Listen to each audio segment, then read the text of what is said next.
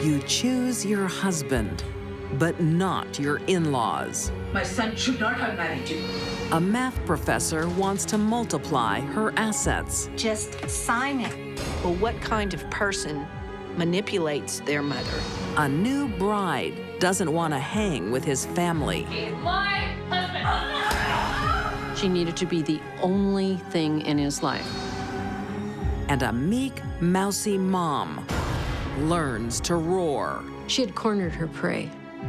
These deadly women love their husbands, but not their families. They are killer-in-laws.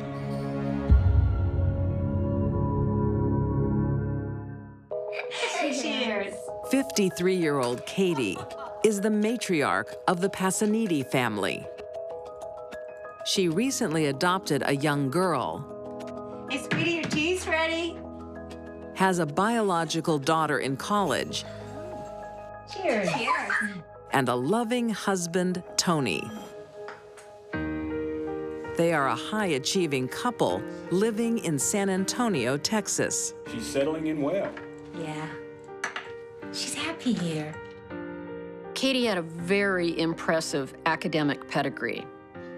She was very intelligent. She worked as a professor in various colleges with her degrees in mathematics. You know, you're going to be late for your lecture. Oh, God. I hate leaving her. I want to quit.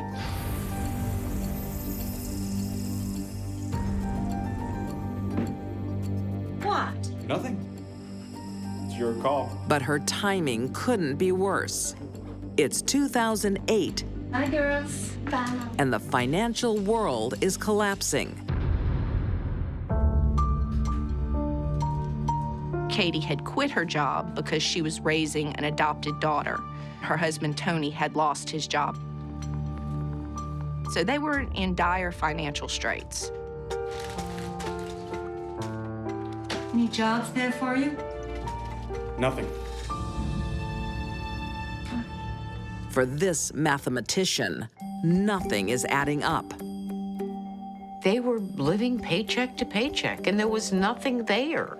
And they even owed back taxes. I need money now.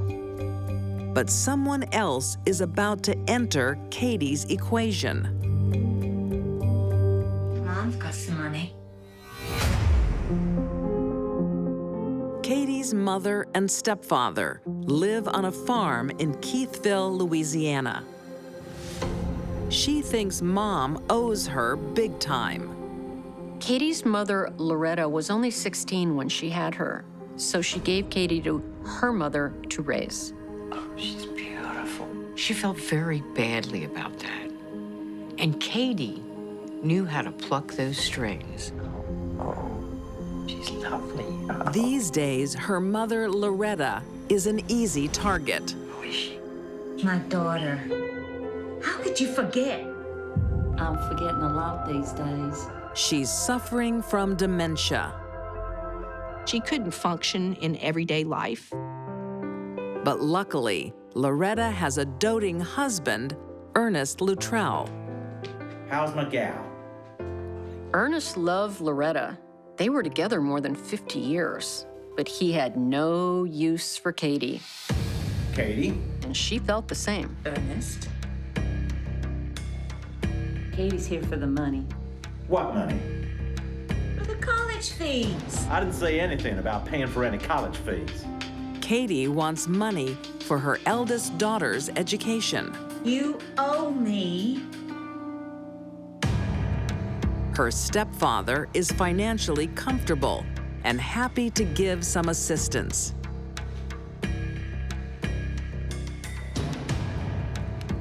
Ernest gave only $1,000. But handouts aren't enough.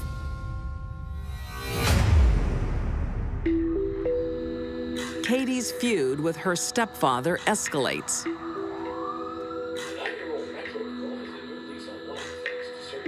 When Ernest is diagnosed with Alzheimer's and hospitalized, she sees an opportunity. Oh, gosh, it's good to see you. Good to see you, too. Brought you your favorite. What's that? Why, thank you. Loretta and Ernest were in their 70s, but when you add in the fact that they'd both been diagnosed with Alzheimer's, you have a recipe for problems. But when am I gonna get out of here? I'll ask the doctor.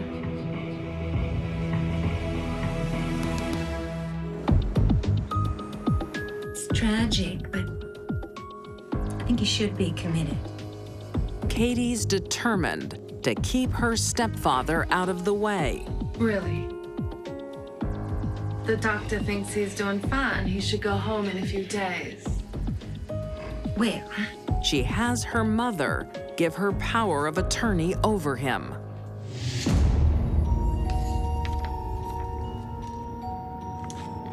I think you should stay. Katie tried everything she could to get him committed permanently to an Alzheimer's unit. I'll talk to his doctors. Well, what kind of person manipulates their mother? Convincing her demented mother to sign over his affairs. Next, Katie goes for Ernest's money. We just need you to sign here, here, and here. While you're doing that, I'll just photocopy the power of attorney. But why am I here? I just need you to sign it. We can only wonder how much Loretta really knew what was going on in her state. But what is it? Mom, just sign it. And she put all of that money into an account in Loretta's name. Is everything okay? Oh, yes. Just sad, that's all. That's why I need to take control. But Katie's plot to keep Ernest in the hospital fails.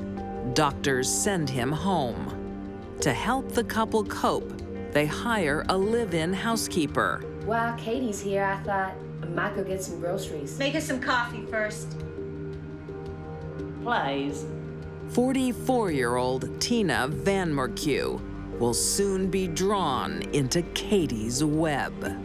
The cast of killers in this tale is a housekeeper, a woman with advanced dementia, and a PhD.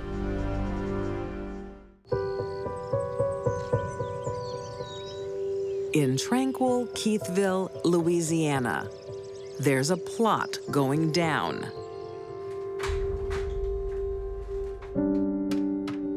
In 2010, Katie Passaniti Mom, it's me. is using her befuddled mother and her housekeeper. Put her on speakerphone. Tina was the housekeeper for Ernest and Loretta. Tina, come here. She was hardly the perfect French maid. In fact, quite the opposite. She was rather unkempt and uneducated. And tell her. You gotta find a hitman, or I'll throw you out. Katie Passaniti used her elderly, demented mother to organize a hit. You hear that, Tina? Or she'll throw you out. You'll be homeless.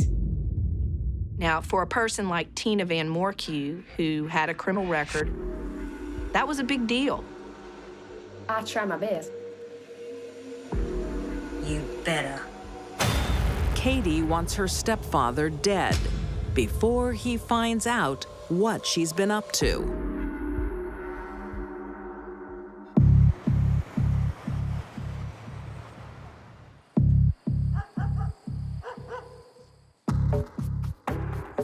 Tina runs in bad circles. How'd you like to make some money? How much money? Eric Crane was a drug user. He wasn't employed. Really, I would call him a sociopath. What do I gotta do? You gotta kill my boss.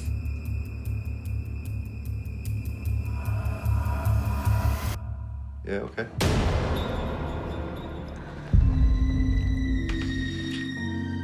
To be willing to do this to a poor old guy who never did anything to him, who was already suffering with Alzheimer's. My heavens, he might have been dumb, but he was a vicious piece of work.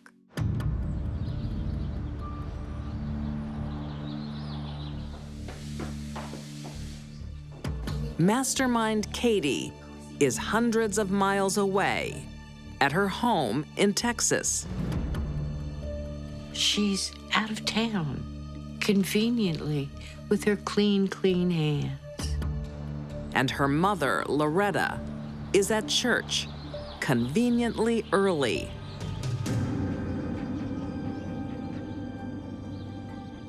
Ernest thinks he's home alone.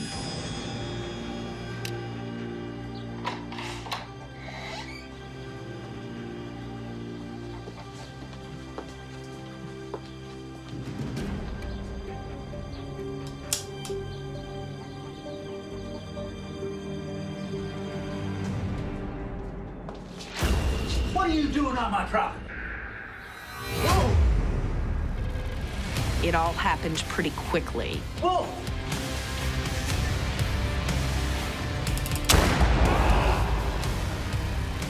Eric Crane shot, and then he continued shooting. And when I say he blew half his head off, I really mean Eric Crane blew his head off.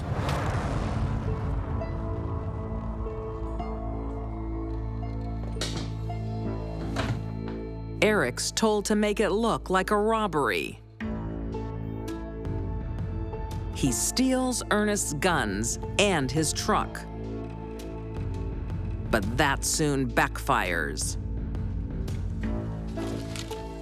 People saw him driving Ernie's truck around town with the guns in the front seat. It's sort of like he signed the crime scene and said, "Come and get me." Within days, Eric's arrested. His stupidity doesn't just shine the spotlight on himself. It soon illuminates part of the plot. Hello? Hey, babe. Hey, how are you? I'm good. Once Eric Crane was arrested, he made some phone calls to Tina Van Morcue. And those phone calls, of course, are always recorded. Well, I blew his head right off. So I did my part, so I want my money. Well, I'll ask Loretta. Eric is a walking, talking, dumb criminal joke. Turn to the left. Soon, Tina's in jail. Now, turn to the right. So Tina was arrested, and she said, "No, that's not my gun. Loretta gave me that gun." So Loretta was arrested. Turn to the left. A very confused grandmother who doesn't know where she is or why. The only person not in jail is the mastermind herself. This is a woman who manipulated her mother and participating in one of the worst crimes that are imaginable. Katie lets everyone take the fall, including her own mother. Loretta is indicted for first-degree murder, but is deemed unfit for trial.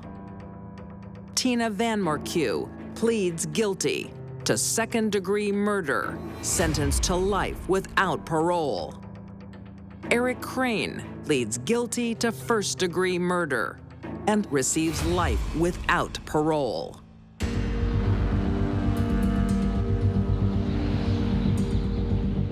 This one with the blue bow. Katie thinks she's got away with murder. But there's one little slip. When she forges the victim's will to score her biggest payday. She had a will made out after his death, giving herself everything that Ernest had. And once we realized, in fact, it was a forgery and Ernest never signed it, she became #1 suspect. Katie Passaniti, Yeah? you have a warrant for your arrest. One of the remarkable things about this story is that Katie, for such a smart woman, at least academically, was completely stupid. In 2013, Katie is found guilty of second-degree murder, conspiracy, and forgery. She's sentenced to life, plus 70 years. No chance of parole. She doesn't need to be out walking among us. Katie wasn't just willing to murder her stepfather, but also let her mother take the fall. She was a malicious and ugly woman. She'll never see the light of day again.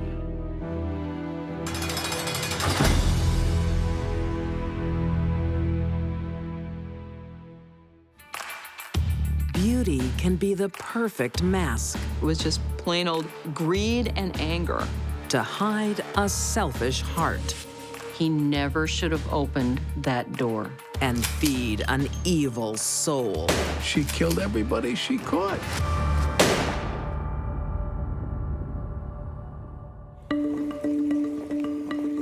Every mother has dreams for her son. And 27-year-old Ben Collins deserves good fortune. Ben Jr. was a veteran of World War II. He survived that okay.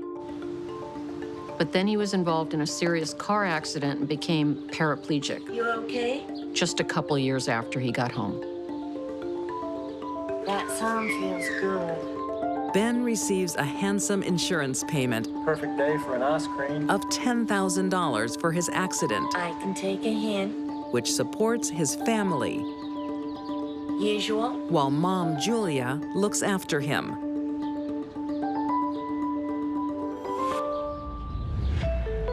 But there is another woman in his life, local beauty, Opal. I hope you don't mind that I've come here today. No, not at all. I thought maybe we could go to the movies. Yeah, that'd be great. Yeah.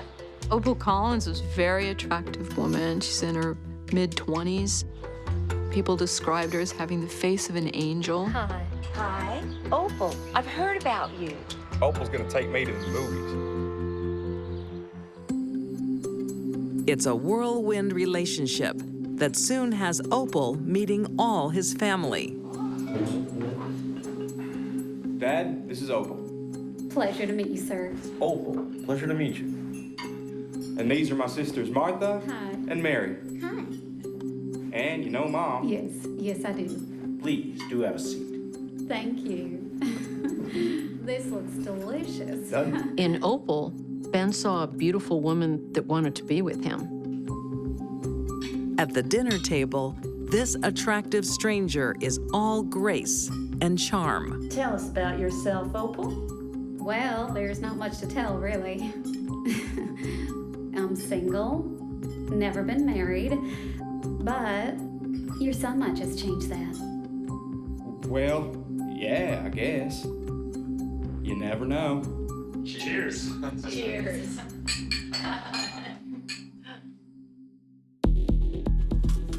Opal becomes a permanent fixture in the household, visiting regularly, a bit too regularly for his mother. I don't trust her. But they seem so happy. The Collins family did not approve of Opal at all. They didn't think she was a good match for Ben Jr. Mom, it's Ben.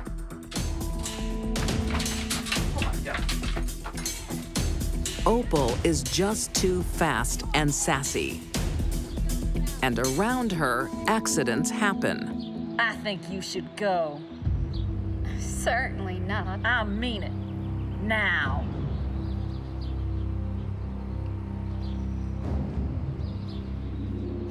I'm okay, boy? I'm okay. But Ben is having none of it. He can't believe his luck.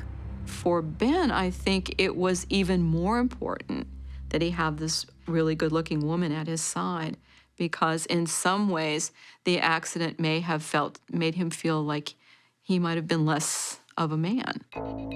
Ben insists Opal can visit anytime she wants. See? I could look after you real well. Want some help? No, thank you. I was asking Ben. It's all right, Mom. Opal was as jealous of his own family as she would have been another woman in Ben's life. But there is something about Opal. How much is that insurance settlement worth? $10,000. Wow. That's a lot of money. In current dollars, that would be something closer to $86,000. That's a lot of incentive for Opal to stick with him. I just want to look after my mom. She's done a lot for me.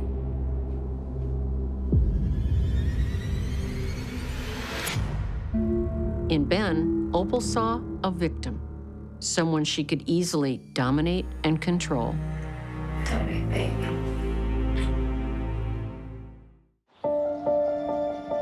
1956, Kentucky. Opal Collins outstays her welcome. Her fast ways have turned her boyfriend's family against her, and they move away to another state. I think the biggest part of it was just to get as much physical distance as possible between themselves and Opal. Ben had enough money to build a large 5-bedroom house where he lived with his family. He needed their assistance, and they all got along very well.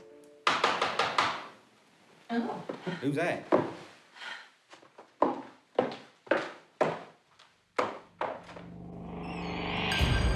Imagine their surprise when Opal knocked on the door. Ben? Where are you? I'm here. Wow, Opal? I've missed you so much. I couldn't stay away.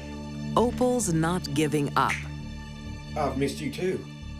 And then I'm sure Opal batted those beautiful blue eyes of hers, said she was sorry, and it would never happen again. And he wanted to believe her. Hostilities can't be resolved by moving if all of the hostile parties end up relocating in the same place. Within a month, the couple is married. And Opal moves in with her in-laws. Well, as soon as Opal arrived at the house, the feuds began. He's my husband, all right? You wrinkly old woman, he married me. I'm the one that gets to make the decisions in this house, not you. Julia absolutely despised her, wanted nothing to do with her. I used your marriage certificate as toilet paper. That's how little I think of your marriage. Opal fights back. I want her and him and your two disgusting sisters out of this house! As soon as she became Queen Bee, she insisted that Ben's family leave. They were at each other. It was like two cats in a bag. Out of this house! The family hits a breaking point. Get along now!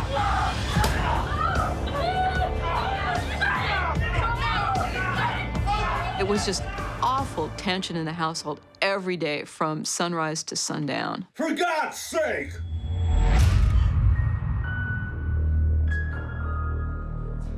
God! Ben's thinking, how the hell do I get out of this wheelchair and run? If you don't get out, we're gonna carry you out. That'll never, ever happen.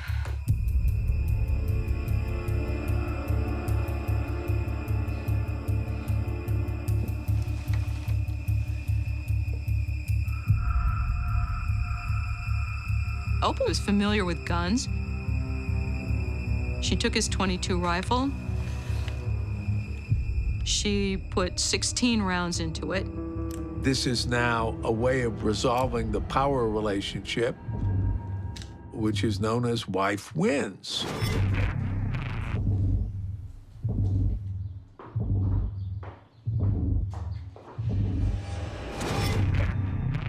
She goes into the living room blazing.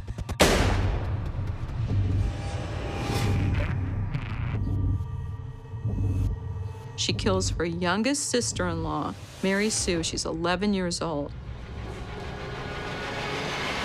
Then she chases her other sister-in-law, Martha Ann.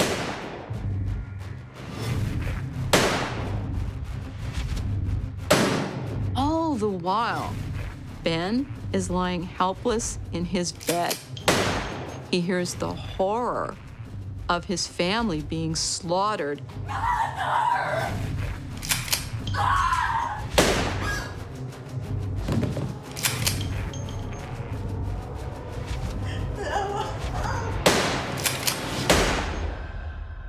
Ben had to listen to his whole family being massacred.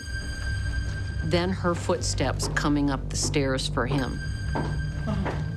Opal, what have you done? Stop! If I can't have you, no one can. Please don't!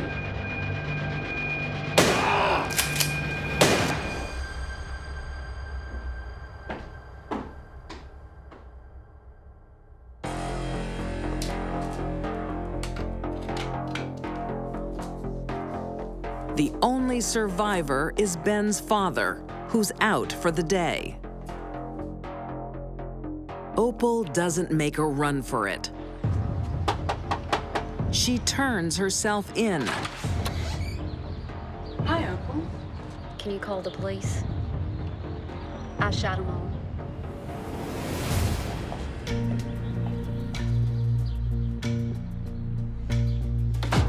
Psychopaths don't feel guilt for what they did, remorse for what they did, or empathy for their victims.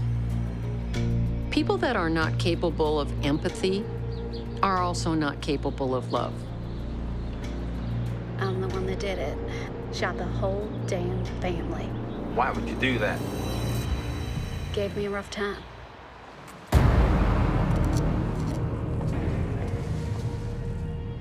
Opal Collins hands out 4 life sentences, but only stands trial for the murder of 11-year-old Mary Sue. In 1956, she is convicted and sentenced to death. But she gets a break. The governor commutes her sentence to life behind bars. This was during a period of time when 35 of the 48 American states had death penalties, and almost none of those executions were of women. Opal destroyed lives simply because she couldn't get what she wanted. I think what makes Opal Collins one of the nastiest women I've ever encountered is just her absolutely naked greed and the lengths she's willing to go.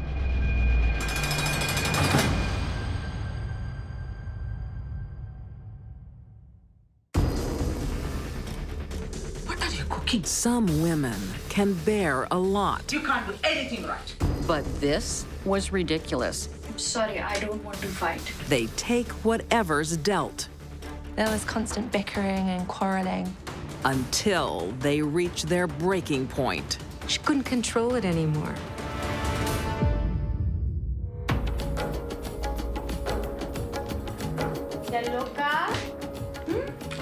Trap. It's a portrait of happiness for the Kaur family in India. 28-year-old Rajvinder loves her role as wife and mother.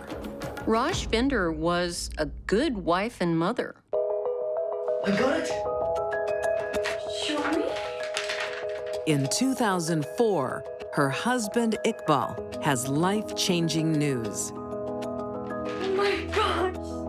A work visa in the United Kingdom This is so good for us. is what Iqbal and his extended family have been waiting for. He will do well soon in England. His widowed mother, Bajit, is over the moon. I'll be able to support you, ma'am. But his wife is not. Rajinder will be left to look after her mother-in-law. From the word go, it was clear there were huge tensions between Rajvinder and her mother-in-law, Baljit. Rajvinder will be able to look after you like a parent's did. Don't talk about our family like that. Show some respect. Rajvinder's family didn't pay a dowry, which is the norm when it comes to arranged marriages. In cultures where a dowry is agreed to, money to be given to the husband for marrying a young woman, if that money doesn't show up, it's gonna cause problems. Rajvinder has an ally in her sister, who is married to Iqbal's brother. Rajvinder's sister would stand up to her mother-in-law, but Rajvinder just remained quiet and stoic. So in 2004, Iqbal moved to the UK. He was a builder by trade and started working in Southampton.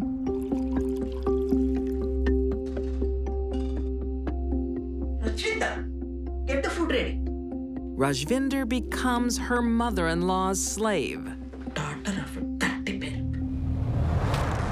Not unusual for a little bit of tension between wives and mothers-in-law, but this was ridiculous. Baljit was horrible. She was constantly questioning why her sons even married these two sisters. But the things she says. She's a mean old woman. In fact, Rajvinder moved out of the home where she was looking after her mother-in-law back to her parents. I want you to ring Iqbal and tell him.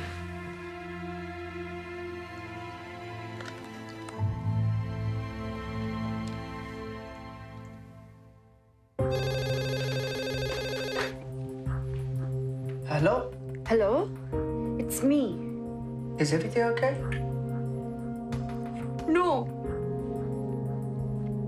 Everything is not okay. I can't live here anymore. I'm moving out. Her escape is short-lived. My mother is a widow. It is your duty to look after her. And Iqbal soon told her to move back in with the mother-in-law.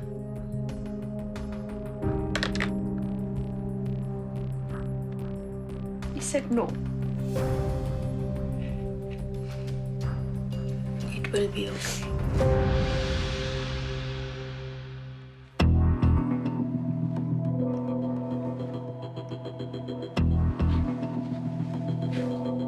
You useless woman?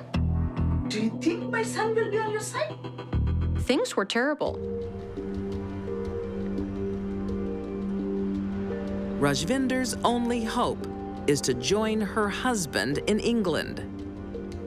And after 4 years under her mother-in-law's heel, it finally happens. Welcome to your new home. When Rajvinder left India to be with her husband, she left a lot more than her country. What do you think? Awesome. I'll make it a perfect home. For 2 years, the family flourishes, including another son.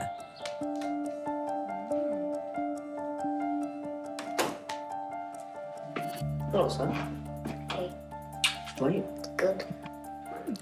Rajvinder would stay at home, doing chores for the family and looking after her sons. Hello. And then... Got a letter from my mom. She's coming over. Baji was very lonely in India, and her son Iqbal was so worried about her that he encouraged her to come over in August 2010 and stay. For how long? 6 months. No. No, please. It's going to be all right. It's going to be okay.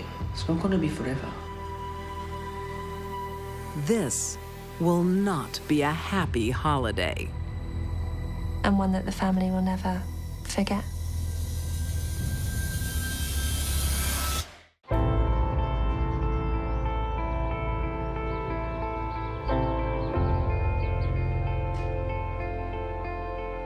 In 2010, Rajvinder Kaur has a new life in the United Kingdom They're here. with her husband Iqbal and their 2 children. Hello, grandson. But now her mother-in-law, Baljit, You've grown so tall. has come to visit. See what grandma brought for you. Iqbal, this is for you. Rajvinder and her mother-in-law already had a bad track record when Mom shows up at the door for 6 months. Come, Mom. You must be very tired. I'll take you upstairs and show you your room. The tension between Rajvinder and Baljit was immediate. Rajvinder is now back under the heel of her mother-in-law.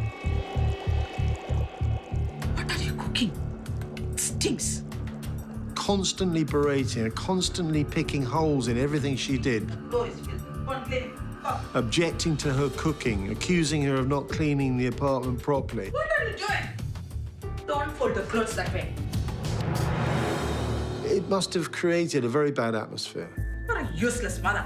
Get out. I love my children. They are my world. Don't talk to me like that. Get out.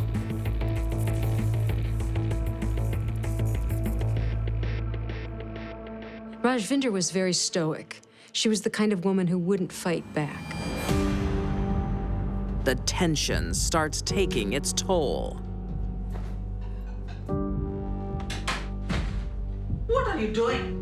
Rajvinder started showing signs of clinical depression, not sleeping well and becoming withdrawn.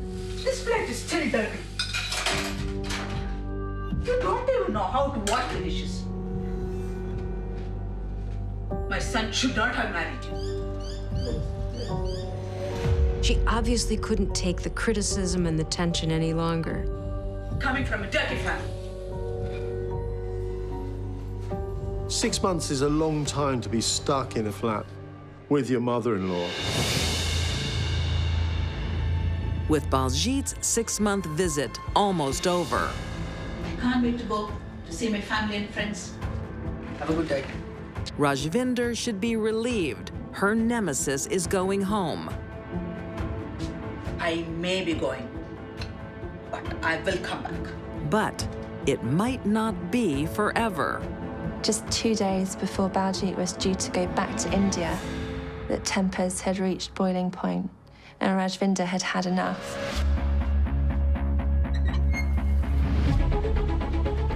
On February 25th, 2011, Rajvinder snaps.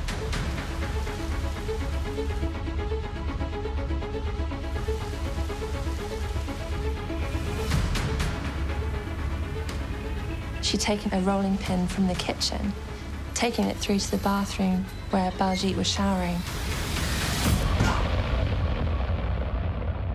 And it's there she launched her brutal attack on her mother-in-law. Rajvinder exploded on her mother-in-law. It was the physical manifestation of not being able to take it any longer. Hitting her 20 times. She was really angry. This is a classic example of overkill. After that frenzied attack, Baljit could not have lived.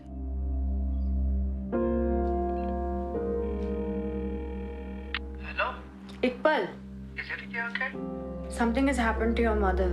Rajvinder called Iqbal at work and told him that his mother had been involved in a dreadful accident. That Baljit had slipped in the bath when she was putting oil on. No, we won't need an ambulance. Her husband calls the paramedics and races home. What have you done? The paramedics arrived expecting to see an elderly woman who had fallen in the shower. Instead, they encountered what could only be interpreted as a crime scene.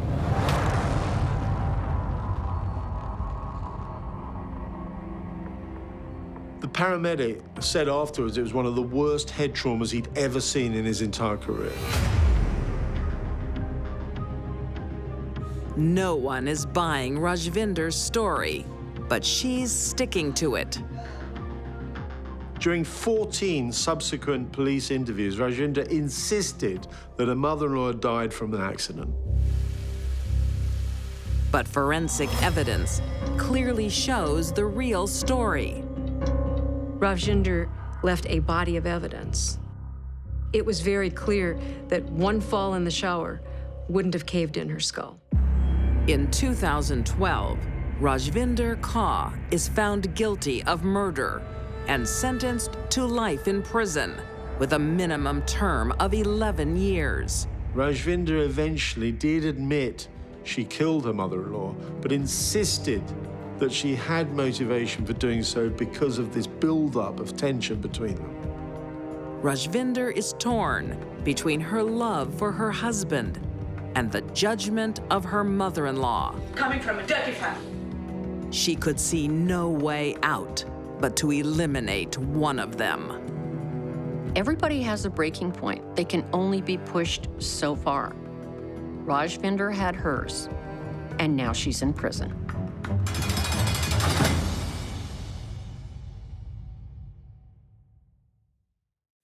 These deadly women found their prey through their wedding vows. Katie Passanidi couldn't wait for her inheritance. Opal Collins wiped out a family without blinking. And Rajvinder Kaur couldn't take the torment for just one more day. They stole their loved ones' families. They were killer-in-laws.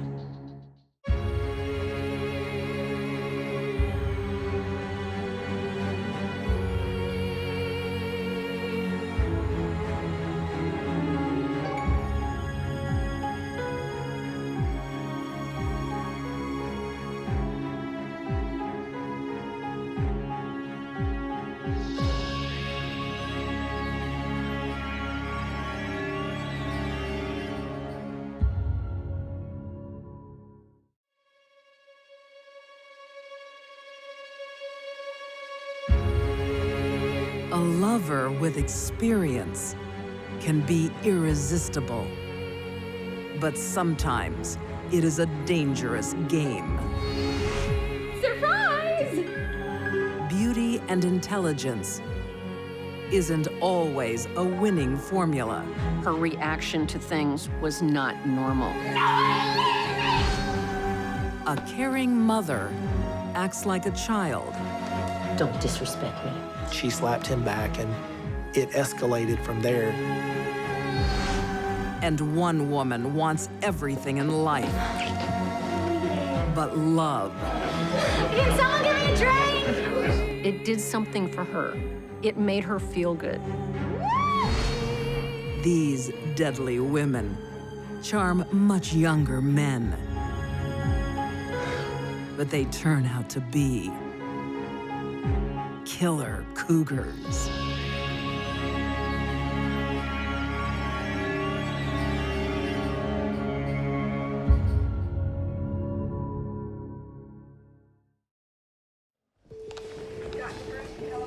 In 1999, St. John's, Newfoundland, Canada. I'm sure she'll come in soon, Mr. Myers. Easy on the eyes. I'm sure she hasn't forgotten about you. Smart and a doctor. Quite a catch. Hello. 39-year-old Dr. Shirley Turner makes a good first impression Well, somebody has a great... on 26-year-old American medical student Andrew Bagby. I'm not a doctor yet. Well, I'll be happy to show you the ropes. Thank you. How are we doing? Shirley Turner was attractive, very intelligent. She was very outgoing. Your iron count has come up. A self-made woman from a poor background. Shirley's determined, strong, and impressive. She had a childhood dream of becoming a doctor one day. And she was very, very smart, and she had the brain for it. But it's Shirley's charm that wins over Andrew. And I'm sure I'll see you later. I hope so. Nursing a broken heart, he falls for the charismatic doctor. He's 13 years younger than she is, Andrew. And boy, does she go right after him. Hey, guys. It's a whirlwind romance. They're inseparable. But Andrew's friends are unsure about the rebound, the age difference. Looks more like his auntie than his date. And Shirley's behavior is a bit risque. So have you guys known each other long? Oh, well, long enough to be exhausted. Hey, not here. Oh, don't be a prude. Andrew's friends didn't like Shirley. She was lewd and inappropriate. They were concerned. If they knew Shirley's past, their fears would not be put to rest.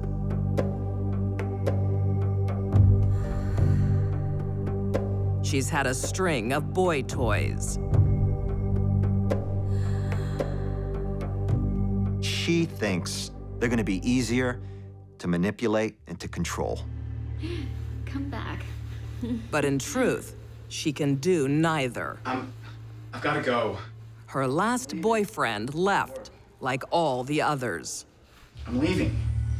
Shirley has absolutely no faculties to deal with rejection. You can't leave. You don't want to. I've gotta go. No, I'm leaving. I gotta go. No, you don't. No, I'm leaving.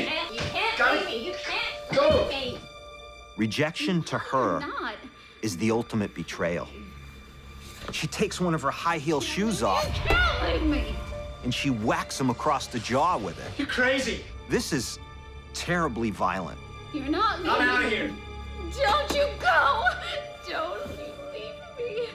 Don't. There is a personality disorder known as borderline personality disorder.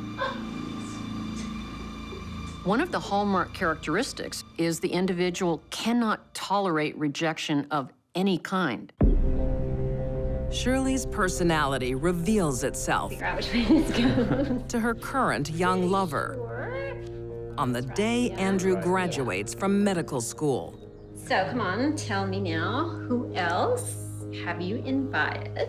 Well, of course, you, the family, and Heather. You're not serious. Andrew Bagby maintained a relationship with his childhood sweetheart. He continued to communicate with her, meet with her, talk with her constantly. And it wouldn't be because you're still in love with her.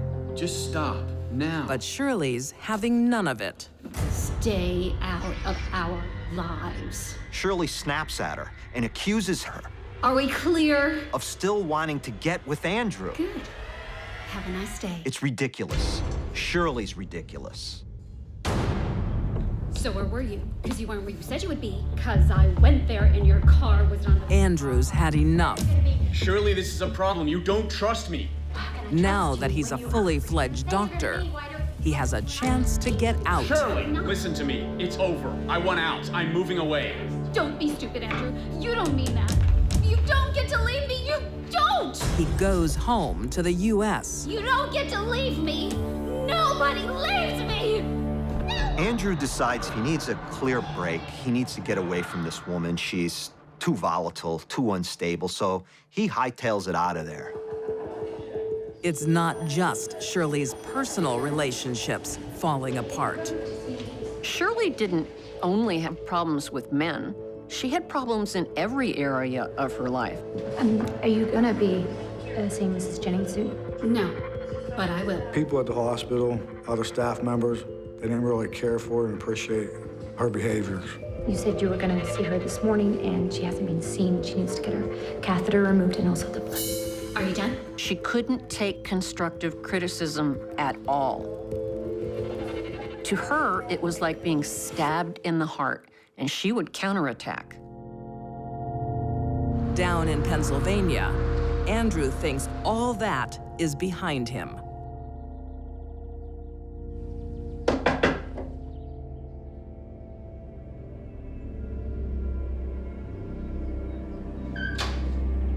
Surprise! What are you doing here? You invited me to the wedding. That was before we broke up. Well, I'm going.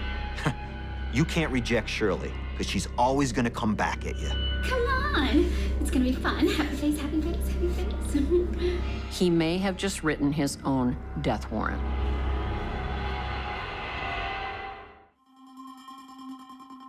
In 2001, in Latrobe, Pennsylvania. 42-year-old Canadian Shirley Turner won't let go of her boy toy ex.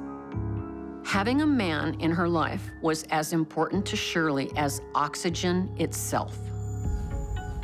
She follows 28-year-old Andrew Bagby to the U.S. and takes a job in Iowa.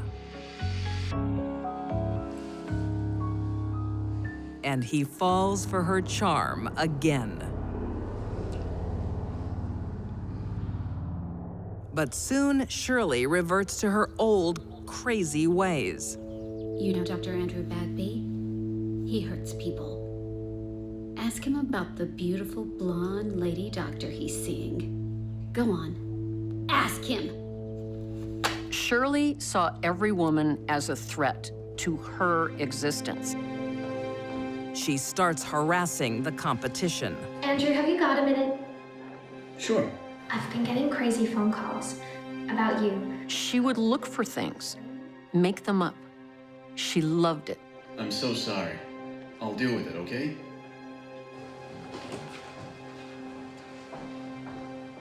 It's the final straw for Andrew. Thank you. Shirley, it's over. I don't want to see you anymore or hear from you. He says, you know what? I'm taking you to the airport. You're going back home. We're done. It's over. Get out of my life. You don't mean that. I do. You heard me. Shirley won't take no for an answer. Andrew, don't you drive away from me! That could be the worst possible thing for Andrew to tell Shirley. But she's not in Iowa long. Immediately, she gets into her vehicle, drives approximately 15 to 17 hours back to Pennsylvania.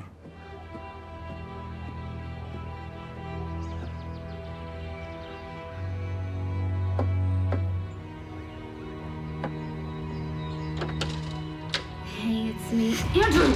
Wait, please. I've got to go to work. I've driven all night. Can you at least talk to me? Will you meet me later, please? He says, you know what? I'm going to work. Okay, I'll see you then. Chill out, calm down. On November 5th, 2001, Make sure you're there. they agree to hash it out one more time.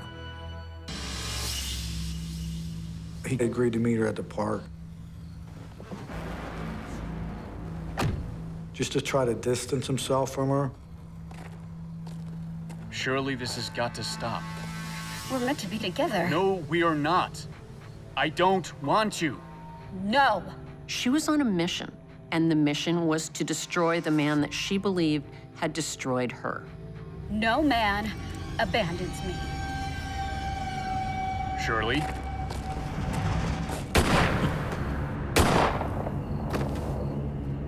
Andrew was shot execution style in the back of the head.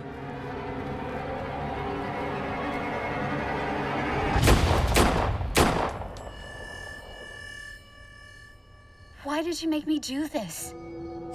Why?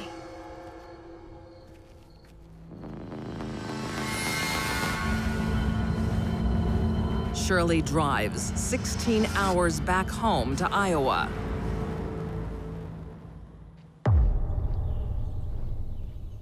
So cops find his body. I mean, it's right there in the state park. And they go to his work, and they start questioning his colleagues, and they immediately talk about that situation with Shirley. At that point, Shirley Turner became a suspect in our investigation. Can you tell us when you last saw Dr. Bagby? When he drove me to the airport. Shirley Turner did try to come up with an alibi. She had indicated that she was homesick. Thank you for your time. Without any witnesses, she may have gotten away with murder, except for one thing. Through cell phone records, we were able to hit different towers, and we could see how she drives from Iowa back to Pennsylvania. She was guilty. She knew we were coming on to her. But the smart doctor moves first. Back to Canada, complicating the investigation. Now the police have to file for extradition, and that takes time.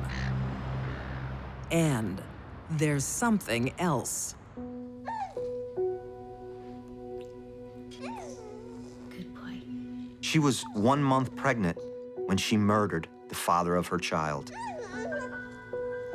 For 2 years, while she fights extradition, Shirley raises Andrew's son. But she can't hold off forever.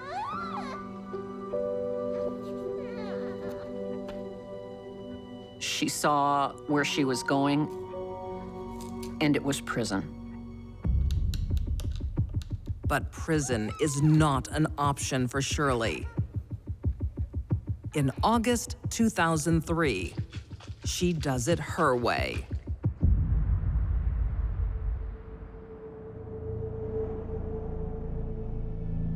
She spikes his baby formula, and the amount of drugs she puts in that bottle would have definitely put him in a coma.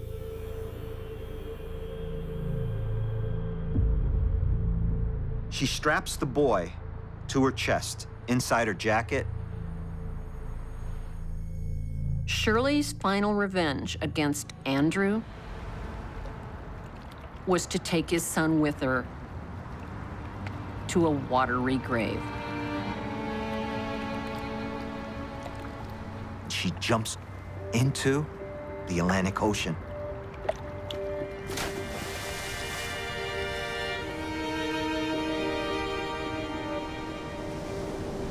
I've never come across someone like Shirley Turner.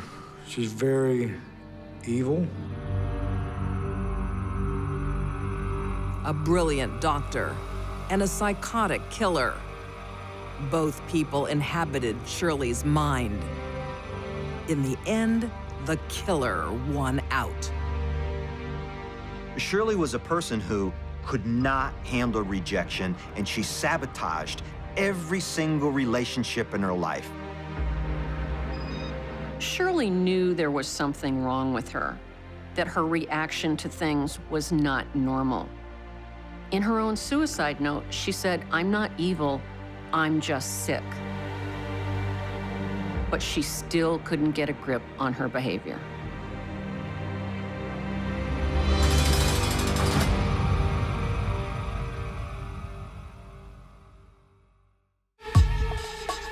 Some women like to lose control. There was more to it than just sex. Go now! Others like to be in charge. Probably got a little more than he bargained for. A few want to be both.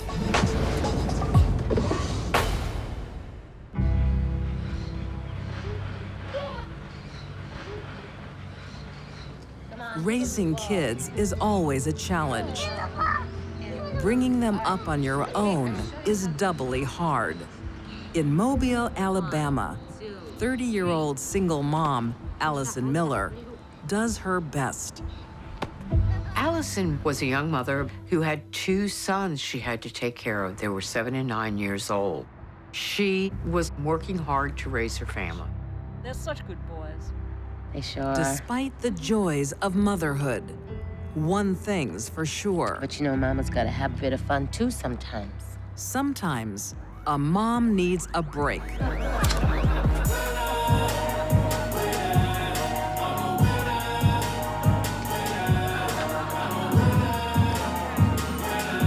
After 10 years of motherhood, Allison meets a new man. Who's Dad?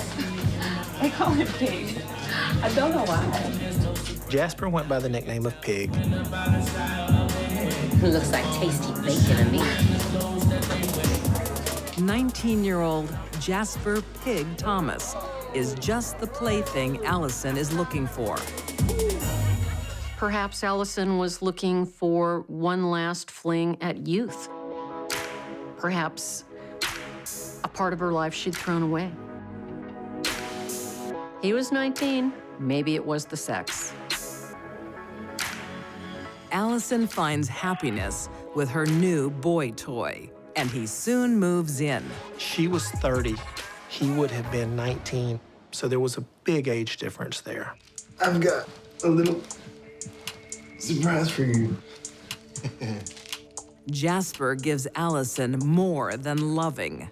It would be speculation, but I would tend to believe he was probably supplying her with drugs. Allison knew that Jasper was a heavy drinker, a drug user, basically a wild kid. Maybe that was part of the attraction. Mama is happy. For a while. Jasper went from being a teenager living alone to a teenager living with a 30-year-old woman who had 2 kids. Allison discovers the flip side of taking a young lover. Her new toy is still very much a boy. In a lot of ways, he was still just a kid. Don't you have somewhere to be? She was probably treating him like she did her 7- and 9-year-old boys. Go now. Whatever Jasper was looking for in that relationship, There you go. probably got a little more than he bargained for. And when he struck out against her and didn't want to do what she said, she was furious. Don't disrespect me. Jasper's not looking for a mother. He's looking for a good time.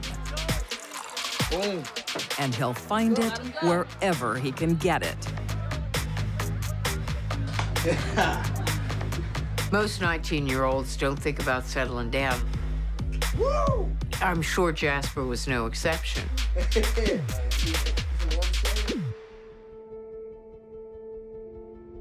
Allison knows she should dump Jasper.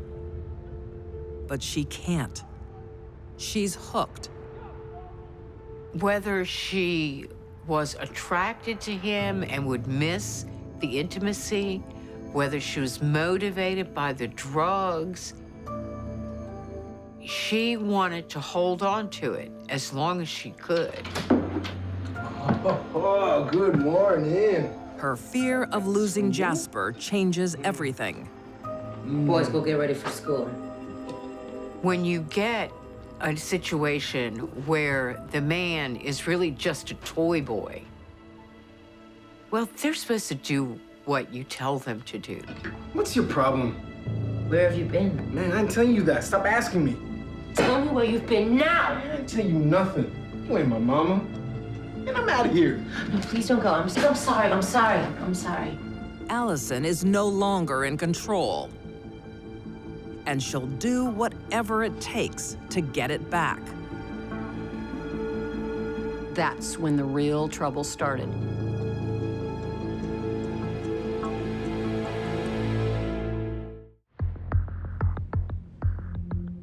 In 2002, Mobile, Alabama, 30-year-old Allison Miller is home alone. Again. Live-in boyfriend, 19-year-old Jasper Thomas, is partying. Allison was 30 years old, so she should have known better than to take up with a young punk who's 19 years old. What started as a bit of fun is becoming a drag. A teenage lover isn't easy to contain. In cougar relationships, the dynamic is flipped from younger woman, older man. Usually it's the woman that has obviously much more experience. For the young man involved, he's got a very good mommy now to take care of him. Like so many evenings lately, on June 17th, 2002, Allison plays taxi service for Jasper. He was at a party and had called her to come pick him up. Her 2 young sons, ages 7 and 9, were in the back seat. Yo, what's this? Don't do that. Don't do that. Jasper's in good spirits. He was being, I want to say, a playful drunk. He was touching her face and touching her chin. He was highly intoxicated. I said stop it. But Allison's not in the mood. She told him to stop. And he slapped her. It escalated from there.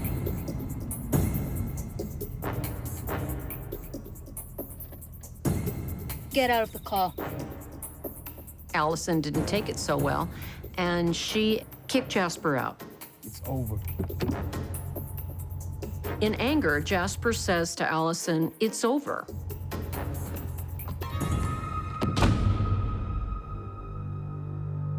As Jasper goes back to his party, Allison stews. After she put him out of the car, she then went home to her house. She had a scratch on her face that looked like maybe a kitten or an infant with long fingernails had scratched her on the nose. But to Allison, the scratch is a deep emotional wound.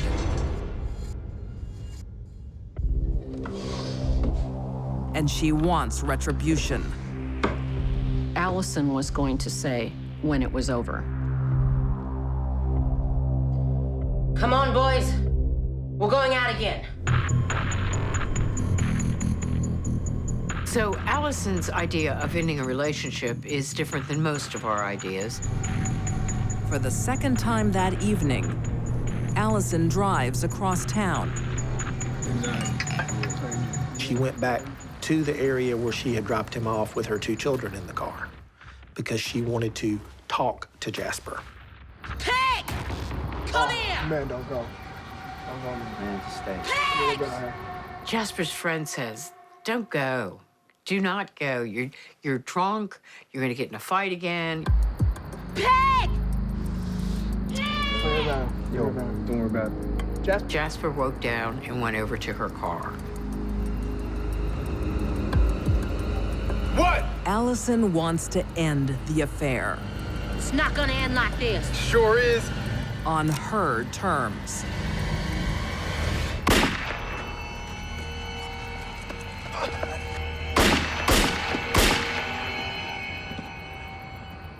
She fired 4 times and then sped off in her car with those 2 little boys scared in the back seat. She brought her sons with her to the shooting. 19-year-old Jasper Thomas doesn't stand a chance. He dies hours later from the gunshot wounds. Shortly after the shooting, police arrive at Allison's door. With so many witnesses, there's no question who the killer is. The only surprise is her reaction. When they told her he was dead, she seemed surprised and a little bit sad. If you've shot at someone and you find out they died later, you shouldn't be surprised. Charged with murder, in 2004, a jury convicts Allison Miller of the lesser charge of manslaughter. She is sentenced to 20 years in prison. Allison, her record was clean except for unpaid traffic tickets, writing bad checks, that type of thing. No one can explain how a busy mom turned into a killer. She doesn't seem like a bad person, she just made bad choices. It appears that it was very important to Allison that she be the one to terminate the relationship. Allison was never going to tame a 19-year-old free spirit. What she needed to control was herself. But Allison's idea of conflict resolution was a gun and a bullet.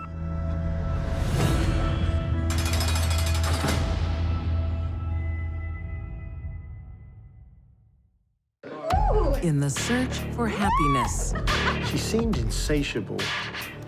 some women won't compromise. She was arrogant and she was stupid. And there's a grim price to pay.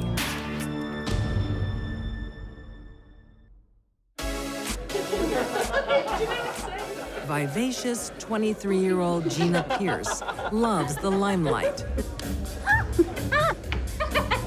I think she loved the attention. She wanted to be the center of attention. And Gina knows she has something men want. Shy type, ain't she? No stage too big for Gina. She had a ravenous appetite for sex. Come on! She flips from one man to another. Go and dance with your girl. She liked the response she got from them. She's all yours. It did something for her. It made her feel good. Then, in 1989, she meets 27-year-old Kevin Spann. He's different. He's got prospects. He's a military man. Should probably get back. Do we have to? Kevin was going to be career military, which means he's going to have a job, he's going to have benefits, he'll have retirement.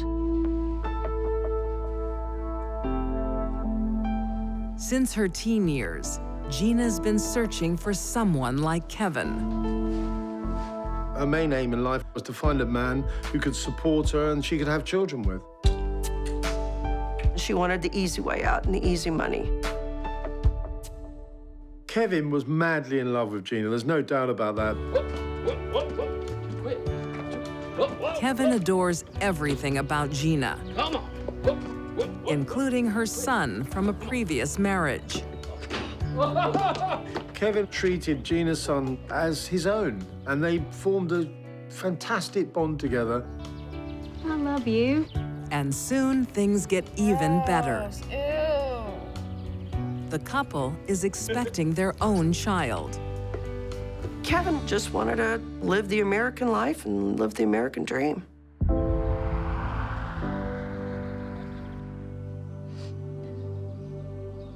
But tragedy strikes.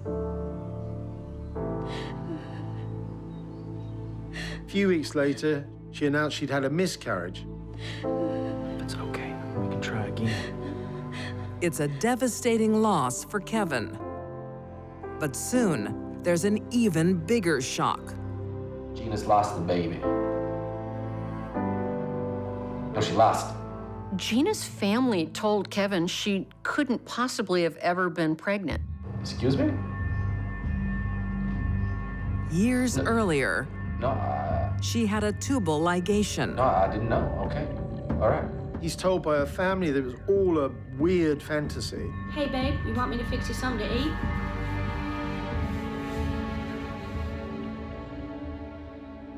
What is it? You lied to me. I didn't know what to do. I didn't want to lose you. But the fake pregnancy makes Gina the center of attention. I love you. And that's what she always Please craves. forgive me. He still came back to her, he still forgave her, and he still professed his undying love for her. Kevin proves his adulation by marrying Gina in 1990. Gina was on a mission to find a man. She found one that couldn't say no. But for Gina, a permanent relationship is a new concept. Old habits die hard. When Kevin is away on duty serving his country, she's back to her old tricks. Gina started having an affair with a younger serviceman. She seemed insatiable. Mom, is Dad home? No, it's just the radio. Marriage to Kevin became too normal, became too plain. She filled the void with fun and games. In military circles, her affair doesn't remain a secret for long. Kevin finds out and is devastated. But Gina begs him for a second chance. I miss you. Do you really? I've been so stupid. Kevin forgives his wife one more time for the sake of her son. He was doubly determined to do this, especially because he'd created such a strong bond with his stepson. How's the drive? Drive was fine.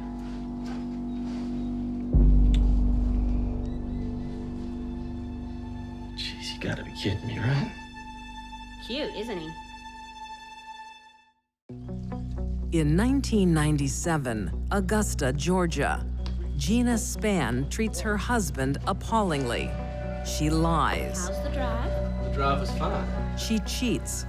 And now, she's moved her young lover into the marital home. The household was about as non-traditional as you could find it.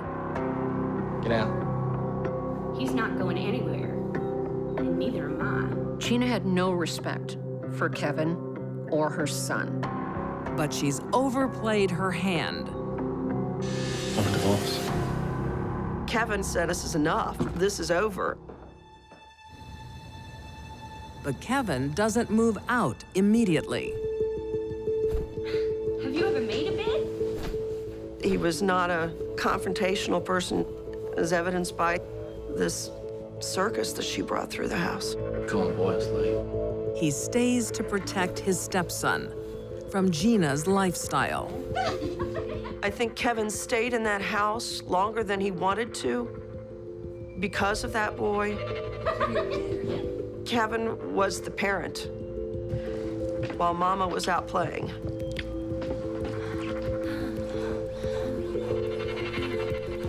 There's no doubt that Kevin deeply cared for Gina's son, and he was prepared to do anything in order to retain his relationship with the boy. But their impending divorce will put an end to the circus and cost Gina her financial security. Her cash cow existence, being supported by Kevin, was about to collapse. Gina thinks she knows a way to have her cake and eat it too. I'm creeping up behind him. I got a gun. Gina spiced up her sex life by creating fantasies to discuss with her young lover. Bang! Bang! Ooh. One of them included killing her own husband, Kevin. Gina's planning to be an army widow with death benefits. But her boy toy wants nothing to do with it.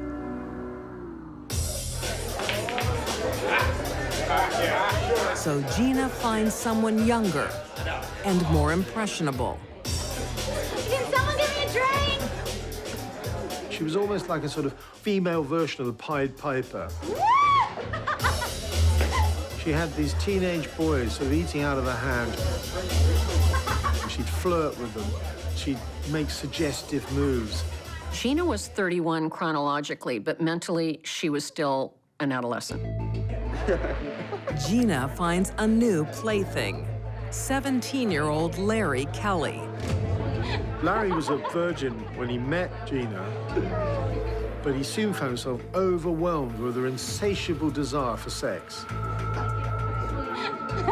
Larry doesn't know he's been seduced into killing. Well, it's got to be done soon. She recruits him What's in it for us? and two friends. $5,000. The new people to the plot. Matthew Piazzi and Gerald Horn are all in their teens. They're 16, 18 years old. She uses sex and money to motivate her teen murder squad. So we have an extremely immature 31-year-old woman who's the ringleader of a bunch of teenagers to kill someone. What could possibly go wrong? Gina's plan is simple. On May 11th, 1997, Kevin will die.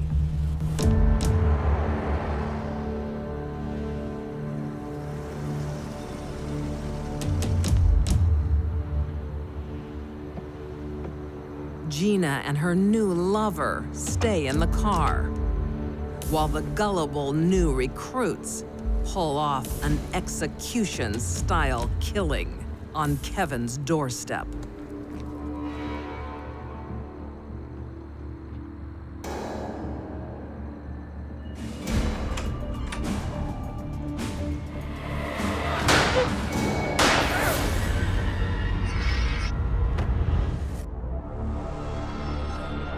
He was shot in the chest and in the face. He died immediately. It was just greed. Pure and simple greed. Kevin is dead because he loved Gina so much, he couldn't see the monster that she was. But before dawn, the monster is exposed when the police find Gina's private videos at the crime scene. What'll make you happy? Killing Kevin. That'd really turn me on. I remember the movie clip. She's driving down the road and he says something and she says something about killing Kevin. Just chilling. Gina did everything wrong to get away with murder. The police almost immediately link Gina with her new lover, Larry. Larry, where were you at 9 p.m.? Larry being the kid that he was, it didn't take long, and he finally fessed up to what they were doing. Gina organized the whole thing. Within several hours of Kevin's death, we had all 5 of these people in custody. Gina preyed on the young and naive, who will pay a terrible price. 16-year-old Matthew Piazzi and 18-year-old Gerald Horn are sentenced to life for felony murder. Larry Kelly is found guilty of premeditated murder and is serving life plus 5 years for firearm offenses. We did not go after the death penalty on the boys. They're 18, 17, 16. She was the main goal. We were seeking the death penalty with Gina. To avoid the death sentence, Gina Spann pleads guilty to premeditated murder. She's sentenced to life without parole, plus 5 years for firearm offenses. She was arrogant and she was stupid, and she got caught. Thank God. All Kevin wanted in life was to forgive Gina and protect her son. Instead, his mother's in prison and his stepfather's dead. Gina cared about one thing only, getting what she wanted. She completely disregarded what it would do to her son to see his stepfather dead.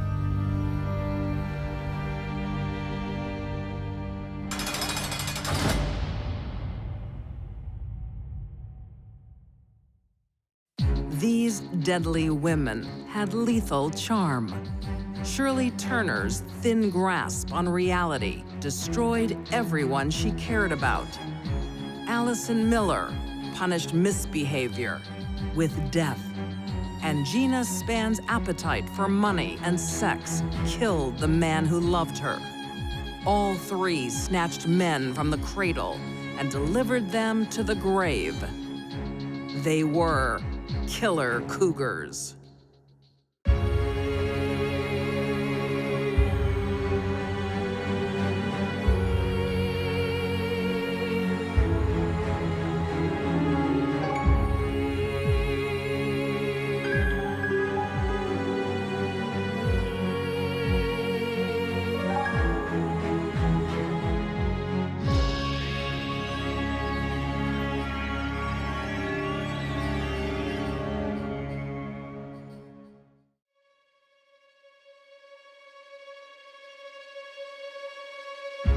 For some women, being good is just too boring.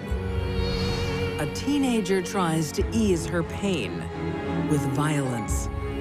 It had the worst possible ending. A new bride gives her husband anything but love. It was all a facade.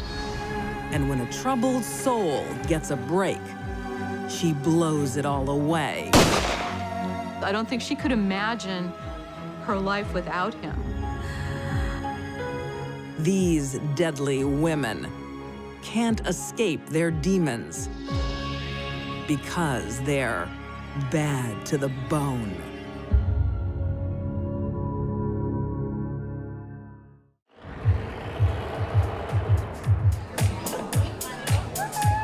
(2013) in Coates, North Carolina. Miranda Dean is only 18, and she likes breaking all the rules. Her wild ways attract 21-year-old local, Elliot Barber. Do you want something stronger? Well, yeah. I'm always up for something stronger. Miranda meets Elliot, who's working a blue-collar job, and he's just kind of bouncing through life, and immediately they fall in love.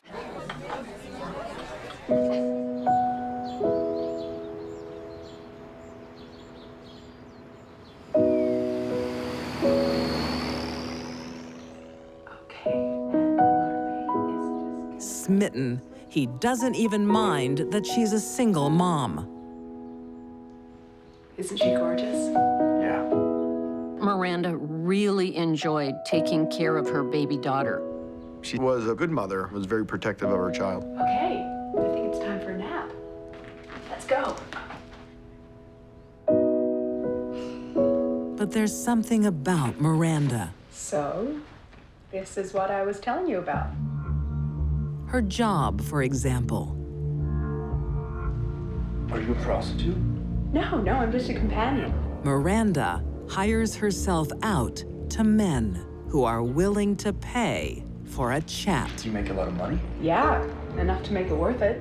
Strangely, she charges between $50 and $850, but no sex involved. One dirty time. I have to put something. What man is gonna pay her $850 to talk all night?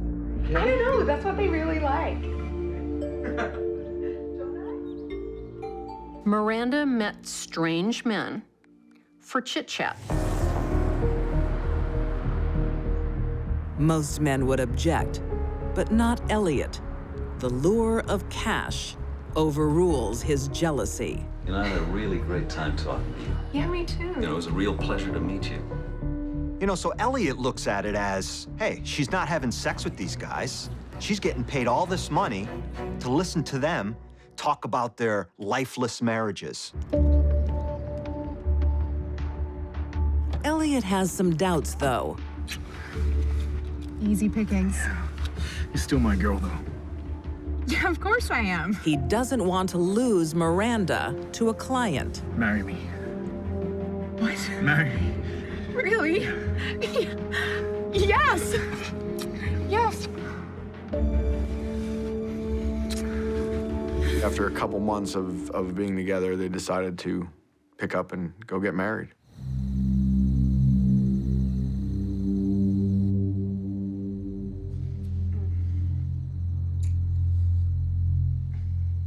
But the new bride has another secret.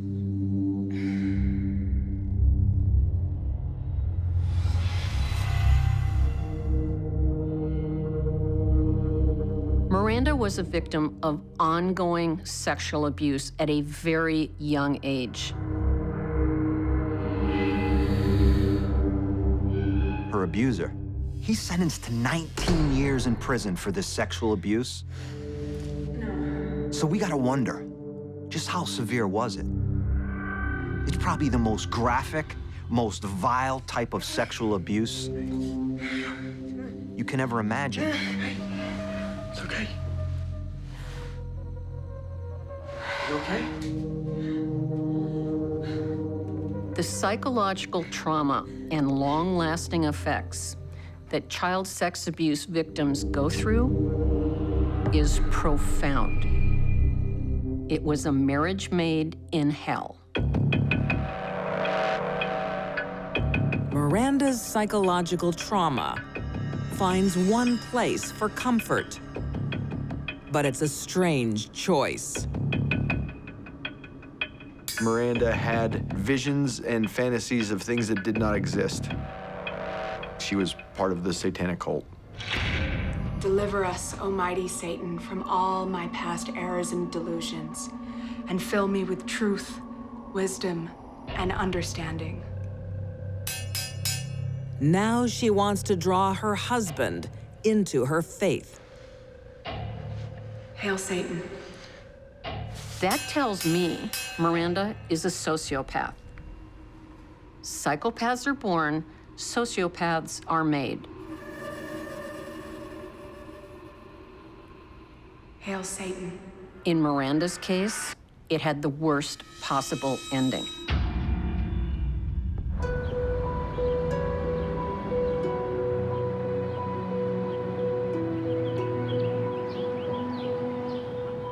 Miranda wants to move to a new town, out of the prying eyes of friends and family. Come on. Why do we have to go? For thrills, adventure, excitement. 3 days after they were married, they packed the car up and they moved to Pennsylvania. Besides, it's your birthday soon, and I have planned the ultimate thrill. Okay. Miranda has other plans. There's something else going on here. Within months, Miranda's met, married, and moved out of town. She has a secret agenda. Hey, Elliot, come over here. I found the perfect guy. Oh my God. Hello, beautiful. I'm looking for a good listener. I'm gonna text him. She met a man by the name of Troy LaFerrara. He was an engineer. He was a family man. He was just a good man. Can't wait to see you tonight. Where should we meet? But tonight, they won't just be talking. I look at Troy and he's very vulnerable because he believes there's no danger in it. What's happening? I'll just sit with Miranda. I'll talk to her. She's a nice girl. And I'll pay her a little bit of money. What harm could come to me?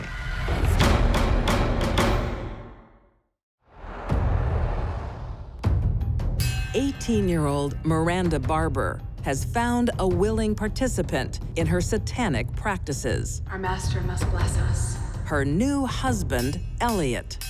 Elliot Barber loved his wife, and his wife was able to manipulate and con him into doing whatever she wanted to do. He's happy to follow her. Hail Satan. Miranda and Elliot brought out the worst in each other.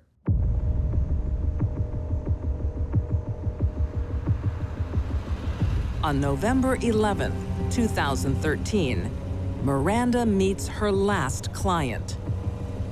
Hey, wanna go in my car? You know what? Come in my car. I want to take you for a drive. Okay. He wanted her to get into his vehicle. She talked him out of it. He had gotten into her vehicle. The plan is she'll drive 6, 8, 10 miles. Miranda wants Troy to feel at ease. I'm really glad we're doing this. I've been looking forward to seeing you. Because she has a surprise. Yeah, me too.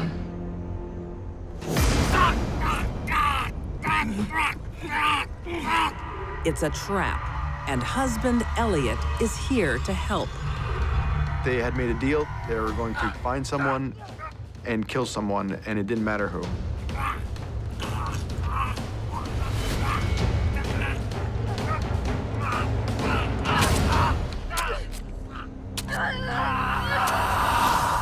It's my belief she's killing her abuser. She's just trying to answer the demons in her head and look for an excuse here.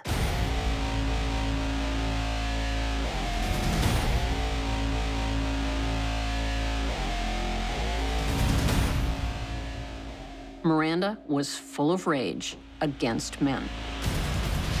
It only takes one well-placed stab wound to kill someone, maybe two. But she stabbed him 20 times. She was having fun with it. Is he dead? Troy suffered. He wasn't dead. Let's get him out of here. Let's get him out of here. He was dying. And they just threw him on the side of the road like a piece of garbage. So they rifle through his wallet and they find $150. Just take the whole thing.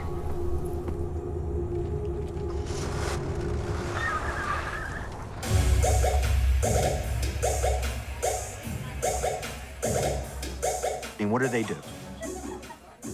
Let's go to a strip club. Miranda had just committed a premeditated, vicious murder. And she was so excited, she wanted to go out and celebrate. After all, it's her husband's birthday. Oh, thank you so much. Keep the change. Cheers.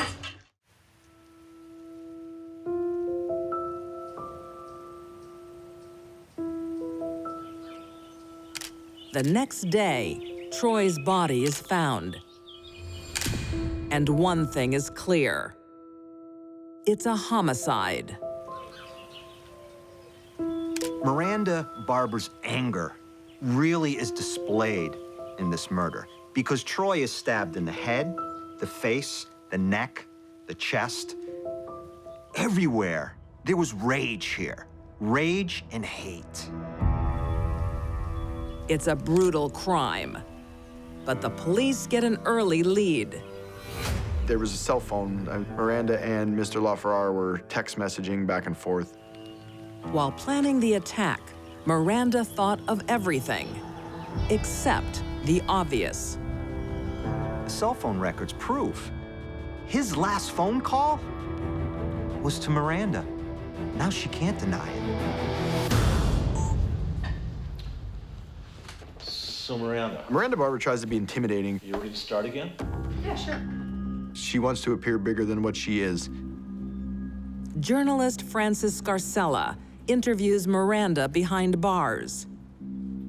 And he's served quite a shock. I want to talk to you about Troy's murder. This wasn't the first time.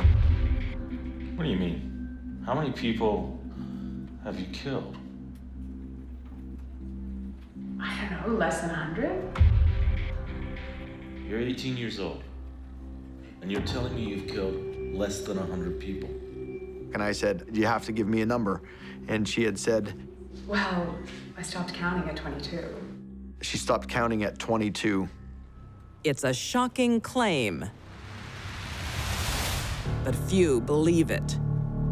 Miranda's story of killing 21, 22 people was false. But that tells me that's what she wanted to do. And she thought about it a lot. In 2014, both Miranda and Elliot Barber plead guilty to second-degree murder.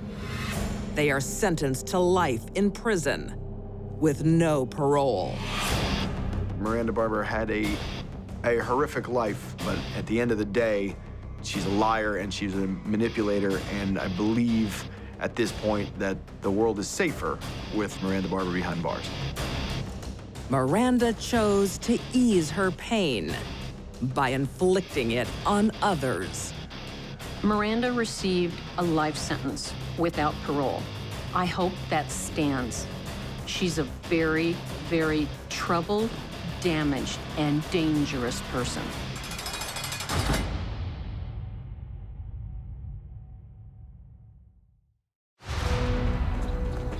She never had it so good.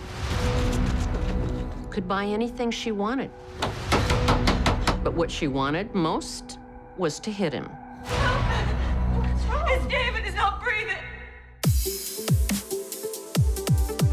Vegas, where futures are won and lost, on roulette tables and in wedding chapels.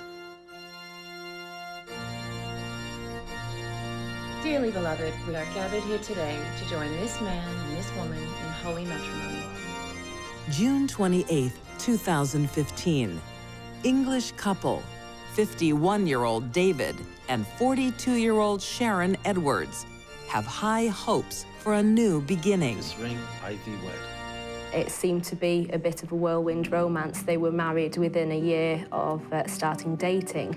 You show me what true love is. I think it's fair to say that their relationship was very intense and passionate at the outset.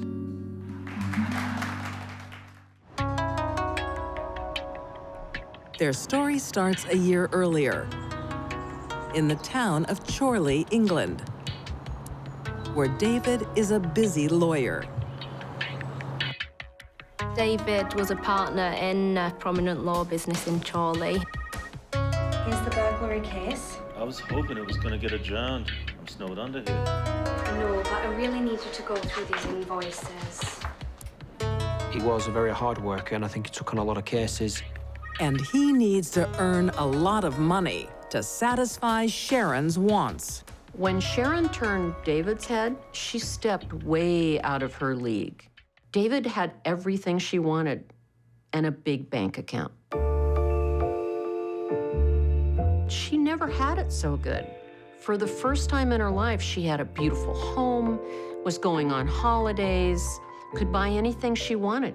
It's great. She always looked dolled up. Oh, I love it.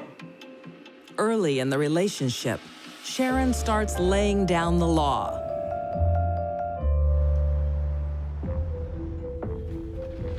Darling. Sharon, what a surprise. Sharon would constantly mither David at work. I thought we could go for lunch today. Oh, I'm sorry, love. I'm quite busy. And she just basically made a nuisance of herself. Give us some privacy, please. Of course. Sharon could be very charming and engaging, And shut the door on your way out. but on other occasions could be very possessive, domineering. Sick of this. I come in for work and you won't even take me out for lunch. What's wrong with you? All right, I'll take you to lunch.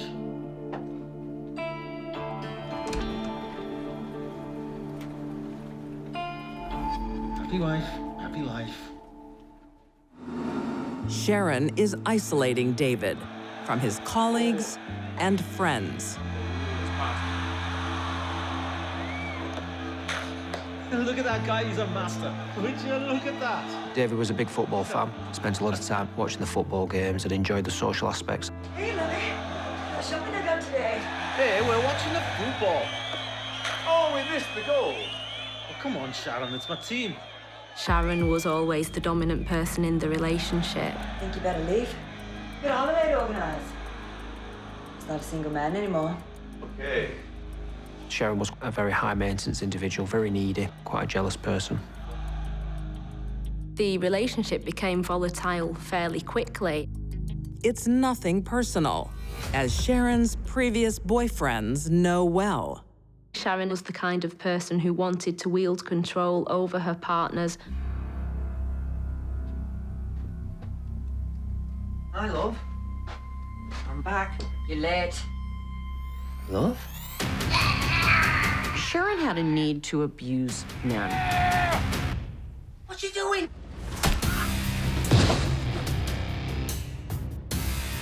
That'll teach you to be late. Sharon had some previous allegations against her of domestic abuse and some previous convictions for violence. One such allegation related to her allegedly punching and biting a previous partner. Sharon had a long history of physically abusing husbands before she met David. Leopards don't change their spots. Sharon has the hallmarks of a sadist.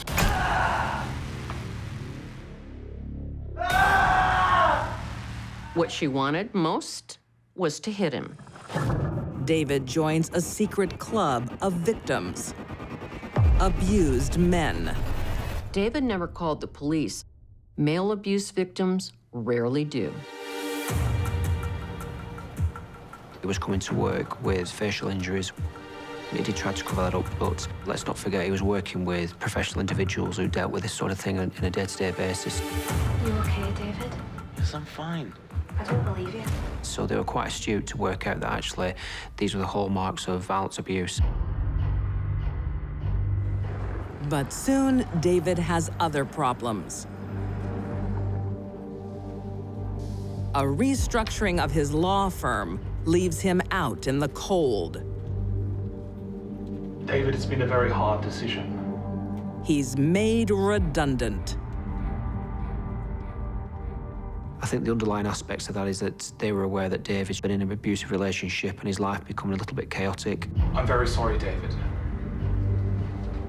Sharon didn't like it. As she saw it, David's employer was doing to David what she was supposed to do.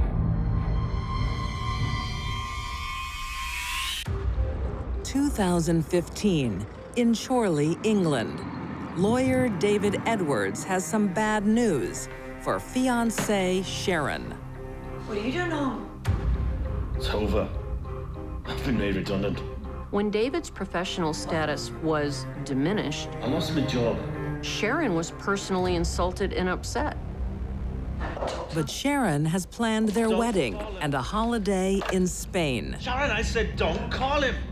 I don't want you to... She doesn't want to lose either. You're crazy. You pathetic moron. Hang up the phone. Do you know what you've done to us? I'm gonna find you. And what did the future hold? If he was no longer a solicitor, would she still be able to enjoy holidays, spending money and such? Despite the violence, David clings to Sharon, and they go through with their Vegas wedding in June 2015. With this ring, I thee wed. You may kiss the bride. On the surface, everything looked like the perfect romantic elopement, but it was all a facade. He had to use concealer on an eye injury on the day of the wedding. This is what David's life had become, just constantly being injured, belittled. 2 months later, the jet-setting couple head to Spain, despite David having no income.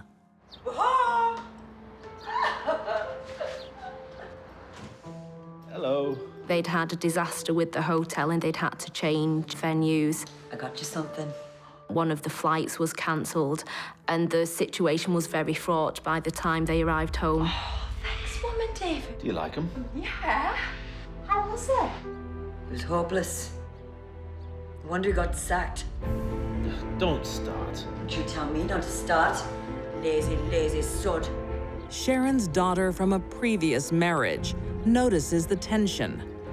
Sharon was ridiculing David about the fact that he was losing his job as a solicitor. I'm sick of this. She described him as being struck off. David! David! It was designed to make him look foolish. Their marriage, barely 2 months old, is on the rocks. On August 23rd, 2015, Sharon ends it. Sharon, what are you doing? I'm ripping your out. It's the worst day of my life. That's our wedding album. Put it down. You're crazy. I'll show you crazy.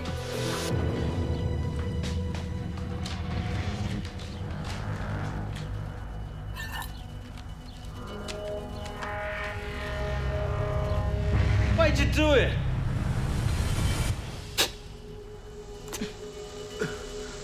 The stab wound to his chest was about 8 centimetres in depth, straight into his heart.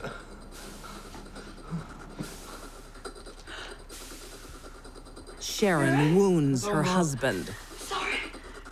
But she doesn't call the ambulance. Oh, I love you. She just puts him to bed. Sharon doesn't feel right. Please call a doctor. I'll be back shortly.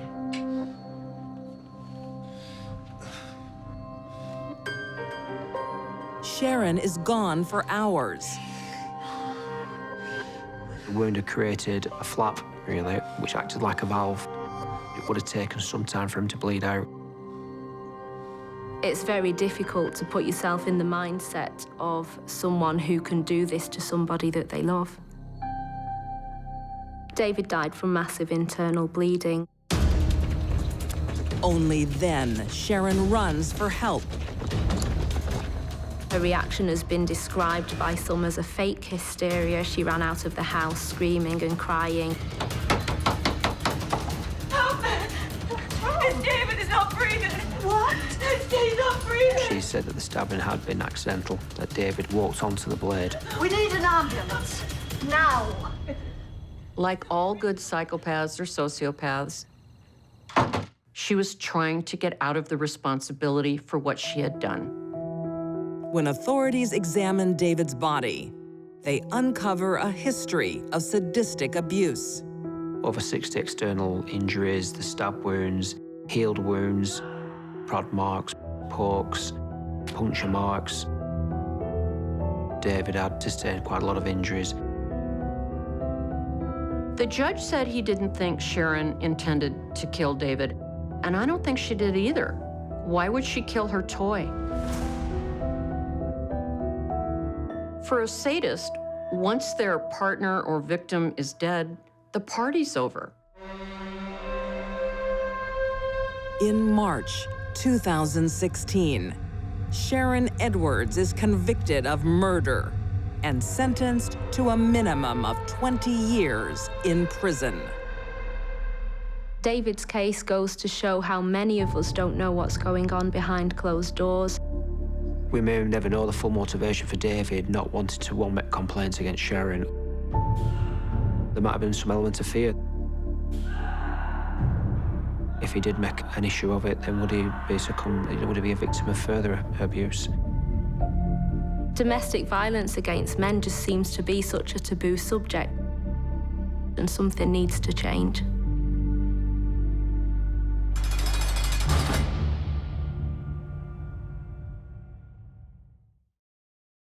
Can I get you gentlemen anything? When a woman gets a second chance He saw a pretty woman in distress. at life and love, He didn't care about her past. don't get in the way. She is a cold-blooded woman. Get on your knees if you want to pray. 1933, Shreveport, Louisiana. 17-year-old Tony Joe Henry is a town favorite.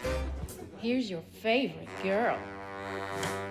Tony Jo was beautiful. She had a fabulous figure. I swear you get more beautiful every day. And men looked at her with desire. Flattery will get you everywhere. Lacking in education, but blessed with a natural charm, Tony Jo uses her looks to make a living. Tony Jo had no marketable skills. Ton, you two got a room. The skill she developed was being a prostitute in a whorehouse.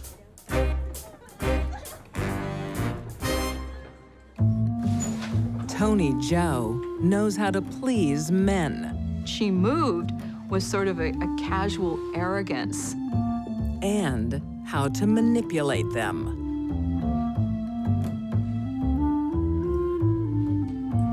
There's a certain amount of power that she could exert as a beautiful woman and as a prostitute over men. You're killing me, kid. What a way to go. You forget something? Tony Jo had never used drugs when she entered the house, but the men that she had as customers often gave her drugs to tip her. Heroin helps Tony Jo forget the present and the past. Tony Jo had a rough start in her life. Her mom died of tuberculosis when she was only 6 years old. And her father remarried a woman who was very cold. Her stepmom would never win Mother of the Year. Cash first? Tony Joe's stepmother would go to bars and sell herself to men to augment their earnings. Who's the kid? And Tony Joe was made to go into the bar with her stepmother. She uses 12-year-old Tony Joe as bait. Lazy little thing. Tony Joe's evil stepmother introduced her to alcohol and prostitution. Now. Children that are abused, such as Tony Joe, This is John. develop survival skills to stay alive, and that's what she did. But Tony has no intention of staying a hooker. By age 20, she turns a new leaf. Tony Joe went to Austin, Texas to begin a new life. She found work as a waitress. Can I get you gentlemen anything? Well, ma'am, anything you bring me will be fine by me.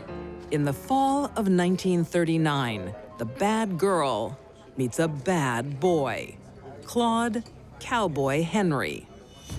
He was a down-on-his-luck former boxer. He had a history of petty crimes. What y'all doing later? If you're lucky, you might be walking me home. For Tony Joe and Claude Henry, it was love at first sight.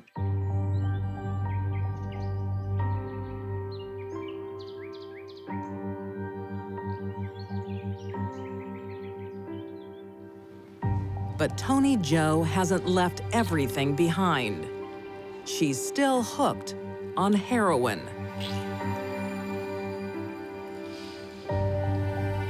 As Cowboy began to know Tony Joe and realized that she was addicted, he wanted to help her. Tony Joe, I brought you here to get you off the drugs. What? I'm out of here. He made her go cold turkey. Get off of me! Get off of me! Get off of me! There weren't going to be any niceties about kicking her heroin habit.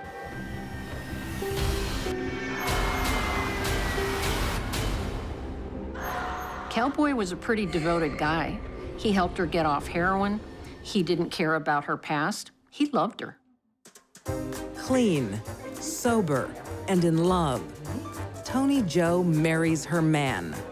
Life is finally looking up.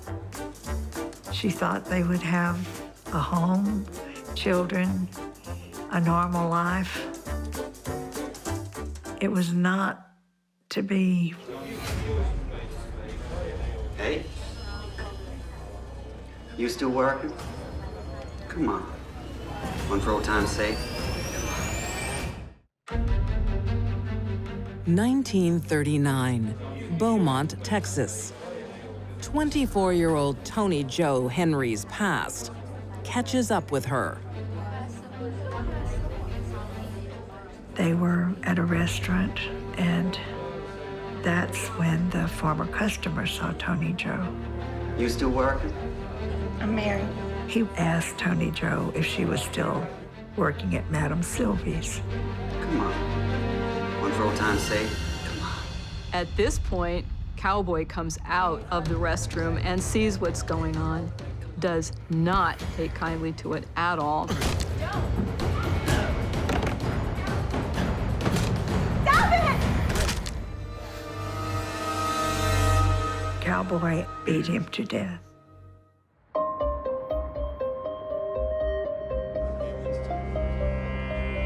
Arrested for murder, Cowboy has his day in court.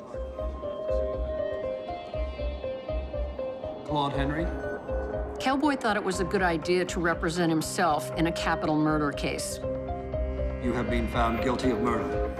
Turned out it wasn't a good idea. The court sentences you to 50 years behind bars. No!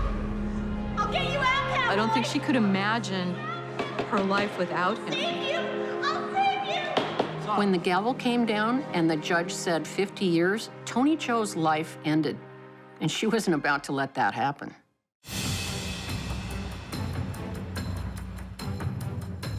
Tony Jo springs into action.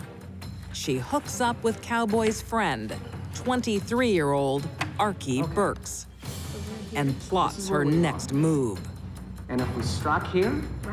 The main idea that Tony Jo comes up with, she wants to rob a bank. We can get over the border so fast. She thought if they had money to get a new lawyer, he could represent Cowboy and get a new trial. They'll never find us. Sounds like a good plan. If you're gonna rob a bank, it's best if you have a getaway car, and that was the next thing they needed to do. We need a car. And you will be the bait. Well, that's easy. I can reel in any man. I bet you can. February 14th, 1940. Tony Jo and Archie set their trap. Quick, someone's coming. It's a rainy night. She stands outside, obviously in need of a ride. Archie conceals himself when 42-year-old automobile salesman Joseph Calloway sees her in his headlights.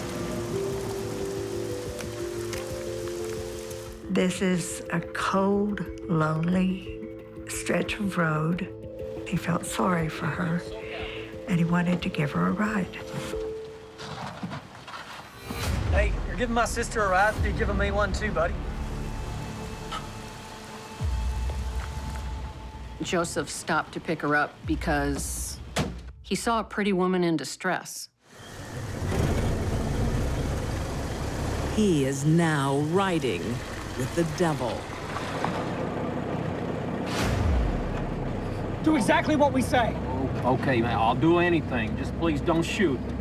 Don't shoot. They drove a good distance. Pull in here, now. Okay, I'll pull in. They came to a farm and stopped.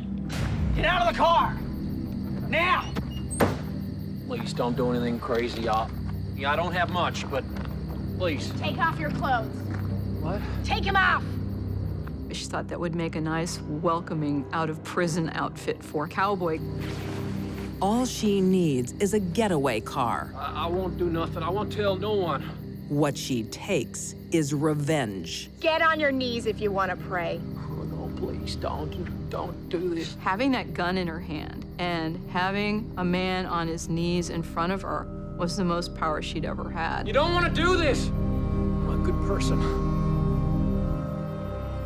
Please don't hurt me. No. Shut up. No. A shot rang out. One shot right in the center of the forehead, and Calloway was dead. What did you do? What did you do? Get in the car. Her whole life was leading toward that moment. Everything was bad, and it culminated in the death of an innocent person. Tony Jo thinks she knows how to get away with murder. Tony Jo, what brings you here? Tony Jo arrived at her aunt's house. I'm in trouble. She told her aunt that she shot a man. She was crying and upset. She is sure her family can help.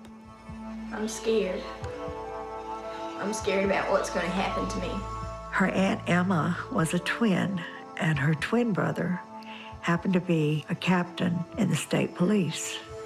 It's a serious crime. And he might be able to get Tony Jo off, she thought. She's wrong. Her uncle is an incorruptible lawman who puts justice before family. In 1940, Tony Jo Henry and Archie Burks are found guilty of murder and sentenced to death.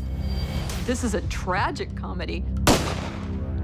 She ends up on death row. Cowboy still is in prison. Nothing worked out the way that they thought it was going to go. From an early age, Tony Jo is taught to survive on her looks, a lesson she takes to her grave. She loved the way she looked. She loved her beautiful hair. Her hair had always been her glory.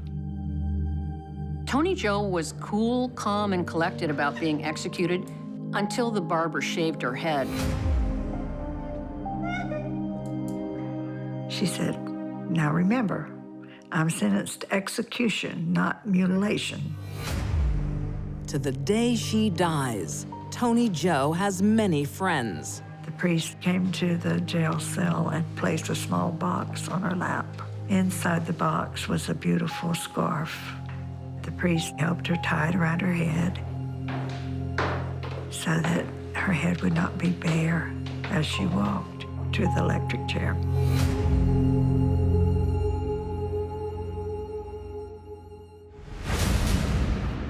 Tony Joe was close to happiness. Free and clear of drugs, with a man who loved her, until her past walked into the bar. Love does not conquer all. And in this case in particular, it just led to death. Both Tony Joe and Cowboy had this romanticized outlaw mentality where they thought they would be able to get away with these things, and none of it was true.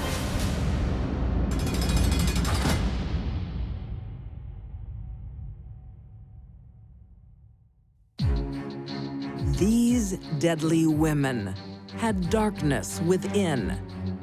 Miranda Barber made violence her savior. Sharon Edwards enjoyed inflicting pain. And Tony Joe Henry killed to solve a problem. They all found pleasure in murder. They were bad to the bone.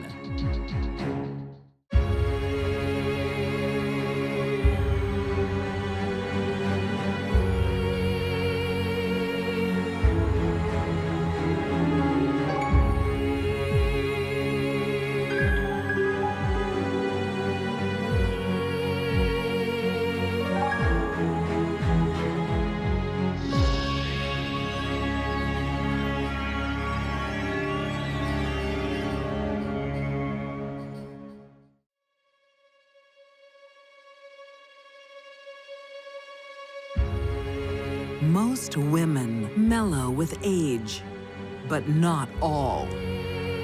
A grandma resents a new family member. He didn't see this one coming. A businesswoman cooks more than the books. Her kingdom was being threatened. And a divorcee tries to bury her past. I didn't know what to do, so I just took him and I buried him in the herb garden. These deadly women are old, but not wise. You have to watch your back when Granny gets a gun.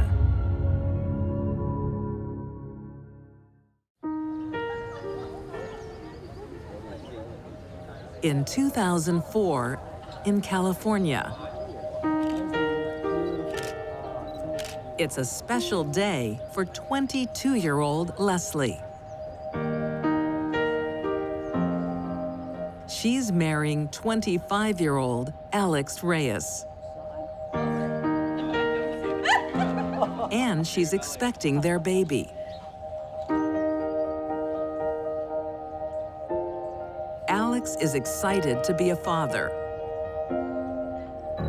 But there's one guest who isn't happy. If you look at the pictures of her, you never see her smiling. The bride's 81-year-old grandmother, Jean Allen. Now, please join us. You can do much better than him. She doesn't approve of this shotgun wedding. You got the very strong feeling that there was nothing about Alex that she liked.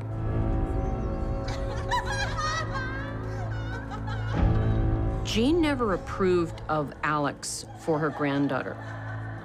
For apparently no good reason. Alex believed it was because he was Mexican.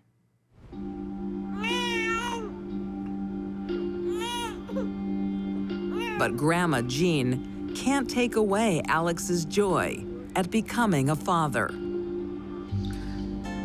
So, I've decided I'm gonna be a cop. Seriously? Yeah. Alex Reyes was a good man in training to be a police officer. I mean, to steady income and I can look after all of us. I think you'd look good in a uniform.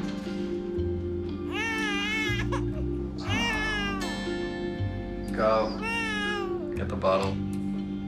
I'll take care of this one. He would brag about his son at work, show pictures on his cell phone of his baby and how much he wanted to spend time with him.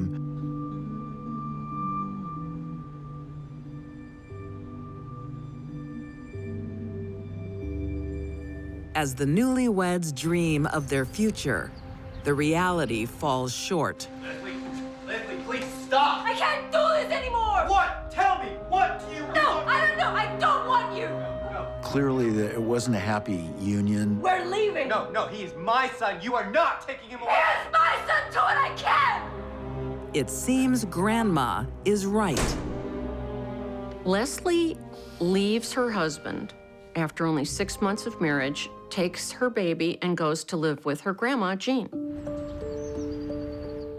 Jean is not only happy to get her granddaughter away from Alex, she's determined to keep him away from the baby. Oh, come on, cheer up. You're both better off without him. She doesn't feel that he's a good father. She doesn't like who he is. How do you know? Oh, trust me, I know. Thanks, Ned. You're welcome. She did not want the father to have much to do with the child. She wanted to make sure that her granddaughter had custody. The couple is heading for divorce. But during the separation, the women allow Alex to visit his son. The most important part of his life was his baby boy. He was a devoted father. Where is he? Hi, buddy. How are you? Look at you. Oh, you're so big. Oh, you're heavy now. Oh, my. I think somebody needs a little change. I can go get a diaper. No, it's okay. I'm happy to. Can I get change, little man? Come on. Alex, being the devoted father that he was, wanted substantial custody. There you go. The custody question hangs in the air for both of them until the divorce is finalized. Good legs underneath. Good legs underneath. Yeah. That's a boy. Sit up. That's my boy. All right. Whoop. Hey, there we go. Get away from him, Alex. I saw what you did. What are you talking about? What's going on? I saw him. He's a pedophile. What? How dare you? Quite possibly the worst thing that someone could ever be called is a child molester. You get out now. What? No, Leslie. Get out. It's not uncommon in bitter custody disputes. You can't believe this. You heard her. Get out. Now. It's not uncommon, but it is despicable. This changes everything. With his reputation smeared, Alex has to fight to keep his son. I saw what happened. Can you tell me exactly what you saw? I was standing outside the doorway. Oh, he didn't know I was there. They're so cunning. He was calling the little boy disgusting names. And then he removed his diaper. It's hard to defend. The action is taken first and questions are asked later. Did you witness this as well? No. It would have to be a parent's worst nightmare. It's a very powerful card to play if you're in a custody battle. What about the custody of your son? Leslie wants full custody. He's a monster.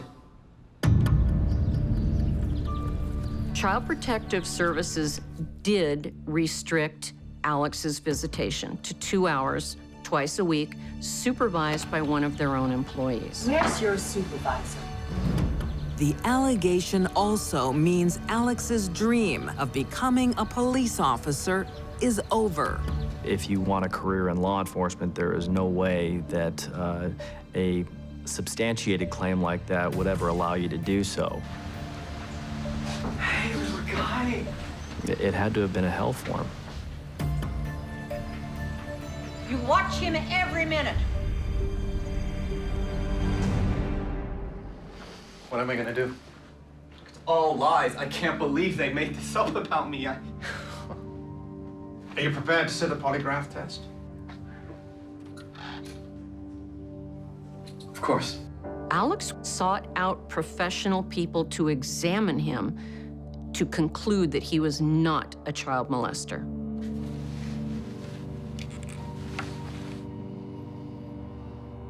Are you ready to begin? Yes. Can you tell me your full name? Alex Leo Reyes. Have you ever touched your son in an inappropriate way? No.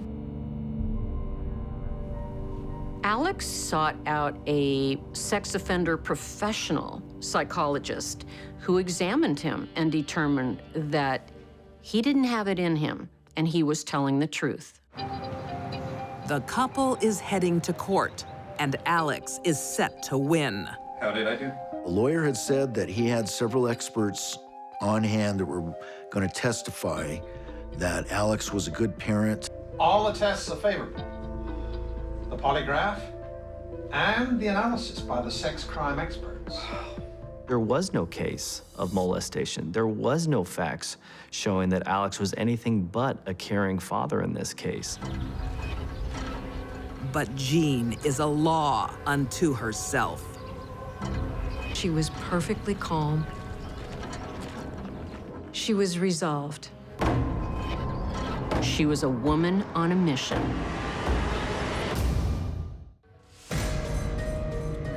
It started as a fairy tale, a love child, a wedding, and a promising career. I'm gonna be a cop. Seriously? Until Granny steps in. All right. Whoop. Get away from him, Alex. I saw what you did. What are you talking about? She alleges the worst. He's a monster. Alex Reyes's world crashes down. All lies. I can't believe they made this up about me. Are you prepared to sit a polygraph test? He's determined to reclaim his name and his son. Are you ready to begin? Yes. Alex had the support of his entire family, so much so that they even went with him on his supervised visits to see the baby. Until his case goes to court, he's granted limited access. It's probably best if you guys just wait here. I just want to see my beautiful grandson. You will, Mom. I don't want you guys to have to deal with Jean. I'll be right back, okay?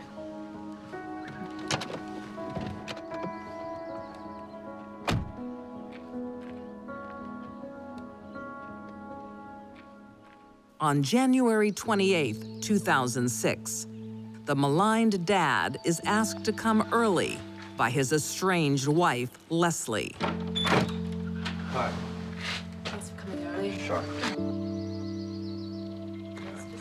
Leslie had asked Alex to come over to work on a stroller that had broken.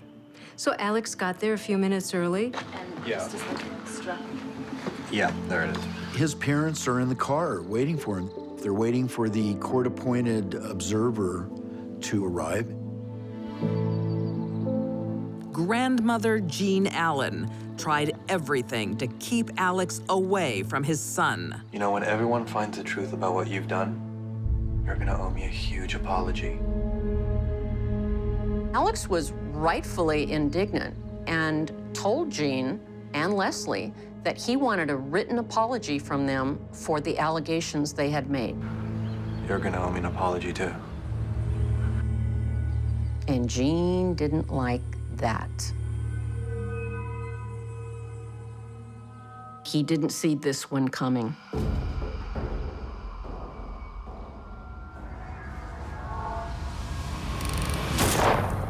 She only fired twice. She nailed him both times. Alex's parents were waiting for their son to bring their grandson out so they could all spend a couple hours together.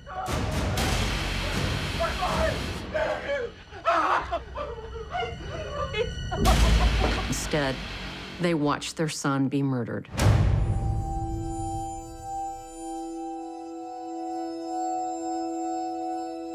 Jean robs a baby of a father and parents of an innocent son.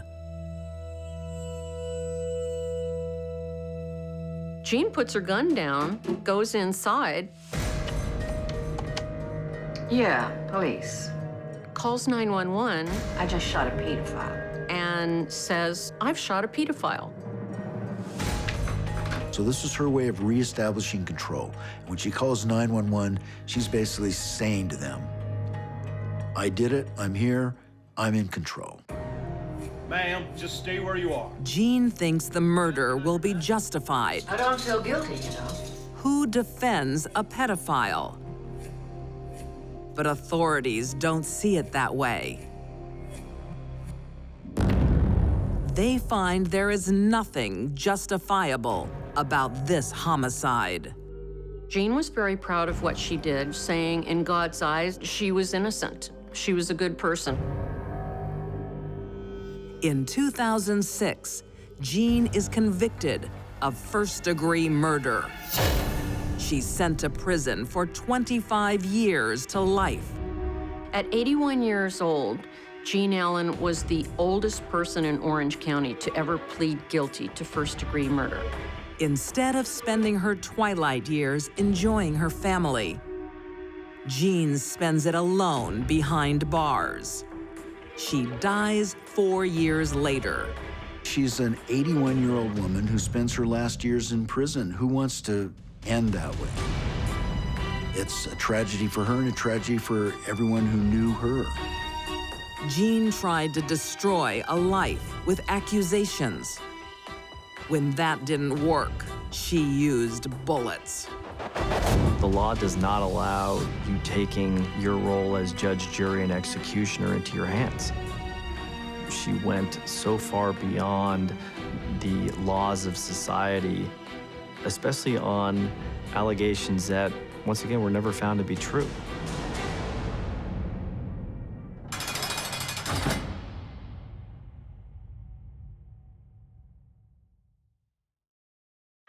For some women, she was the queen bee. Secrets are more important Her kingdom was being threatened. than life itself. She was not gonna let it go. On the outskirts of Waco, Texas, in 2007, the Sturdivant family celebrates a true milestone: 40 years in business. Joe Sturdivant owned a transmission business, and it was a family business that's ran since 1967. Hey, Joe, take a look at this. Big Joe, man's man.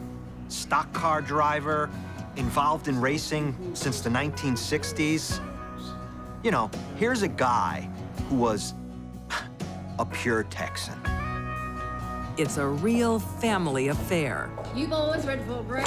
Honey, you read my mind. Wife, 62-year-old Joyce, handles the accounts. Joyce ran the office. She did all the business transactions and handled all the money, insurance claims, things like that. Thanks, Mom. Her son, Joe Jr., works by her husband's side. Joyce had a son from her first marriage, and they all just were one big happy family running this business together. You got 4 new customers tomorrow. I'll be able to retire soon. You can. I'm not. Heart problems do convince Joe to hang up his tools. And he relaxes into a well-earned retirement. But not Joyce. She takes over the company. She had about 6 or 7 guys and other people that depended on her for their livelihood, so they treated her like a queen. After Joe retired, she was the queen bee. It's always been a profitable business. But now, with Joyce in the driver's seat, they hit a rocky road. She had not paid the taxes in quite a few years on the business, and I believe that was over $140,000 worth of taxes that was due. Joyce isn't paying the tax man because she's spending the money on herself. She was basically embezzling their own money. You know, she's not driving around with gold chains and diamond rings or gambling or drinking it. Where is this money going? She has an expensive, secret habit. Joyce was addicted to hydrocodone. That's an opium derivative. Lots of people become addicted to it quickly. No wonder she ran the business into the ground. The queen bee is so deep in debt, she's about to lose everything. And Big Joe's starting to get suspicious. I haven't stopped all day. Been busy.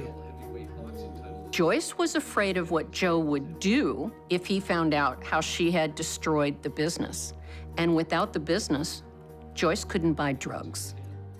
She was fearful that Joe would find out about how she had run the business. I got this call about the credit cards. He would have taken the business back over, come out of retirement, and sent her home. You don't need to worry about that. You just leave the books to me. Yes, sir. Her kingdom was being threatened.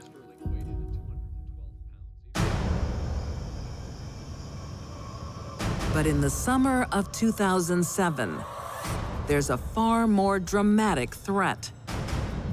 Joyce is attacked in the bathroom. Joyce had told us that someone had broken in, hit her over the head, knocked her out, and someone had gone into their bedroom. What the? You get out of But Big Joe's no easy target. He was surprised by Big Joe because Big Joe responded quickly to the attack and fought him off pretty well. And in the end, he just needed to get out of there, and so he fought him off by hitting him over the head with the pistol. Big Joe suffers a severe head injury. Looks like you put up a bit of a fight. Yeah, but not a winning one. Man. No, I got hit too from behind. She kept saying, there's a bump right here, there's a bump right here. And I work in the medical field, and I felt her head, and I didn't feel anything. And then the doctor came in and said, there's nothing, there's no bump. You see the man? No, it was so dark. I couldn't see a thing. Joyce and Joe can't describe their attacker. They have no known enemies. There is little for the police to go on. The investigation into the home invasion case went along for a while and then just lost steam. Joyce is strangely uninterested in finding her attackers. I've never come across the scenario that we found in the start of the case. It was bizarre.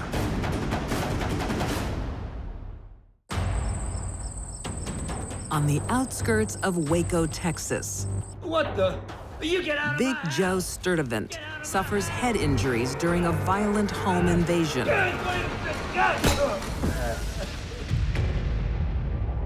And his attackers are still at large.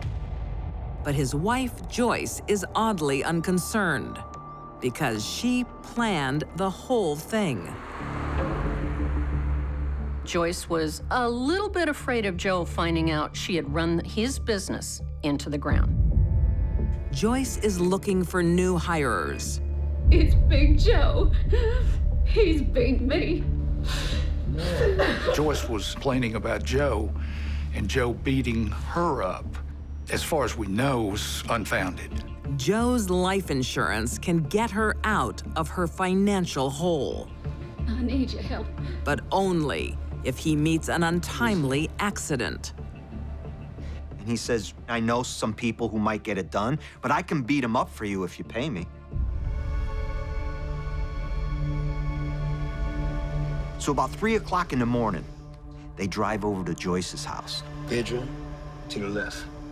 That's where he is, okay? Yeah. And Joyce, she's got everything ready. She's got the dogs locked up and the house open. She sits back, thinking, tonight's the night. They're gonna take care of business for me.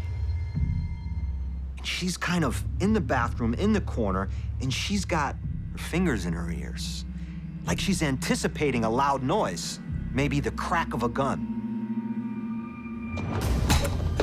But Big Joe's self-defense saves his life. It didn't play out like Joyce had originally planned for it. She clearly wanted him dead.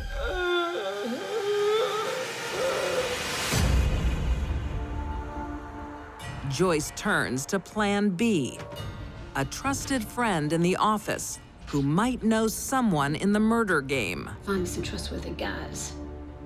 They developed a relationship, and Joyce asked if she knew anyone that could help her get rid of her husband. She eventually found 2 guys that said they would do it. These are worth a lot more than $2,000. And these 2 men wanted, of course, to be paid. Joyce couldn't pay a hitman because she was in horrible debt. She thought her jewelry would be enough. All right, I'll put it out there, see what bounces back. What bounces back is robbery. The men simply take Jean's jewels and run. These guys had no intention of killing Joe Sturdivant. They seen an opportunity, and they're going for it. And you know what, Joyce? If you say anything, we're gonna turn you in. But the Queen Bee doesn't give up easily. She finally said, well, I'm just going to take matters into my own hands. If you want something done, you got to do it yourself. In the early hours of October 8th, 2008, Joyce moves on to Plan C. You don't normally think of murderers walking around in shower caps. It appears that Joyce was concerned about the blood spatter, trying to make sure she covered up everything. Joyce got a .38 caliber pistol. We knew that they had a lot of guns around the house. Big Joe is sound asleep. She could probably hear his nose whistle. She walks up.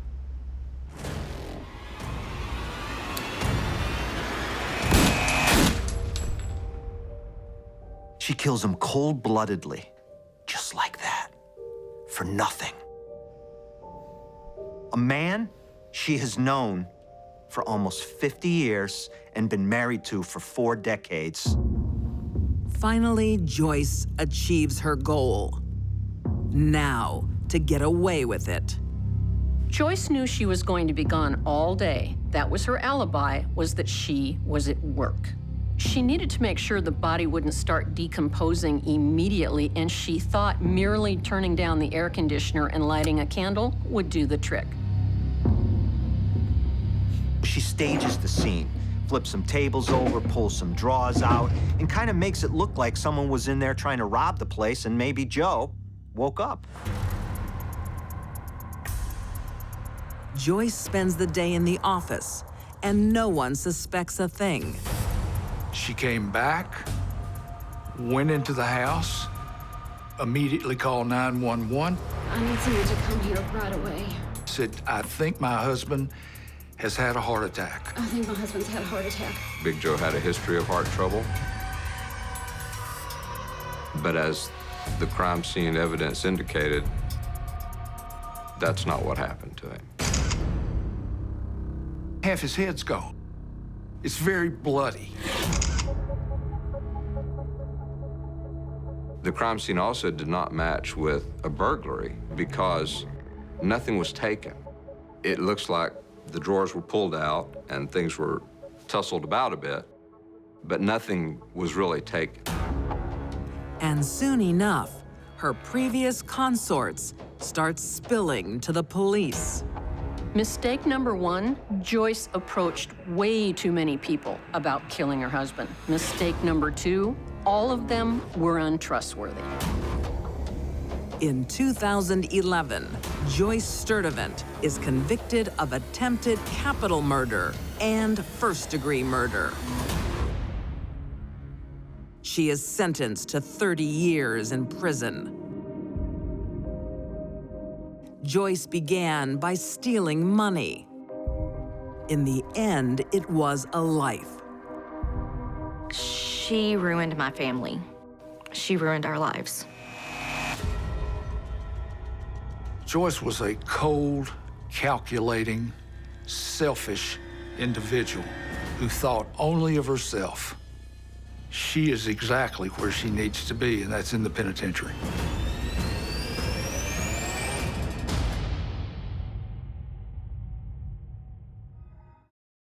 The golden years of retirement. She liked to be out and about. Can be ripe for adventure. She should have known that it was only a matter of time. Benny? As long as you can handle the pace. She took it a little too far.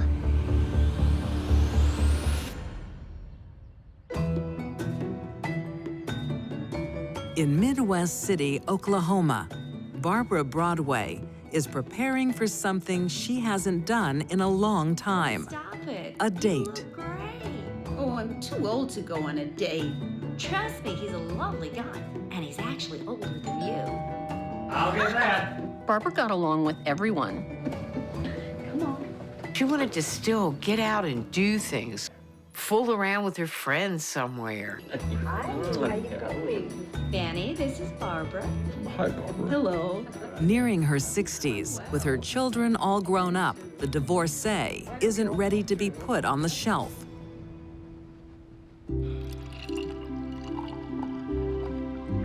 In 2004, 70-year-old Benny Scott lights her fire.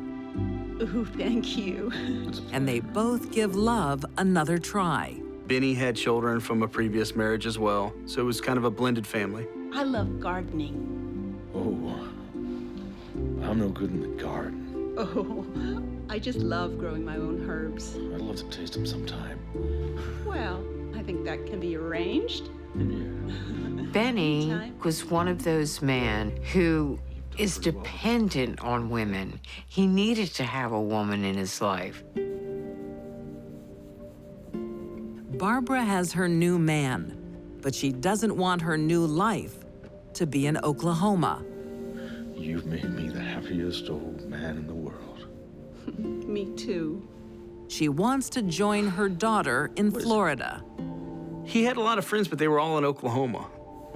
I love you, but I miss my family. She worked on him and worked on him. I don't want to leave Oklahoma. What about my needs? He didn't want to move from Oklahoma, but Barbara did, so he moved with her. By 2009, the couple relocates to Lake Alfred, Florida. They were able to get a very nice house. The temperature never got cold, and you didn't have any of those Oklahoma dust storms. It was really a good environment. Barbara is living the dream, but it comes at a price. It's so humid. Isn't it great? Benny was getting up in his late 70s, and his health was not good at all. I'm going in. Oh, Barbara!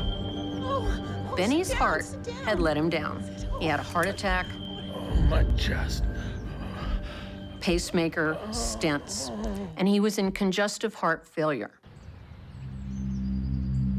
It's a blow for Barbara. Being nursemaid is not part of her Florida dream. It's time for you to get up. I don't want to get up. I'm tired. You're fine. The doctor said so. Barbara was 13 years younger than Benny, and her health was just fine. You can't leave me here alone. I can, and I will. For months, Benny's health ebbs and flows. But Barbara is comforted by being close to her daughter for big occasions, like Christmas. Oh, thank you. You two seem happy. We are.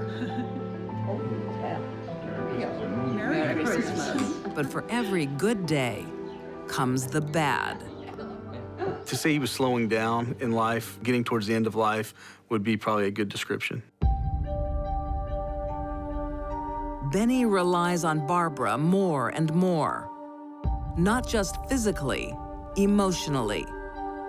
Benny's emotional needs were far greater than his physical needs.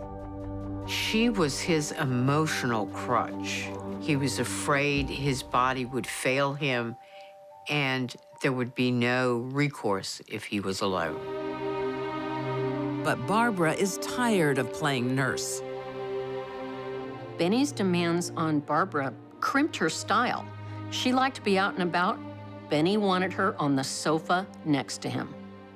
All the time.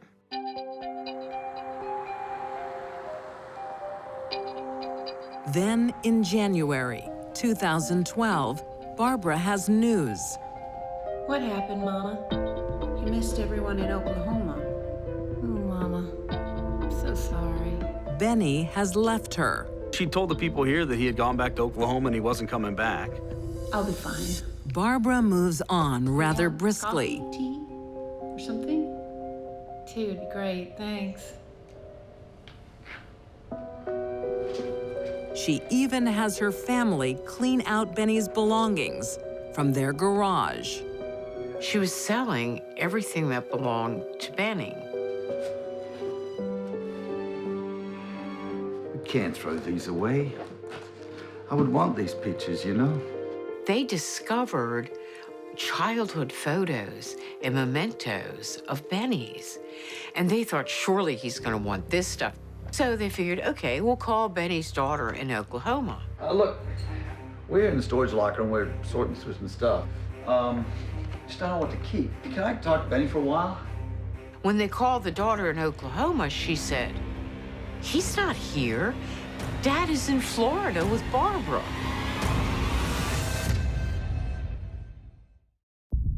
In Florida, 2012. He missed everyone in Oklahoma. 64-year-old Barbara Scott seems mighty confused about her husband's whereabouts. I'll be fine.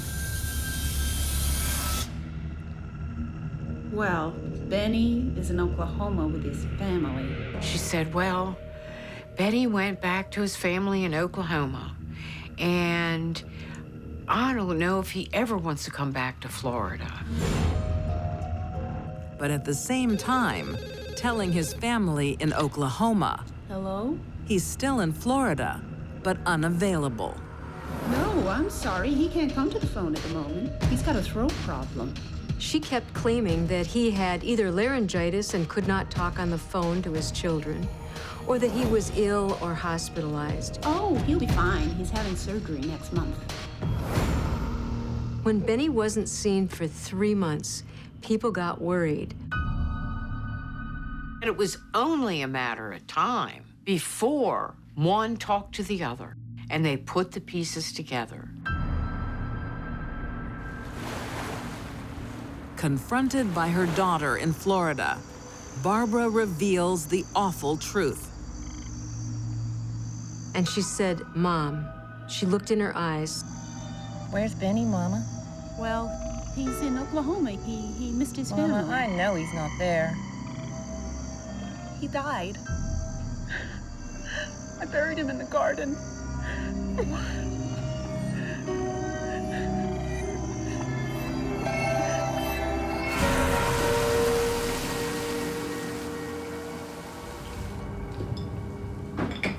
Barbara says it's an act of nature. One morning in the shower, Benny falls and hits his head. Benny? Barbara admitted to her daughter Yes, Benny slipped and fell in the shower. Benny! Banged his head, and it killed him. Benny! He didn't have any pulse. He wasn't breathing. I didn't know what to do. I panicked. There's a dead body in my shower. So I just took him and I buried him in the herb garden. And Benny was at rest in a bed of parsley, rosemary, and basil. Mama, I think we gotta go to the police. Her daughter convinces Barbara to tell the police everything. But when they exhume the body, they get a surprise. What do they see? A bullet hole. Benny? Barbara immediately changes her story. He committed suicide. Benny!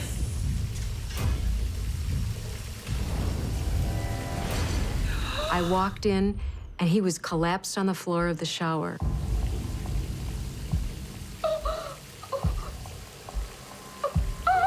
She was overwhelmed. She was ashamed. It was like a dirty family secret for someone to commit suicide. I was so beside myself with grief that I didn't know what to do, so I buried him in the backyard.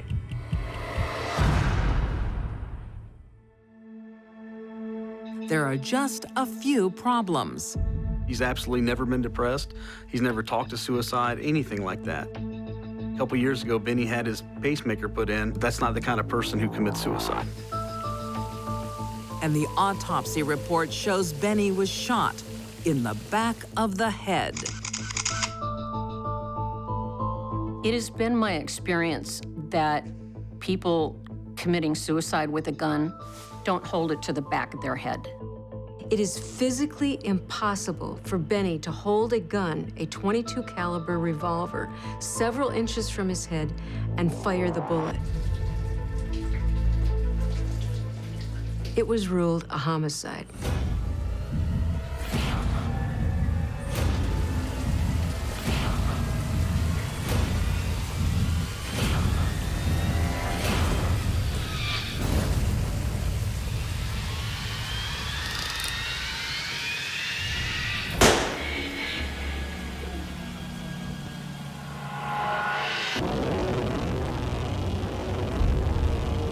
Barbara is caught, a cold-blooded murderer.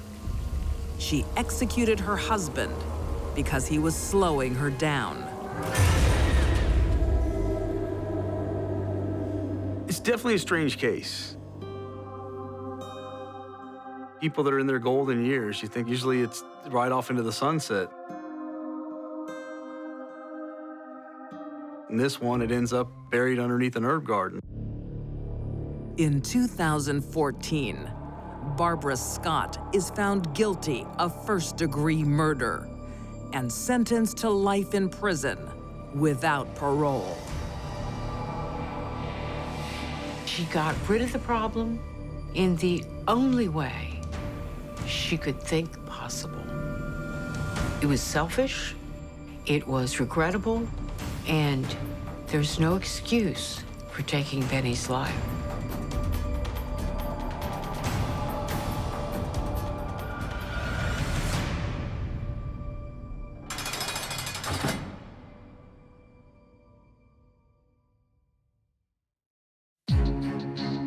These deadly women should have known better.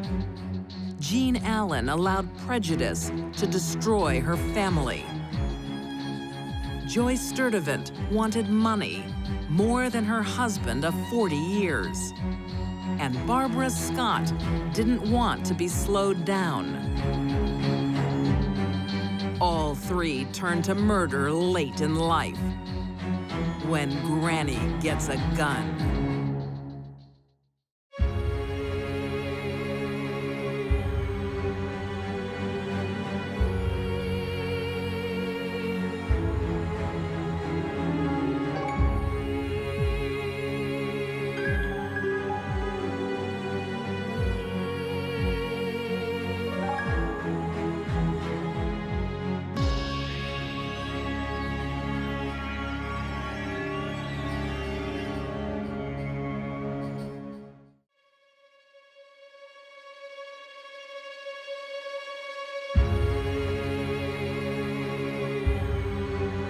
Some women let love run free.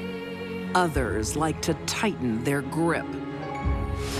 A jilted lover wants the ultimate revenge. She's doing everything she can to hurt him. A military woman goes to war. Jealousy is one of the ugliest emotions humans experience. And a gifted student makes love a dangerous game. She didn't understand how to handle rejection. These deadly women can't say goodbye. They cling till death.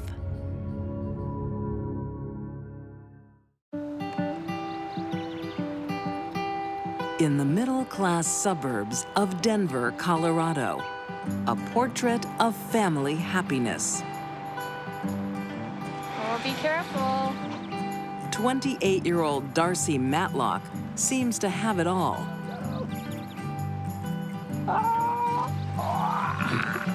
Darcy had a good job. She's married, little 4-year-old girl. Everybody liked her. Oh, you must be tired. No? Hang on, let me fix your hair.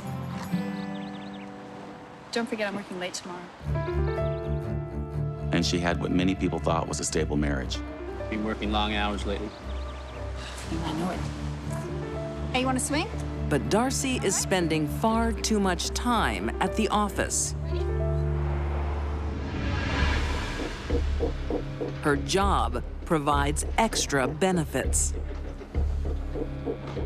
Something was happening at the office. Darcy was having an affair with a young man named Ron. The fact that she was involved in the extramarital affair, I think, showed some issues with her personality. Okay, guys, that's me for the day. So, you all have a great night, and I'll see you tomorrow. Good night. Bye, boss. See you guys tomorrow. Bye. You coming? No, not yet. Have a good night. You too. Night. Despite everything Darcy had going on, she wanted more.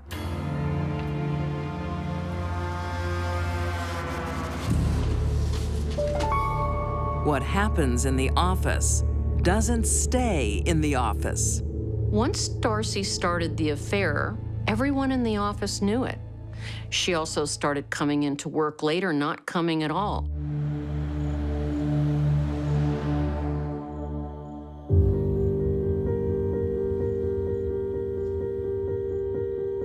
Before long, her husband hears all about Darcy's affair.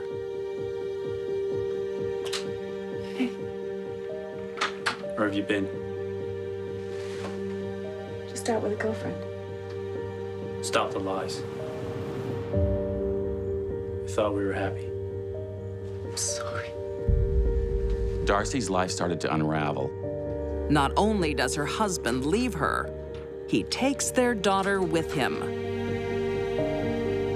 The killer for her was that she lost custody of her daughter. Her stability was lost by her husband leaving her, taking her child.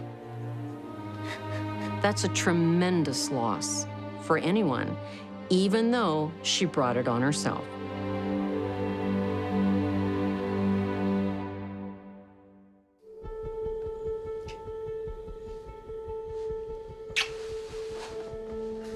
I miss her. You'll see her. Darcy seeks comfort in the arms of her new lover, Ron Griffin. Well, you've got me. She moved in with her boyfriend, Ron. But she was very depressed about losing her marriage. But her live-in lover isn't always the comfort she needs. I don't think Ron was very happy, and things disintegrated in that relationship. You are so funny. No, really, like I did exactly the same thing last weekend. Darcy reveals her true colors. All of them dark. Were you hurt? Oh, no, no, I'm fine. Excuse me.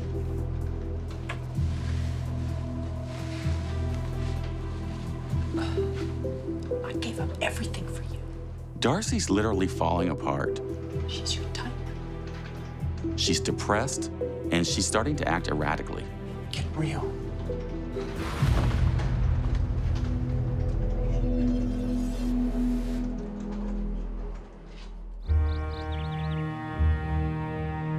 The cheater now fears she's being cheated on. Where are we going? I'm meeting the boys. Without me? Darcy blew up her own life. I do everything with you. But that wasn't enough. She began to go after Ron. I'm going. What? You're not going anywhere. I am. But her tantrums don't bring Ron to heal. They drive him away. Trouble with Darcy was just a drip, drip, drip. She lost her husband, she lost her child, and now she's lost her boyfriend.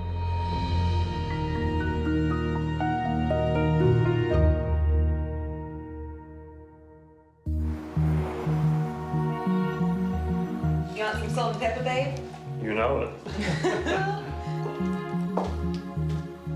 are. It smells amazing. Ron fell in love with someone else. 24-year-old Andy Hanks Griffin To us. is single and stable. He found a young, pretty young woman, Andy, that he'd fallen in love with. How was work? It was good. It was good. I missed you, though. I missed you too. A whirlwind romance leads to marriage. But Darcy can't accept she's been dumped for a second time. This fueled an obsession with Darcy. I mean, she could not stand that she lost Ron. Harassing the newlyweds isn't enough for Darcy.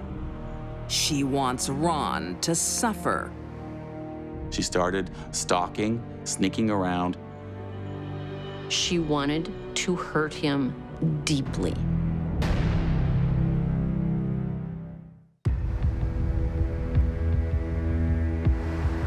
Denver, Colorado, 1993. Darcy Matlock's office affair costs her her marriage and daughter, and now her lover. But she's not taking it quietly. Darcy had been claiming to everybody that Ron was abusing her, I didn't touch her. She's mad. that he'd been pushing her around and harming her. You're sacking me. Yeah, I'm sorry. The truth was, it was the other way around.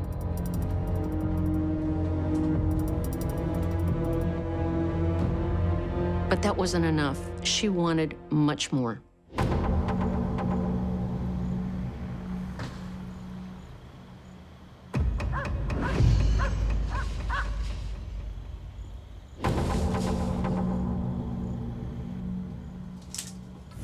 Run!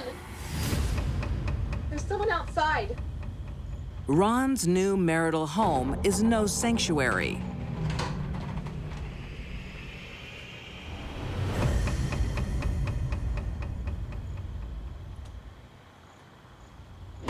She's doing everything she can to hurt him, to get him back for leaving her. I think you're feeling threatened.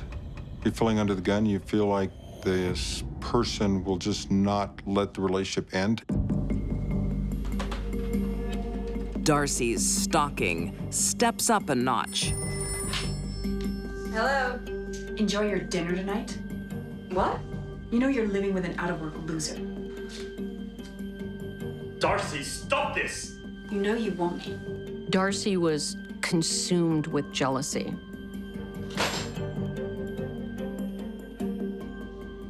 Desperate to protect themselves, Ron and Andy look for a legal way out. When Ron and Andy took out a restraining order on Darcy, at that point, Darcy was a pest. Yeah. Ron, it's me. I don't want to fight anymore. Can we meet? All right. But this is your last chance. Well, normally a restraining order for most people will cause them to cease and desist contact. She wants me to meet her. Well, if you think that's a good idea. I won't be home.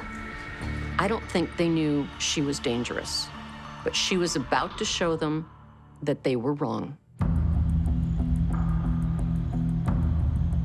On December 6, 1993, Ron waits for Darcy in a local parking lot.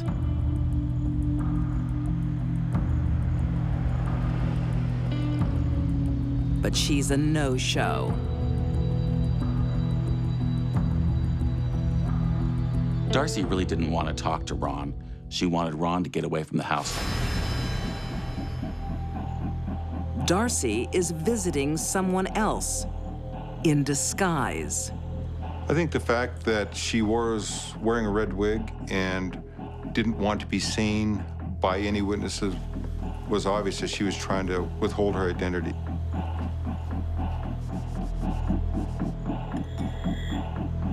Neighbors reported seeing Darcy pacing back and forth. I think she was working up the courage to do what she wanted to do.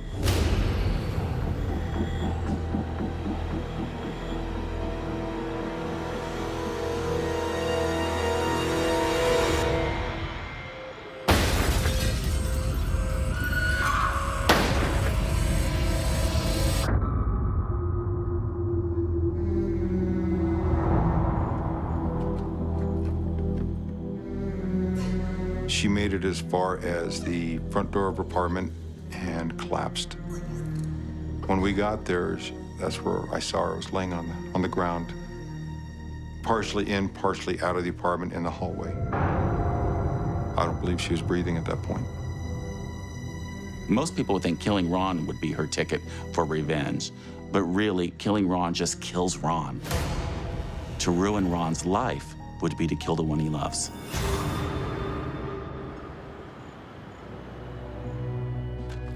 Darcy's next move is equally bizarre. She's not calling Ron to gloat. It's me. I shot Ron's wife. She's calling her ex-husband. Will you meet me? Her ex-husband was smart enough to know not to do that. Okay, just stay there. I'll come now. Okay, hurry. Perhaps he was afraid he might be the next target. Want to report a shooting?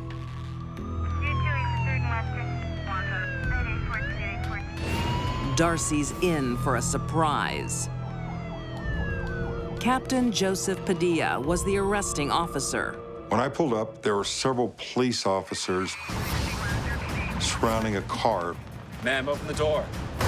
She pulled her hands inside. She went for a gun in her lap.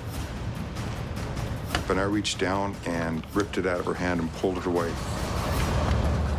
Get out of the car. We disarmed her that way.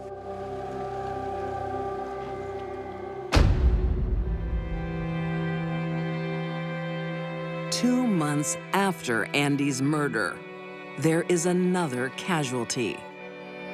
Ron loved Andy so much, and Darcy really did ruin his life to such an extent that Ron took his own life 2 months later. To come home and find that his bride had been murdered by Darcy would certainly have been more than he could tolerate. When Darcy killed Andy, she inadvertently killed Ron as well. In 1994, Darcy Matlock is convicted of homicide and sentenced to life in prison. Envy can be defined as, I like what you have, I'd like to have it myself. Jealousy is, I like what you have, and I hate you for having it. And that was Darcy Matlock.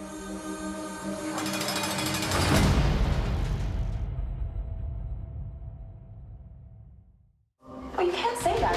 For some women, attraction begins when love breaks down. Yeah, definitely she's becoming a stalker. When attraction turns to obsession, She's not going to have relationships with other people. there's no way out. You should never have sex with a crazy ex.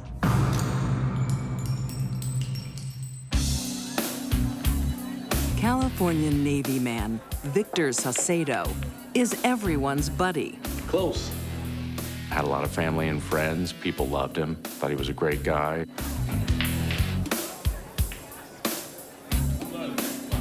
Even, women that he had dating relationships with in the past, they continued friendships after they broke up. And the popular man has no trouble making new friends either, like fellow Navy recruit, 22-year-old Vegas Bray. When Vegas met Victor in the Navy, they were smitten immediately. I just watched you walk in and I couldn't help but come by you drinking. Vegas Bray was an intelligent person and socially, liked in a lot of ways by the people that knew her. In 2010, they join ranks, but there's someone else in the picture too. Come on, son, hustle, let's go. The apple of Victor's eye. Come on, you can beat the old man. Victor had a son with another woman. They weren't married, but they kept in contact, and they were friendly. But that is Victor. He works hard to get along with everyone, no matter the circumstances. Hey, what's up? Hey, babe, how are you? Come on, take the shot. Who's that? Who are you with? Oh, that's just my son's mom. What is she doing there? She didn't want Victor to be with anyone else but her. She's just picking our son up. Are you seeing her? Get real, I'll talk later. Vegas had to be the only person in Victor's life, and that included his son. Almost there, come on. Good job, man. The new love of Vegas's life is a man of ambition. Had served his country and was moving on to the next step to better his education and move on with his next career. He continued his studies. He wanted to get a degree so he could get a good job. Vegas is not a sharer. What are you up to? Want a sneak peek of my new uniform? She knows she has a good man, and she's determined to keep Victor to herself. She thought that the sexual way of getting things was the only way to get things. Unfortunately for Vegas, everyone loves her man. Wherever he goes, he meets friends. So good, how are you? You look great. And Vegas isn't coping. Vegas, meet my old friend Cherie. Hi, I'm Sherry. Nice to meet you. Nice to meet you too. Can I grab this? She approached the relationship in such a way that it was going to be her and nobody else. How well do you know her? She's just a friend. I want to go. Don't be so crazy. Now. Hey, guys. Sorry, I gotta go. Jealousy is one of the ugliest emotions humans experience. Even if Victor is prepared to give up his friends, he won't give up his son. I thought we could go away this weekend. No, I can't do it. Got my boy. Well, I think, Victor loves his son, and so he's wanting to do whatever's best for his son, so I don't think he's going to let anything get in the way of that. But what about me? My boy comes first. You spend all your time with him. Eventually, Victor had had enough of dealing with Vega's irrational concerns and jealousy. If you can't handle it, I don't want to be with you. And he broke up with her. Don't say that. I mean it. But he didn't know who he was dealing with.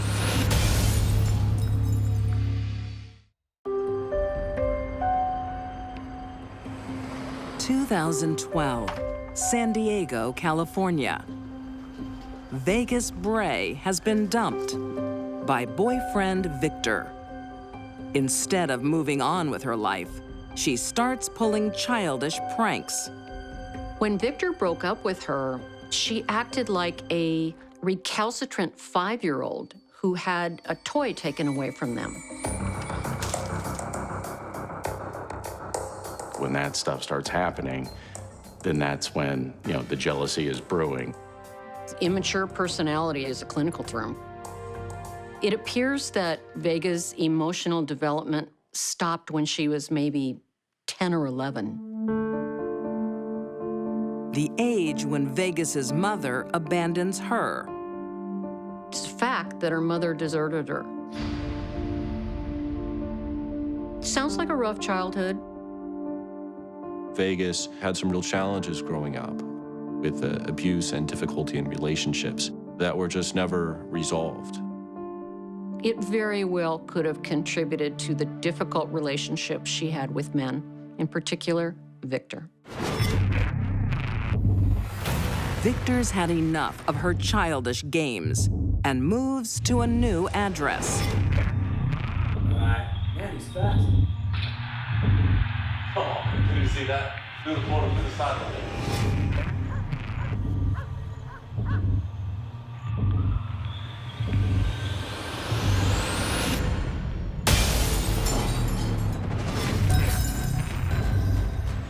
Victor went so far as to actually relocate, but she found him. Stalkers always do. Man, you gotta call the cops. Victor did not want to open up confrontations with her. He was a guy who had a big heart, or he was reluctant to police intervention against her. Hey, it's me. I'm doing it tough. Can we talk? Vegas plays on Victor's good nature and offers to talk peace. Your place sounds great.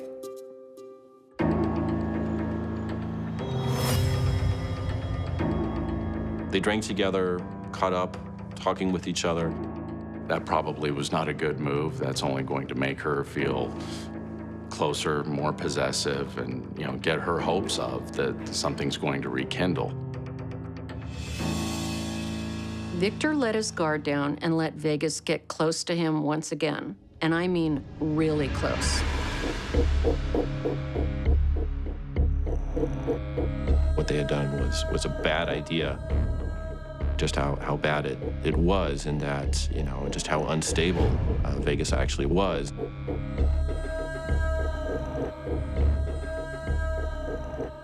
You should never have sex with a crazy ex. Let's get breakfast. In the light of day, Victor realizes his mistake. I don't think that's a good idea. Why? Are you just using me? It appears though she felt used, felt taken advantage of to some degree. It never works between us. And it certainly angered her. It was a devastating experience for Vegas. She was rejected. When he turned her down, she went from 0 to 90 miles an hour. The rage kicked in.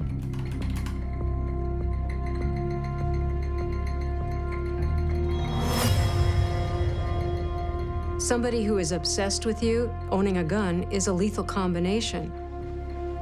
There's only one reason a stalker gets a gun, and I think we know what it is. On October 16th, 2012, Vegas and Victor meet one more time. Are you gonna let me in? Yeah, of course.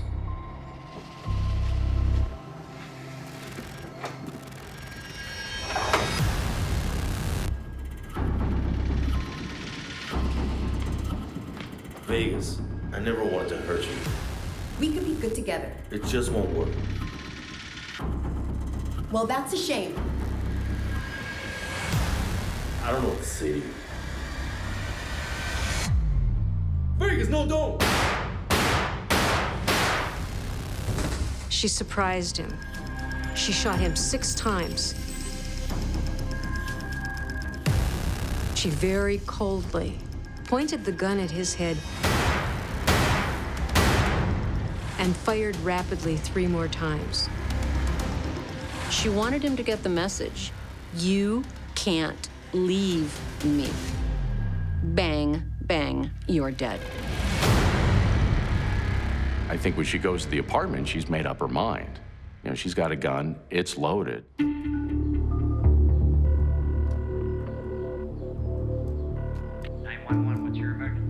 There's been a shooting. Okay, ma'am. Who's been shot? My boyfriend. My boyfriend, he's committed suicide. Police officer! Anyone home?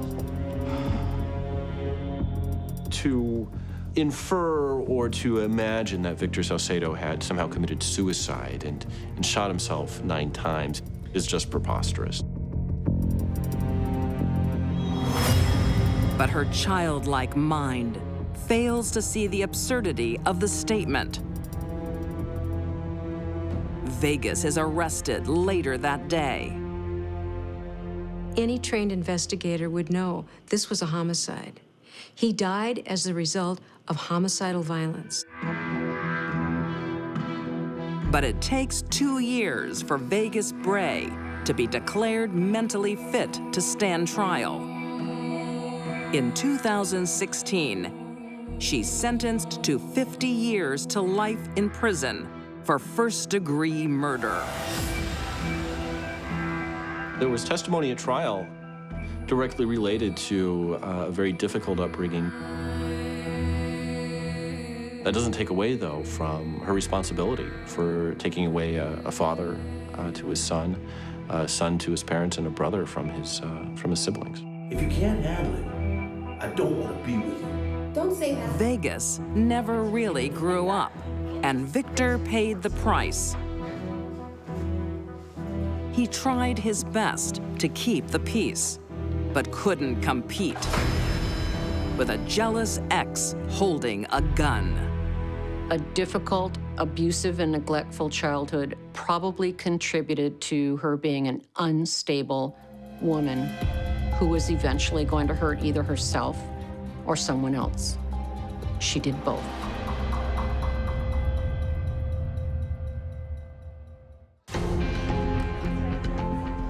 Brains and beauty. Looks, money, everything. Some women are blessed with both. There was nothing standing in the way of her future but herself. But it's not always a winning combination. She didn't understand how to handle rejection.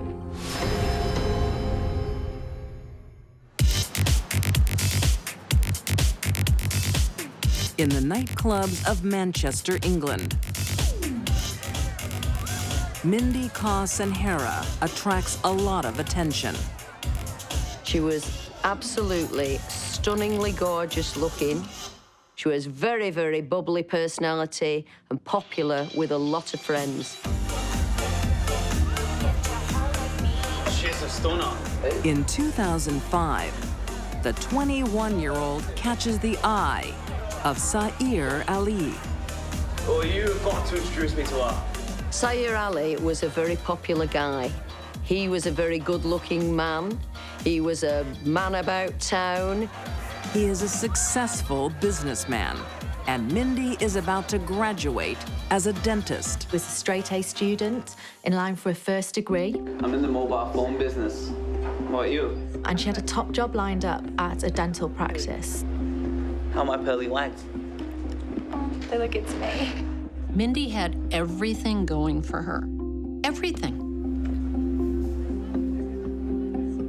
Want to go somewhere a bit more private? Sair oozes confidence, too. Yeah. At just 23, he's already a self-made man.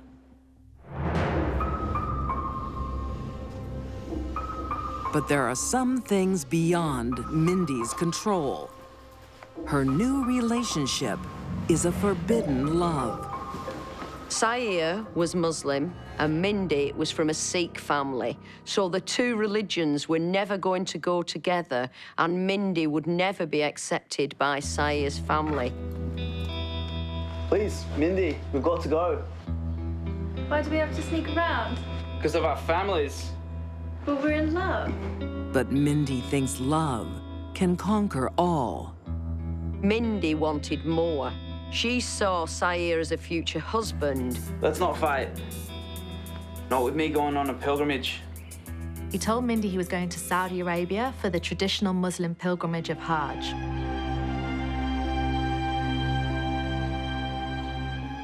Mindy won't let religion become an obstacle.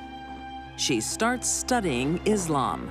She had a copy of the Quran, and she had been seen wearing a headscarf. It was believed that she wanted to convert so that she could win Sayer over and his family over. Mindy lights a candle for every day that he's away. Mindy thought if she became Muslim, that would be enough. But it wasn't enough. Now, he didn't actually go on the pilgrimage at all, and he never intended doing. Sayer isn't in Mecca. He is in Pakistan attending a wedding. His wedding. In the name of God, most gracious, most merciful. Sayer had been promised to his first cousin, Sana, when Sayer was 17 and Sana was younger, maybe around 7 or 9. I declare you both husband and wife. He was afraid to tell that to Mindy. And is it any wonder?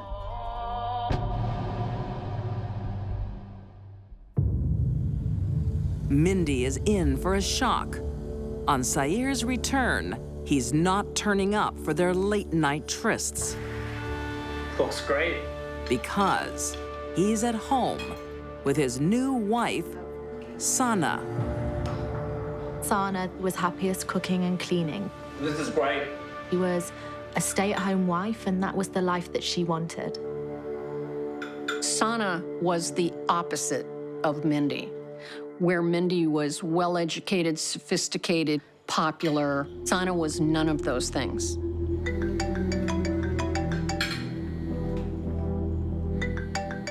Sorry, got to take this.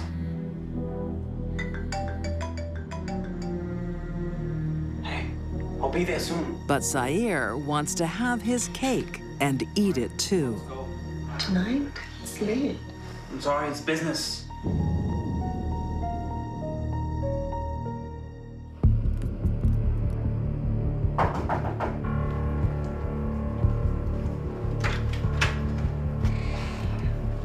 Oh, come on! What do you expect? I'm sorry I'm late. I just want us to be together. Forever. What?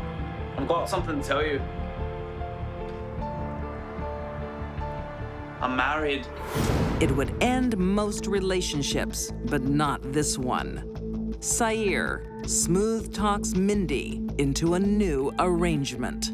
Sayer and Mindy actually entered into what's called a mutar.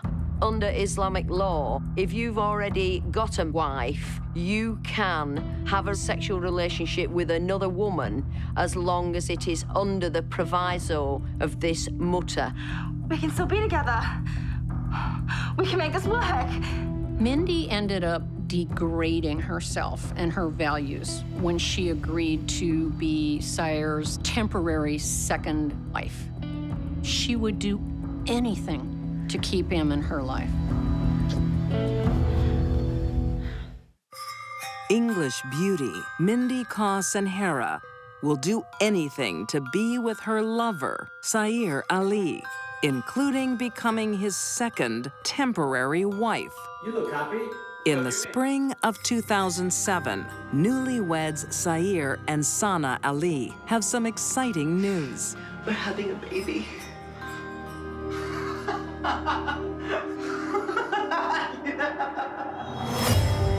Their joy is matched by Mindy's fury. Sana's pregnant with their child, a boy. Sayer and Sana even have a name picked out for him. He's to be called Abdul. But there is already a third person in this marriage. When Mindy looked at Sana, she saw an obstacle to her own future happiness. She would ring him and text him, and she'd be on the phone ranting. Did I disturb you? Making love, were you? You make out a lot. Do you? You've got to stop calling me. She asks him regularly, did they have sex the night before? She texts and calls him wanting to know what his movements are with his wife.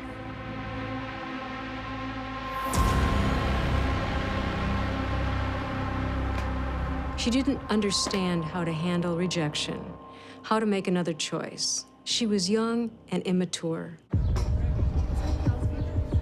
Sayer has to make a choice. His pregnant wife or Mindy. This is a special tray. Mindy, you and I are over. You don't mean that. I do. Sayer was never going to leave Sana. I'm gonna be a father. Our arrangement won't be renewed. You can't. She was expecting a child. He was much looking forward to it. It has to be this way. Your way. As they say, there's nothing as dangerous as a woman scorned. She had been scorned by Sayer Ali, and she had planned to do something about it. Friday, May 11th, 2007. Hi. Where are you? Mindy calls her lover one more time. He told her he was on the way to Friday prayers at the mosque.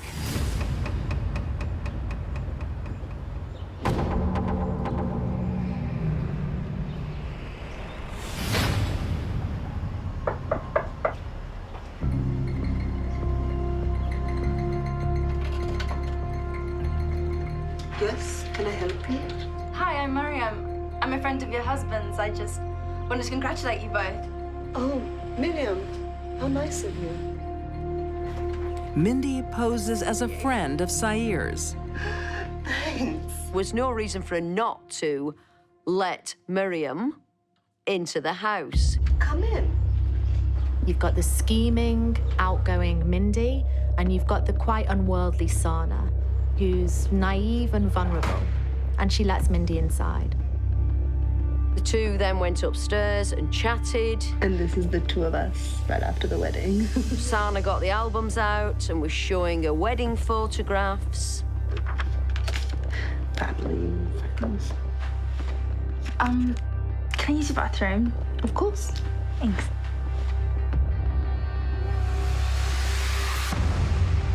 When faced with her lover's wife, she couldn't take it anymore.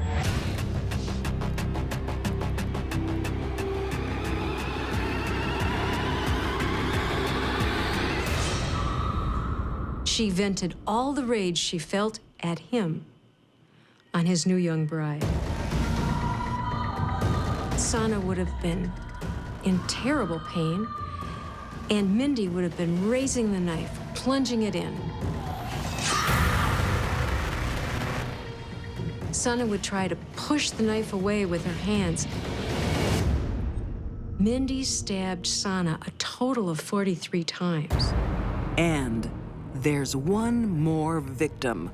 After Mindy had already stabbed her many times, she lifted her shirt and plunged the knife into her lower abdomen. I think she was specifically killing the unborn child. That was what gave her boyfriend, Sayer, the greatest joy, was that his new bride was pregnant. Mindy carefully cleans up.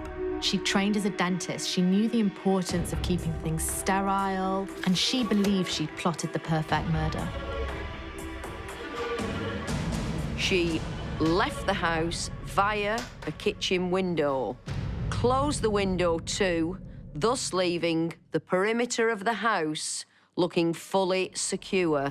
With Sana out of the picture, Mindy calls her lover. He was chatting to him as normal as anything and asked, would he be happy to go on a weekend away with her? Later that day, her sister-in-law finds Sana, miraculously still alive. But neither she nor her unborn baby can be saved. She would be mortally wounded. She didn't die fast. She suffered. In a crime like this, it's routine for the husband to be a prime suspect. The police seize his phone, and that's a problem for Mindy. She knew that we'd taken Sayer's telephone off him, and we would soon find texts and calls to do with Sayer and Mindy, and she knew she would soon come on the police radar. I'm friends with Sayer Lee. I believe you may want to talk to me. So she contacted the incident room and said, I'm a friend of Sayer Ali. I believe you might want to speak to me. Mindy, in interview, was very cool, calm, and collective. She explained away everything, and she had an answer for everything.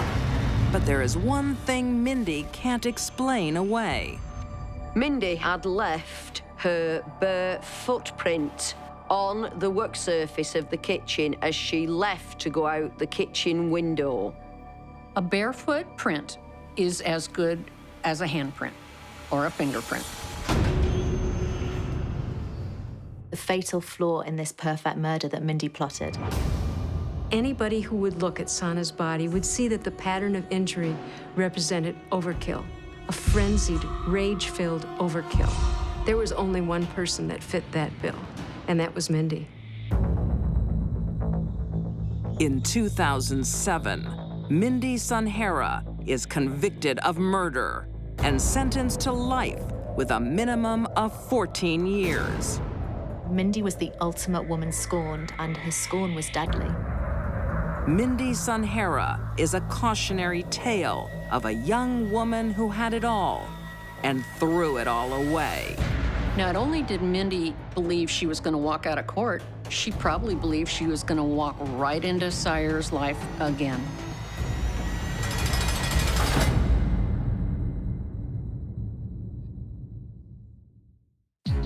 These deadly women refused to give up their men.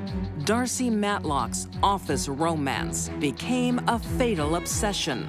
Vegas Bray stepped between her lover and his son, and Mindy Sunhara's jealousy destroyed innocent lives. Instead of leaving in peace, they chose to cling till death.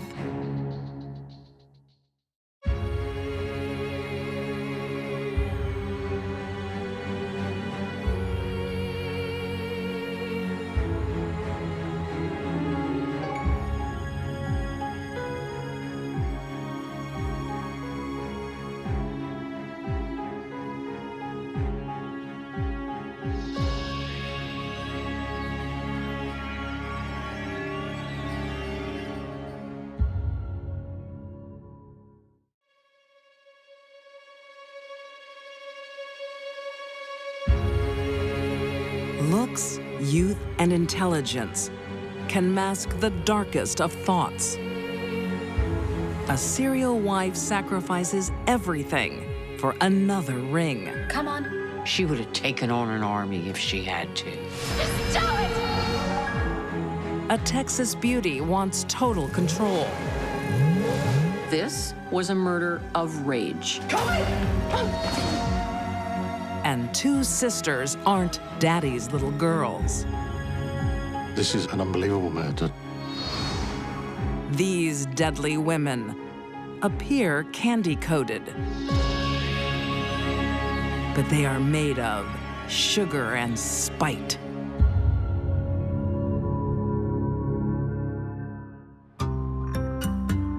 Denver, Colorado, 1996.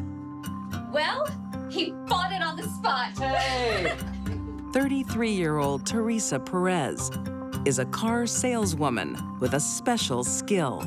A soft, beautiful young woman. Are you proud of me, Bob? I'm so proud of you, I can't tell you. And she saw the effect that was having on men, and she liked it. She would draw men's eyes wherever she went. She doesn't just seduce her customers. Not bad. I want to celebrate. Teresa seduces the boss. Justin made a lot of money through his car dealerships. He was a good businessman, and she wanted to take advantage of that.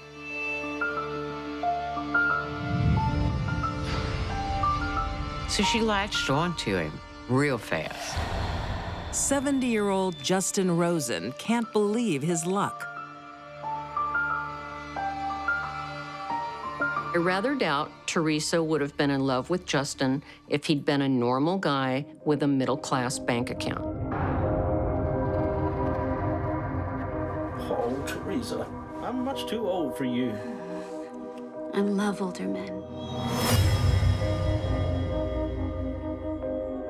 She loved him for what he could do for her.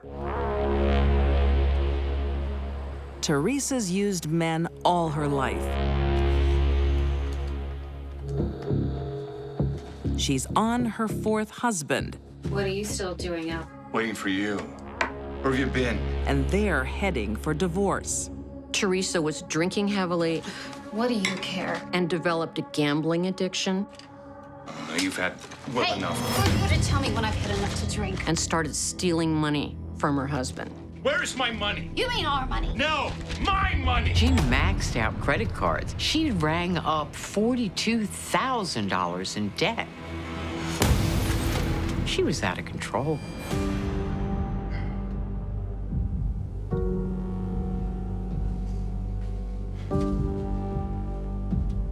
It's over.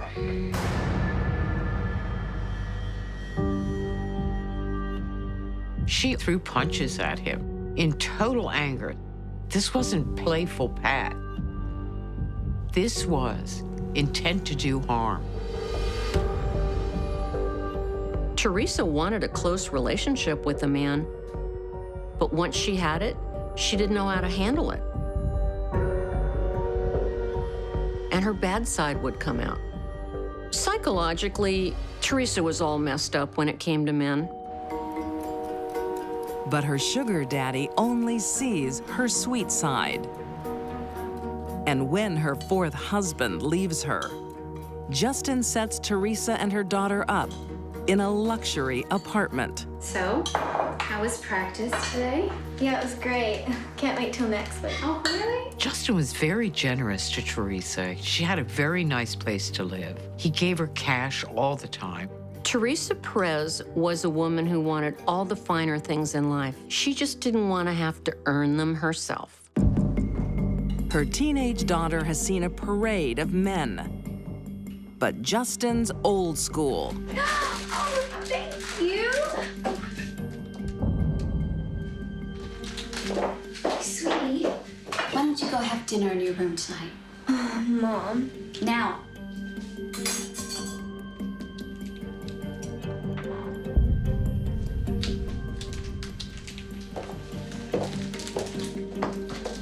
Look, I'm sorry. I'm not comfortable with her. No, don't worry about it. I'll take care of it. When Justin said he didn't feel comfortable with a teenager in the house, You like here? Oh, I love it here. Teresa said, no problem. She packed up her daughter and shipped her out to live with her father. There's no point sulking. I don't want to go. Too bad. You're going. She didn't want the kid around. Come on. Justin's wallet came first. Teresa is convinced one day Justin will be husband number 5.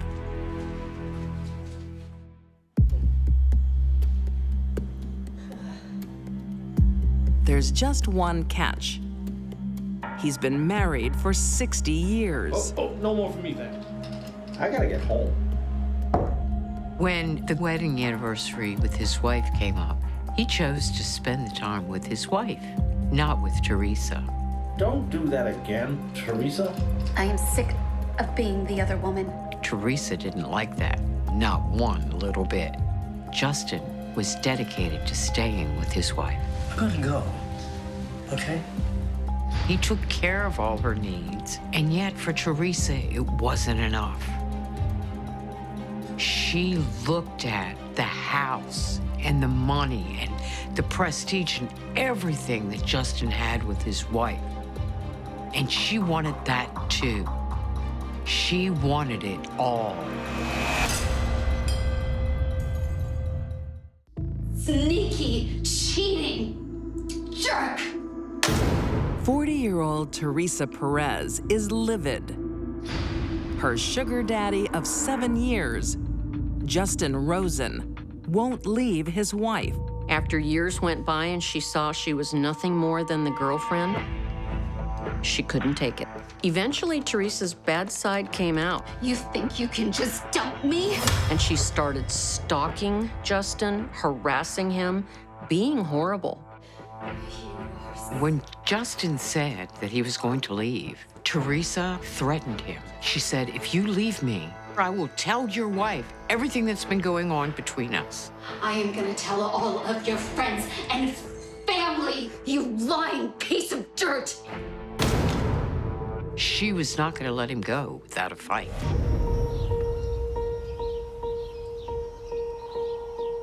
It's a push too far. Justin acts to protect himself. Teresa Perez? Yes? Served papers on her, essentially a restraining order to stay away from Mr. Rosen and his family. I'm sure that probably sent her into a spiral of anger and feelings of deceit.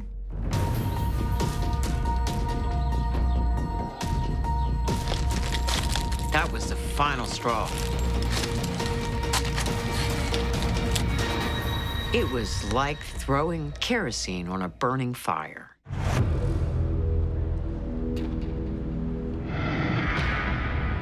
If Justin won't be with her willingly, she is just going to take him. On October 3rd, 2003. What are you doing here? You're coming with me. What? Teresa pays Justin a visit. She approached him at gunpoint and kidnapped him, forced him to drive his vehicle away from his residence. Stripped of legal contact with Justin, Teresa feels she has lost everything she cares about. You are a dead man. But if I shoot you, I'm not going to heaven. Absolutely had been terrifying for him. But I'm going to shoot you anyway. I am going to die because of what you've done. She's telling him that they both are going to die. Shoot you. It's all over now. They're going to die together. You're going to die tonight. Don't do this, Teresa, please. You are going to die, and I'm going to die next. They drove around Denver with her ranting and raving. There were people everywhere. But if he made a move to get anyone's help, she said she'd shoot him, and he believed her. It had to be so frustrating because help was just outside the window. But he couldn't reach out and grab it. Then Justin has an idea.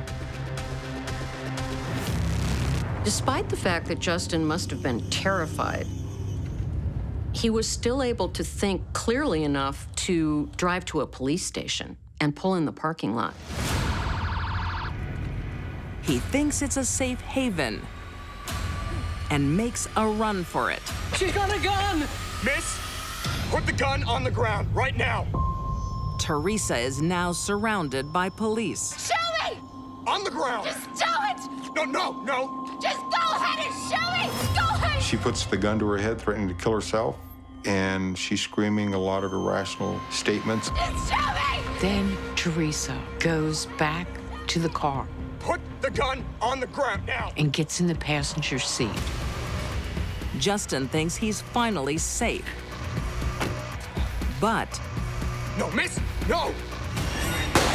Teresa shoots an officer, then turns the gun on her real target. I had to shoot her. As soon as she fired, pulled my gun on her. I started firing at her. I could see her getting hit. But the gunshots are continuing. There's no stopping this woman. Teresa shot Justin 11 times. The only way to stop her is to stop her straight on.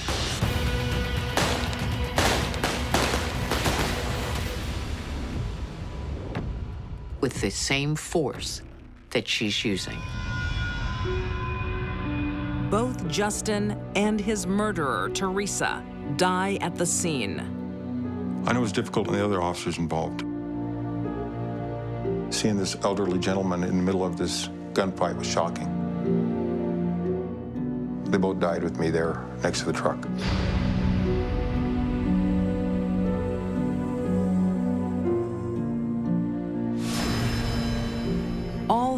life, Teresa used men, even to her last breath.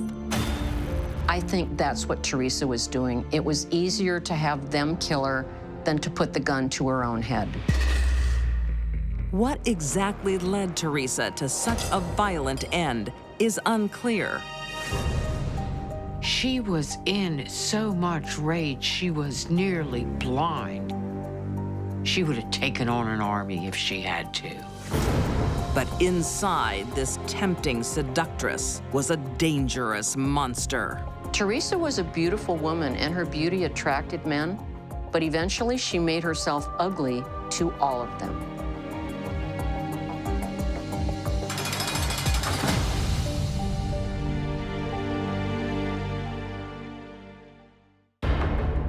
Some women walk a fine line. She didn't want to leave. Between having a bad day. She acted out in a fit of rage. And totally killing the mood. For her, there was never enough.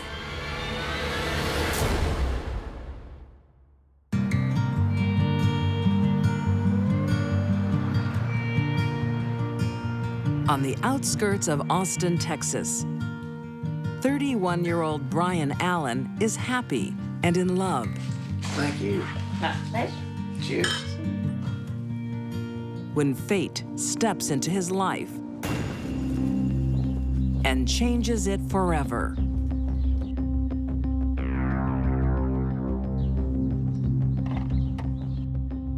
Brian was inside with a girlfriend he was dating at the time. Brian was best known as being a successful businessman. Sounds like my truck. A go-getter, a person who basically forged his own success. But battles in the boardroom don't compare to the force of nature of his 35-year-old ex, What the heck? Kara Trishelle Green.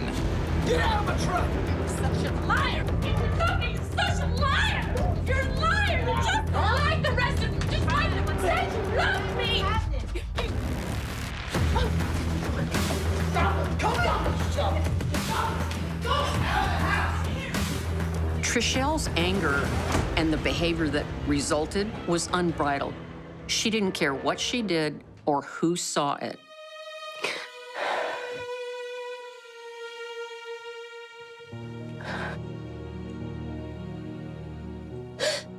I'm sorry. The flip side to Trishelle's fierce temper is a sweet, passionate woman. I love you. I can't do this again. Trishelle was able to talk her way out of almost anything that she did. But I know we're meant to be together. I know it.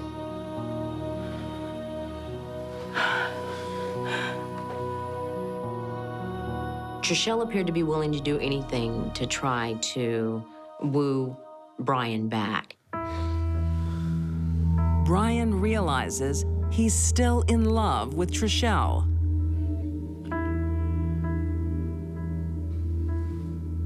They ended up dating again and eventually getting married.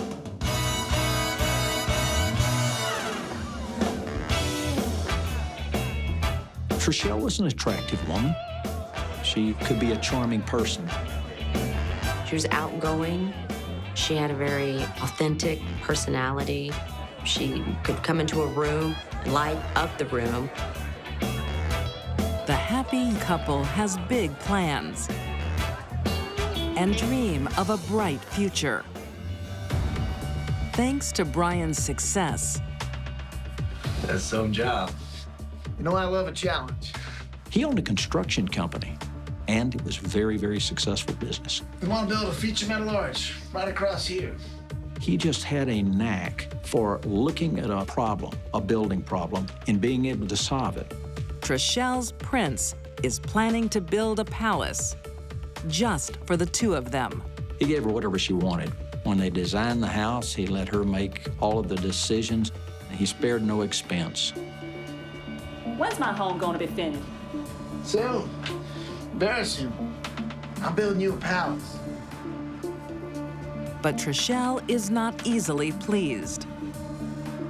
On the surface, even though it appeared they had everything, I gotta go. there was something brewing underneath. You coming back? I got an appointment with my plastic surgeon. Then it had a lot to do with her insecurities about their relationship. Once again, Trishelle's darker side begins to emerge.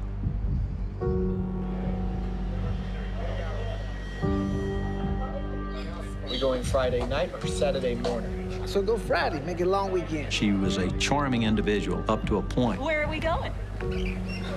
Oh, it's fishing weekend. And that point was when she had too much to drink.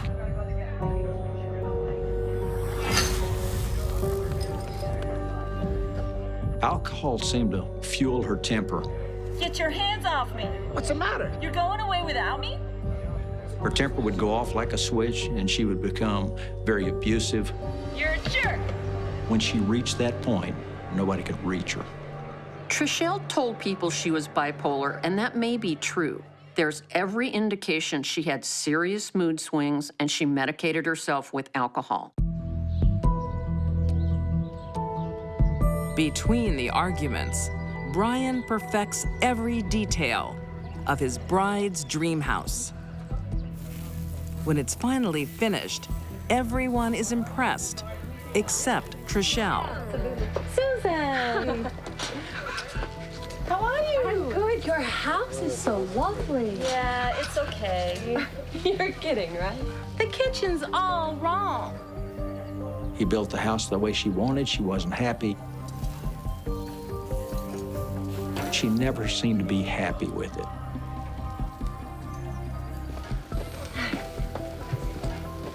Please, not now. Why?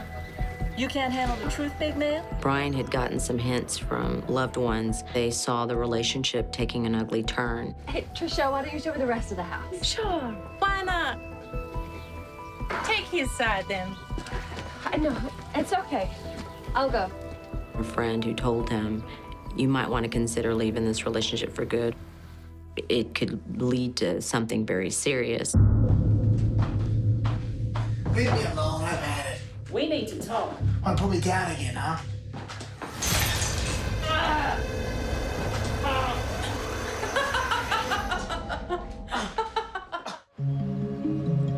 In Austin, Texas, Brian and Trishelle have a volatile marriage. You said you love me! You said you love me! Charming, fun, and passionate, Where are we going? Trishelle also has a dark side. And lately, all her husband sees Get your hands off is me. bad Trishelle. You're a jerk. Completely obstructive and obtrusive and violent on many occasions. Brian tries everything to make his wife happy, even building her a mansion. The house was a very lavish house. It's okay. It's not exactly what I wanted. You're kidding, right? No. The kitchen's all wrong. Brian wanted to give Trishelle everything, and he did, but what he didn't understand was, for her, there was never enough.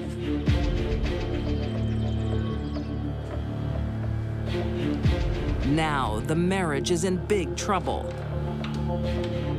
The relationship had reached a level where there was a complete disregard for being husband and wife. Complete lack of respect and even consideration for the relationship that they had.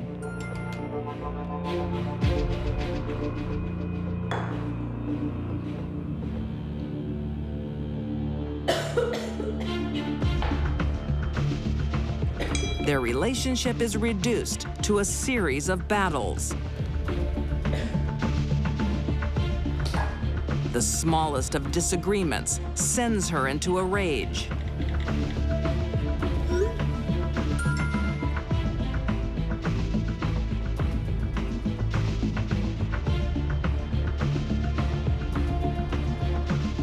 But now, she fears he may leave her. She was very unhappy with Brian, but yet she didn't want to leave. Trishelle accused him of having affairs, was extremely enraged by it. At the same time, she didn't seem to want to let him go. Trishelle tries another tactic: jealousy. She has an affair with Brian's friend in their marital home. He's at work. Thank goodness. That may have been her motivation for having her own affair. Maybe to get back at him. You want to have some fun?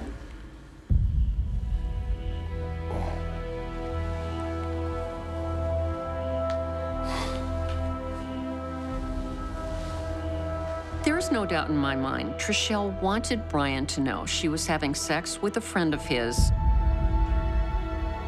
She probably hoped she'd get caught. It was very brazen.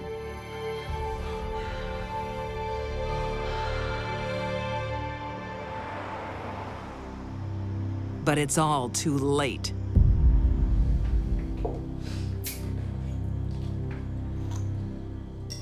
I gotta say, your relationship, it's bad. Brian has already decided to end it. I've got to divorce her. But fairly. I'll give her half of everything. Brian didn't want to do it, but he realized that he needed to. I'm sorry. Me too. The decision does not sit well with his wife. Bad Trishelle takes over. She had become embittered and very jealous and paranoid. She felt like she may lose everything if he were to leave her. On July 1st, 2013, Brian comes home for the last time.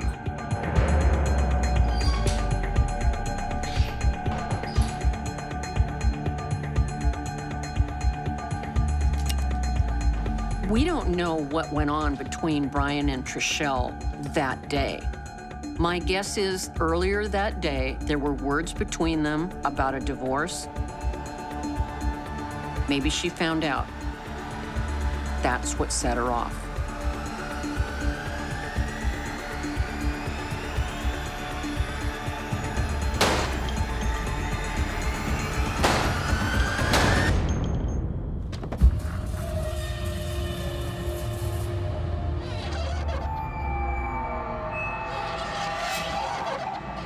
This was a murder of rage.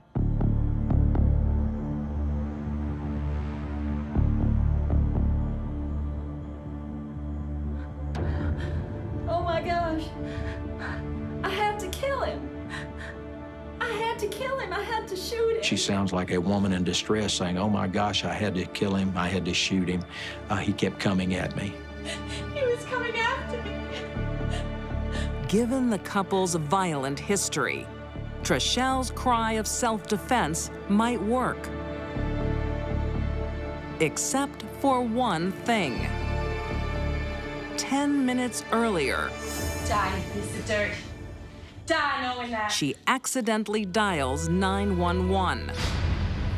Trishelle's last words to her dying husband Die, piece of dirt. are recorded. Die knowing that. As he's dying from a wound she inflicted, she's cursing at him. Brian would have survived anywhere from 60 to 90 seconds. So that's what he's hearing. That's what Brian is hearing as he's dying and losing his life on the floor, is her calling him names, telling him to die, knowing that.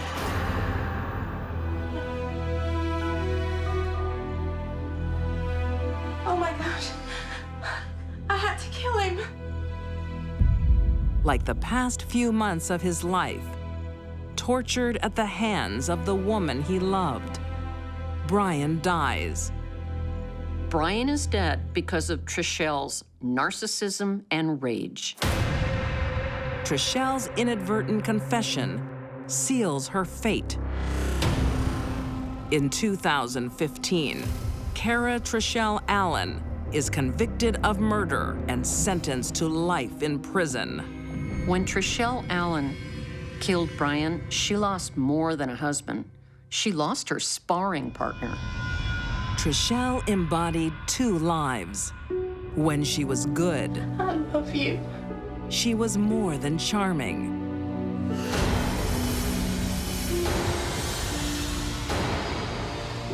But when she was bad, she was deadly. The likelihood that Trishelle could ever get control of her temper is very low. A life sentence was completely appropriate, and if she ever gets out, everybody in Texas should move.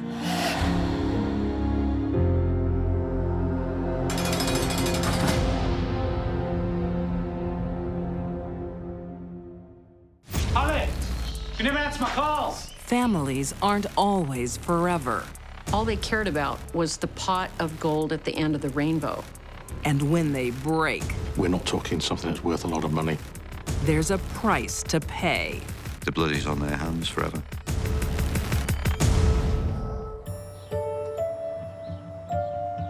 Colwyn Bay, North Wales.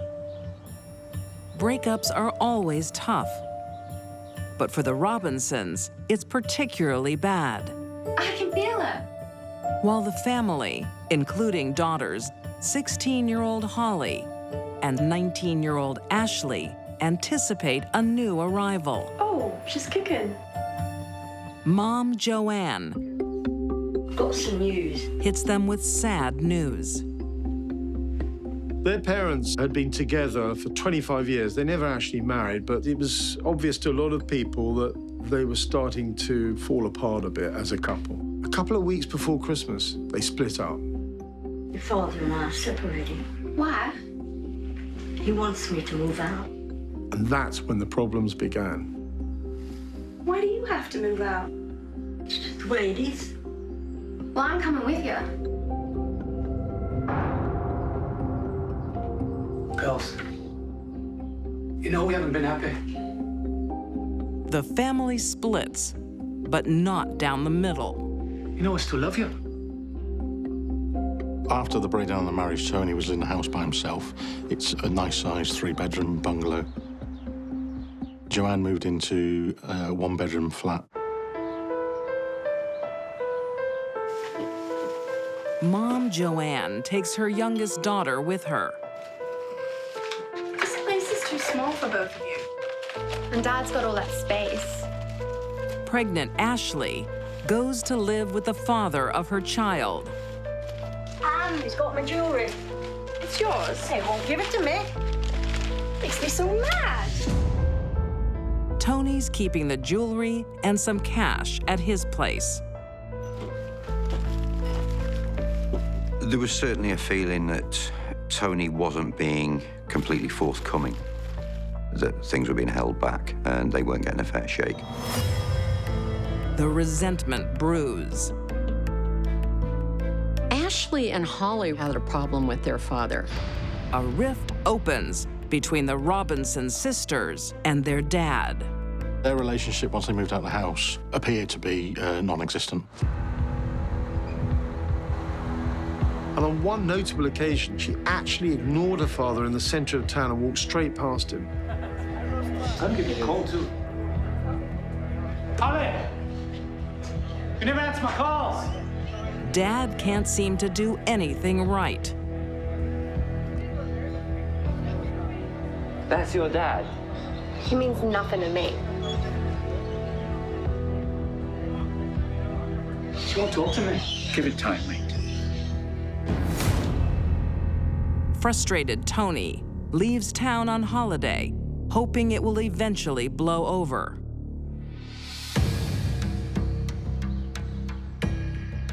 There came a time when Tony was out of town for a while, and Ashley, her boyfriend, and their baby moved into Tony's house. With her 20-year-old boyfriend, Gordon Harding, Ashley thinks it's an opportunity to reclaim her mom's jewelry and steal some cash. But they're frustrated. They became almost obsessed and they exacerbated needing to know where this money was, where the jewelry was, whether he'd sold it, whether it was still in a safe. Could they get it back?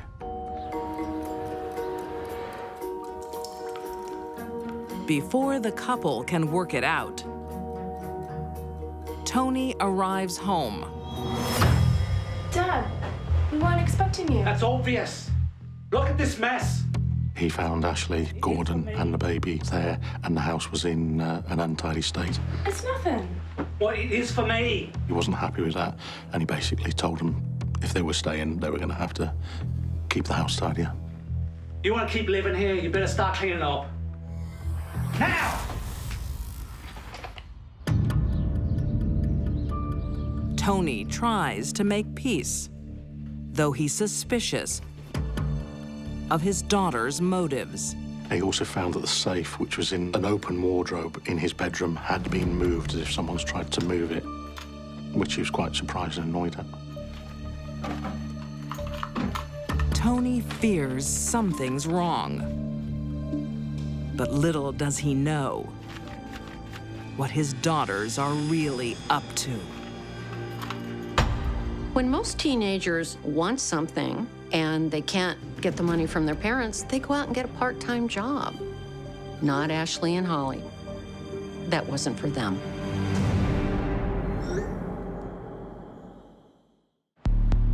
July 2010, in Colwyn Bay on the North Wales coast. I'm going to the pub.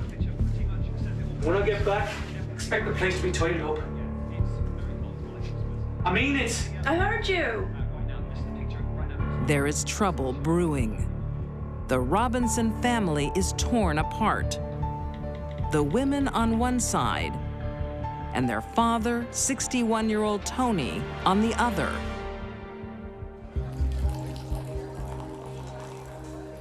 His space had been invaded. I've been working really hard, you know. He was going out a little bit more most evenings, so just to find his own space, to have a bit of time, rather than being in a house with 3 other people.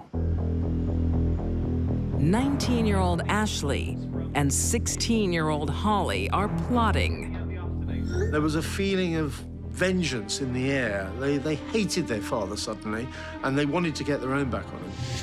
Tony has 900 English pounds and some jewelry in a safe. The girls want it all. There'd been a lot of communications with text messages and phone calls that something was going to happen at night. With help from their boyfriends, Gordon Harding and Sasha Roberts, the girls plan to rob Tony blind. Gordon was a normal lad. He'd been brought up in a loving household. In police terms, he was clean. Sasha came from a nice family, but again, he was a nice lad. On July 6th, We've got to do it. 2010, it all comes to a head. Gordon contacts Sasha by text and says, "Need some male help. He goes tonight." That's pretty clear what's going to happen. Tonight won't be a robbery. The girls no longer care about what's in the safe. They want their inheritance.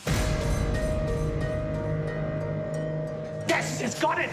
How about that? Tony provided for Ashley and Holly in his will, but they weren't willing to wait for him to pass of natural causes.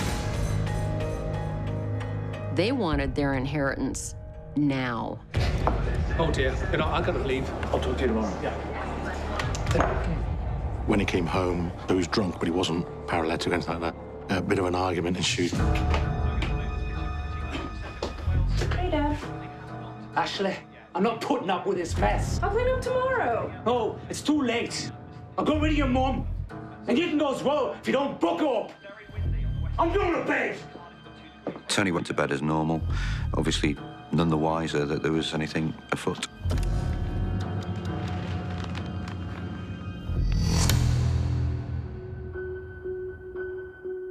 As the girls and their accomplices gather, they have already decided who will do the deed. Gordon had 2 knives, one given by Sasha. And it's kind of inconceivable that you would arm yourselves with 2 knives. Just after 1 a.m., Gordon entered Tony's bedroom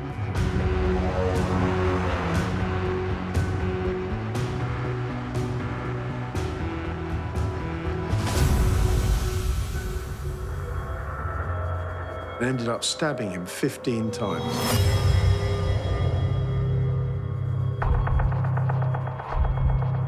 The wounds to Tony were significant. One of the wounds actually went through the top of the shoulder and came out his back.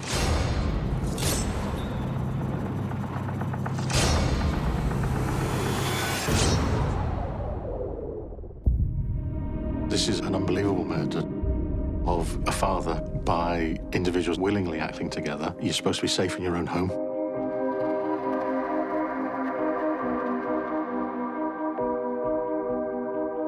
At least Tony may never have realized his own daughters were behind his murder. There's one member of the Robinson family left out of the commotion. Mom. He's gone. Joanne knows the teens have not thought this through. She tries desperately to save them.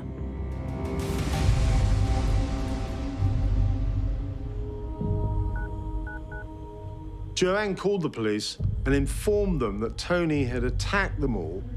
My ex-husband just attacked our daughter. And her boyfriend in self-defense killed him. And they'd had no choice but to defend themselves. Gordon admits to stabbing Tony, but only in self-defense. The trouble is, the evidence doesn't support the story. Quite tellingly, he didn't have any injuries on him. And I defy anyone really to disarm someone with a knife without getting cut at least once. Police also noticed that nothing had been disturbed in the room, ornaments and other things, which gave the impression that there couldn't have been this huge fight which Gordon had claimed. Of course, stabbing someone 15 times in self-defense is 14 times too many. It's not just the crime scene that's suspicious. The killers leave a digital trail. Police soon located their text messages and discovered it was a very different story that was emerging from the one they'd originally told.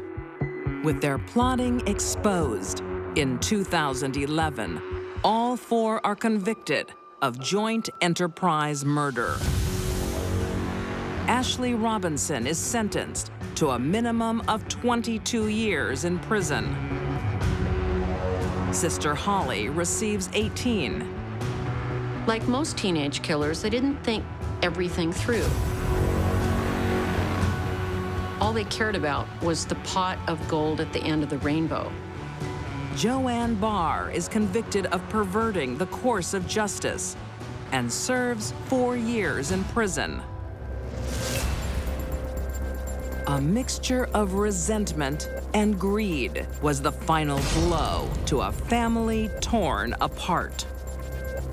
You're supposed to be safe in your own home. You're supposed to be safe with your family. Their father's dead, and the blood is on their hands forever.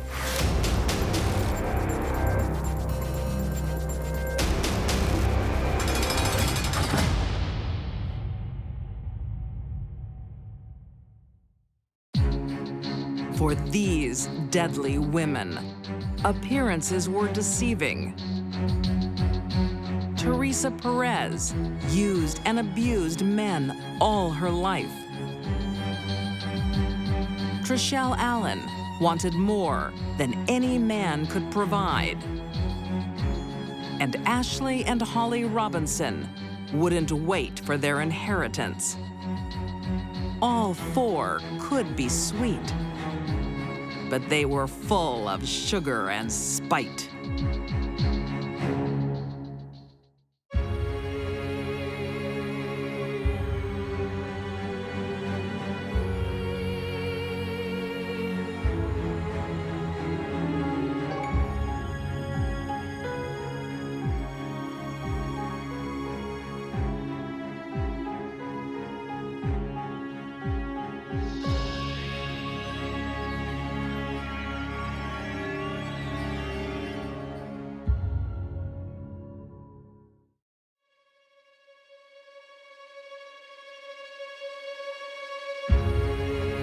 Sometimes love makes us choose.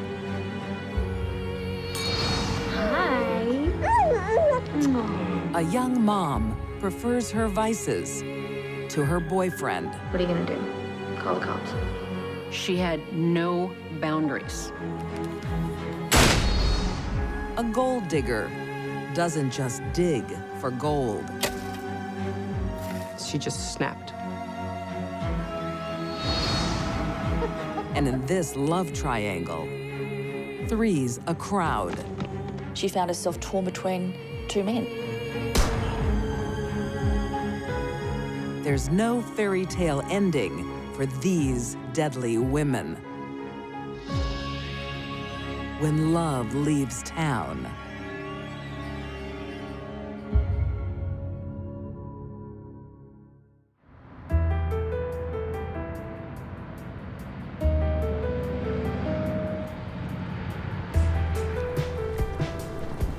In 1999, 18-year-old Katrina Bridges and 21-year-old Chris Ingraham are head over heels in love.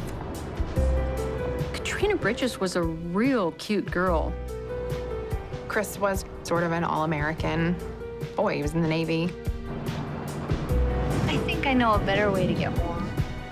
He's that kid in the high school that the girls want to go to the prom with. He is that kid that everybody loves to be around. It's a magical time for both of them. Until... Are you coming back?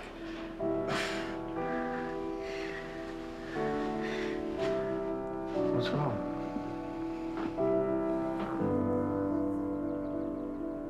Chris and Katrina meet. 3 months later, she's pregnant. She was young and immature. She didn't know how the world worked. Oh, hey, it's okay. Oh, hey, it's okay. We're having a baby. Oh, my God. When Katrina got pregnant, Chris didn't run away.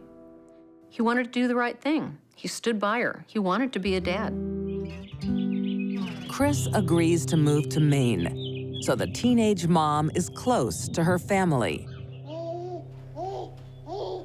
Hi. Chris has got to support his family, so he gets a job at the local naval base as a clerk. Look at that perfect little face. It's just like his mom's. He's doing it because he has a family, and he's a man, and he's going to take care of them.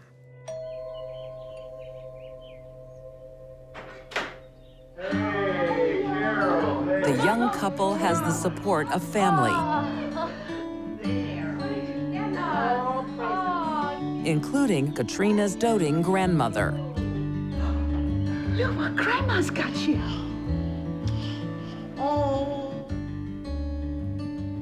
You sure you're okay? Yeah, we're fine. I just gotta use your bathroom. Sure.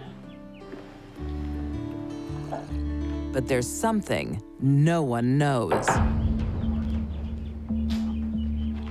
Katrina has a serious problem.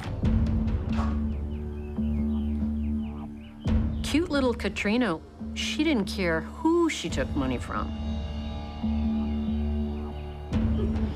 If she could steal from her own grandmother, she could do anything. Stealing is a bad habit Katrina's had for years. She had stolen from her school. She had stolen from family members. Money seemed to be the object for her.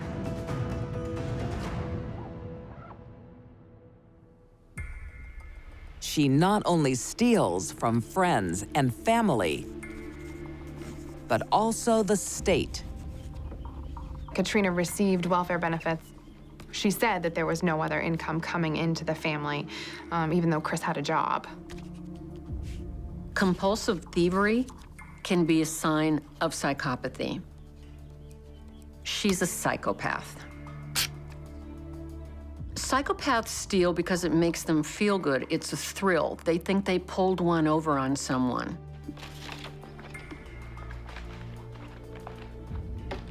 The higher the risk, the more fun it is for them. And every time they get away with it, that buys them their next free ride to steal something bigger and more valuable.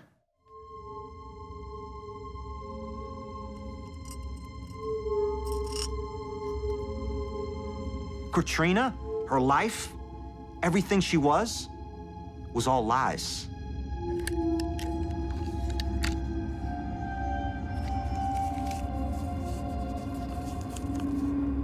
It was all a fraud.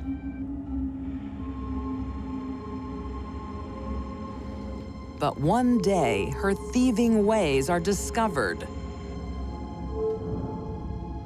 Her grandmother reported that some checks were missing and that Katrina had written checks and tried to cash them.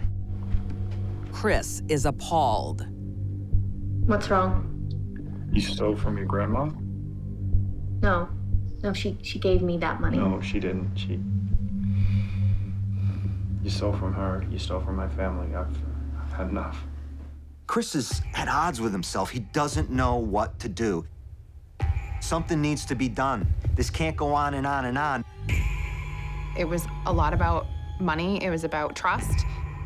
He was nervous about her raising their son because of some of the trust issues that they had had. What are you gonna do? Call the cops? No, but if you don't get professional help, I'm leaving, and I'm taking it with me. So Chris does the only thing he thinks he can do. He gives her an ultimatum. You wouldn't. I would, and I will.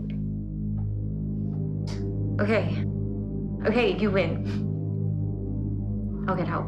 And this, for Katrina, Okay? might end up being a breaking point.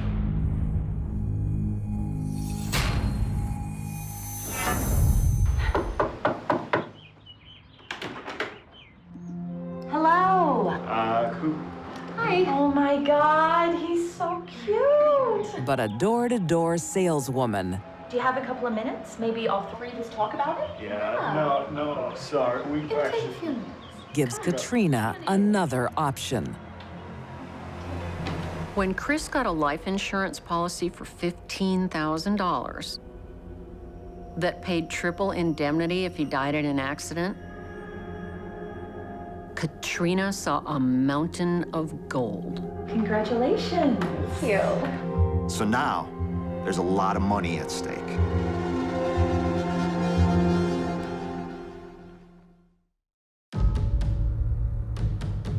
In the small town of Jonesboro, Maine, on January 2nd, 2001.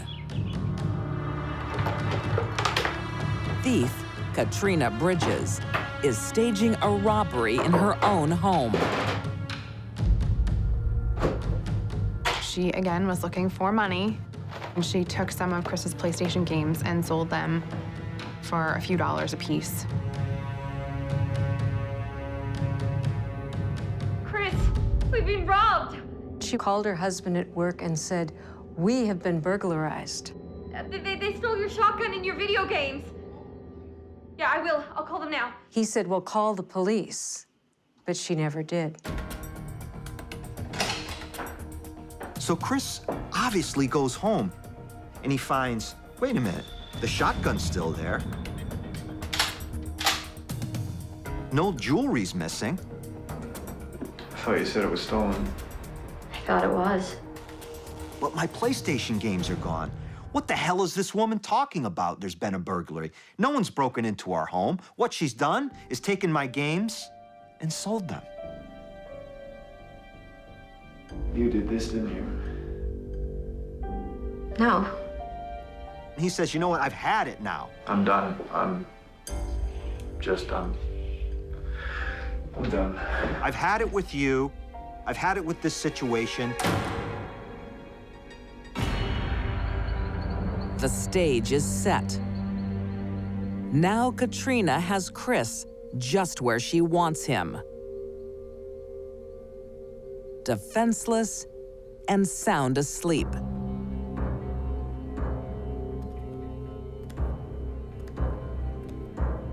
There were so many times that she could have stopped. She could have put the rifle back. Psychopaths are cool, calm, and collected when they commit the most serious of crimes. No problem. No guilt, no remorse, nerves like steel.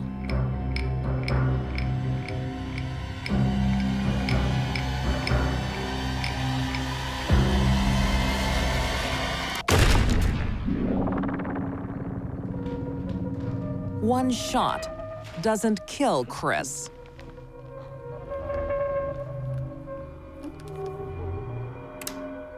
She had tried to shoot again, but the gun didn't work properly.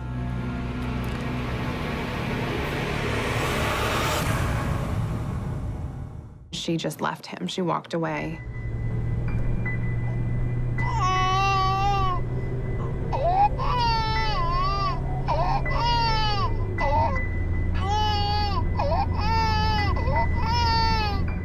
Now for the alibi.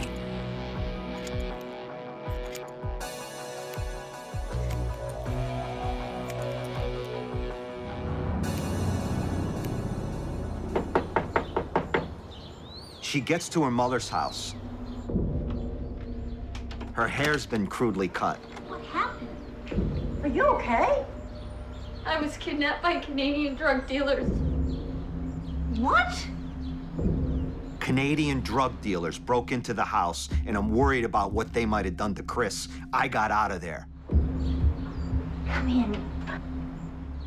I think the only reason for Katrina to cut her hair was to get rid of any blood smears or powder burns, powder soot that may have come from the gun when she fired it. Some 10 hours after the shooting, Katrina finally goes to the police.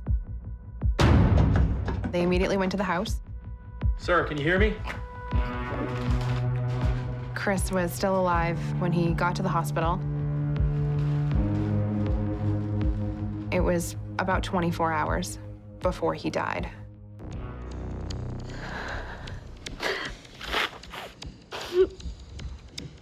There was two of them.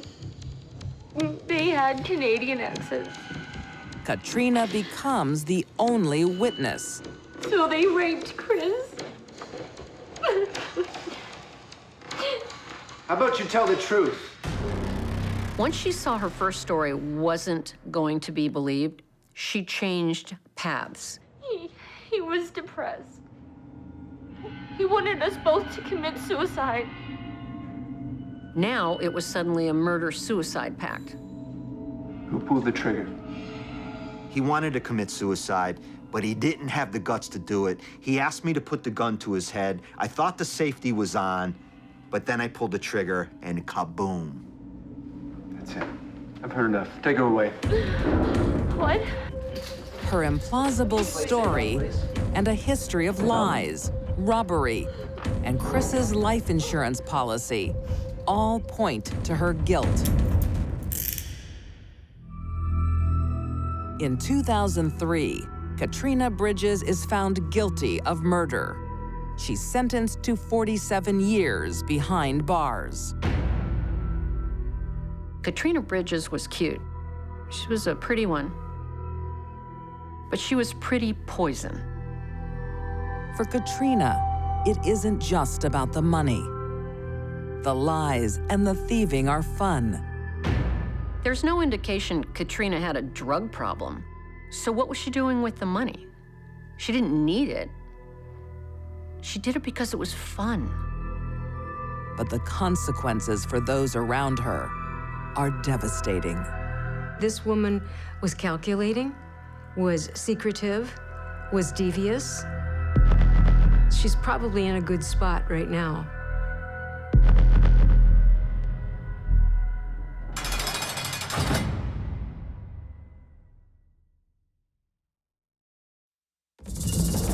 Love can bloom in unlikely places. He was entranced. Just tell me the truth. I am. but left unattended, She buried it deep and covered it with soil. it tends to rot. She panics. Big mistake.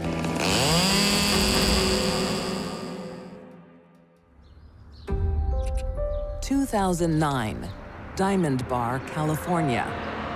When 60-year-old Vietnam veteran Samuel Wiggins puts up an ad for a roommate, Yes, can I help you? Hey, I'm Carmen Montenegro. I've come about the room for rent. Nice to meet you. he doesn't expect it to change his life. So he was looking for someone to rent a room in the house that he lived in. Tell me about yourself. 50-year-old empty nester Carmen Montenegro wants a fresh start. Well, I'm single. I've got 2 kids, but they moved out. Free at last. Yeah, exactly. She was beautiful, she had long hair. He was entranced. Drink, that should cool you down. Oh, thank you. No air conditioning, I'm sorry. Oh, gee, that's a bit of a deal breaker. She determined that there was no air conditioning, so she couldn't stay there. I must admit I'm disappointed. While Carmen doesn't take Samuel's room, Maybe we can be friends. I'd like that. she does take something else. His heart. A confirmed bachelor, Samuel is a changed man. Samuel made it to 60 years old without having a wife or a longtime girlfriend. You like? You bet. For the first time in his life, Samuel was over the moon about a woman. Sam. Samuel's willing to share everything with his new love. Hey, honey, cheer up. What can be that bad? I don't know what to do. I can't pay this. Including his bank account. I can help you with this. Really? Yeah, really. No, you don't have to do that. That's okay. I didn't ask. I offered. He paid for her daughter's college education and a car. Thank you, Sam. Sure. He was very generous with Carmen and her family. He was there to sort of provide for her and her family. At first, Samuel gives freely. But things take a turn when Carmen starts taking liberties. Carmen was stealing from him. Little things, but important things. Hey, honey. She looked upon him as a source of income. Something that she could use over and over again to get what she needed. And shopping. Just a little treat. With my money. Yeah. Are you accusing me of stealing your money? There's nothing left. You are going to be a lonely old man. The lovers have their first fight. But it doesn't end the affair. Samuel can't bear to kick Carmen out of his life. I wasn't expecting this. I wanted to say sorry. There's one more thing. He wants to make things permanent. Will you marry me? Sam. Yes! Yes! Oh, yes! Oh. They were intending to get married. He was prepping the house for her moving in. Carmen wanted Samuel's money, not his engagement ring.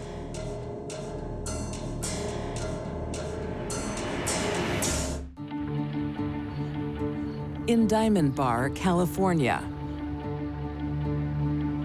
After 60 years of bachelorhood, I'd like that. Samuel Wiggins is finally sharing his life with someone. Carmen Montenegro.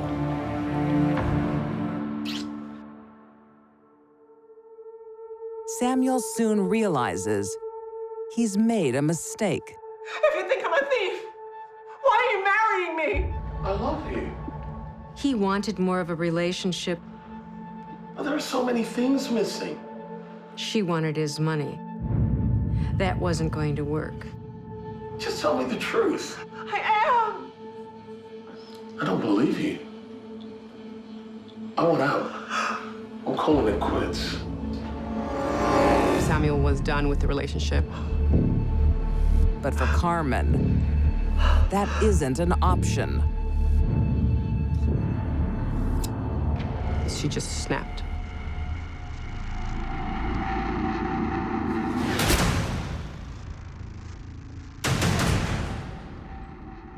Carmen stabbed Samuel twice in the chest. And those wounds killed him.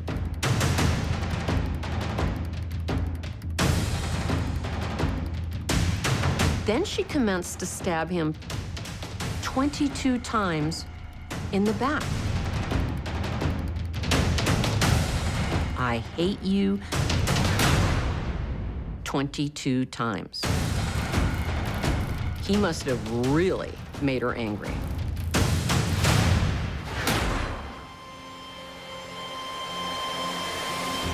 After the rage, the reality. Carmen has 200 pounds of dead weight to get rid of. So she went outside in the shed and got his chainsaw. Started the chainsaw and began to cut off his head, his arms, and his legs.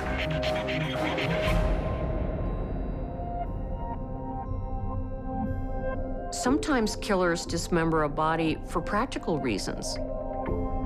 And another reason is ghoulish. They do it because they like it.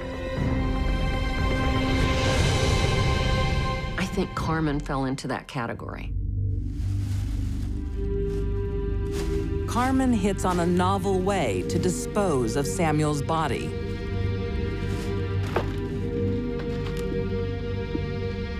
She got 2 large pots, and she buried his head in one pot.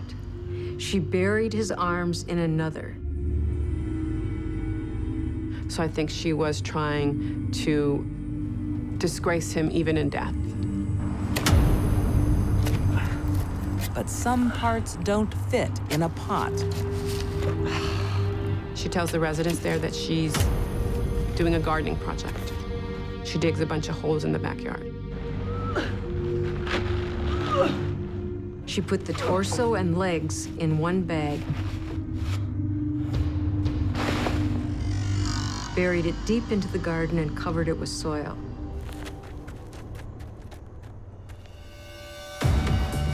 To cover her tracks further, Carmen offloads the plants as a touching gift to a cousin.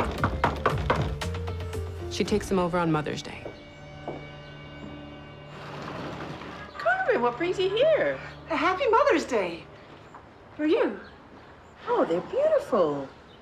And in those potted plants, one plant has the head of Samuel, and the other one has both of Samuel's arms. I've heard of killers dispersing body parts to relatives of the victim, but that's for the purpose of taunting them. What Carmen did, I think, is totally unique. Carmen gets away with murder. Now she gets down to business. Carmen started draining Samuel's bank accounts immediately after she killed him. She was trying to convince people he was still alive. So she is using his credit card, she is paying his rent, she's driving his car so that if you look, he's still alive. But his family is concerned. Hello? Ramon? No, he's out of town. Everybody's starting to say, what happened to Sam? He's not been around.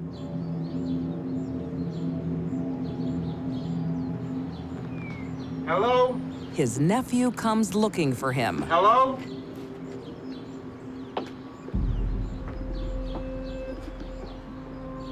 When he found his uncle's cigarettes and lighter outside. Uncle! Hello! And his favorite shoes still there. Now he's on the hunt for Samuel. Hello!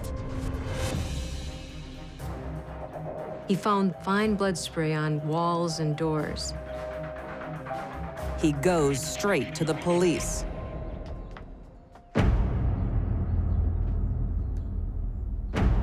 Carmen has to think fast.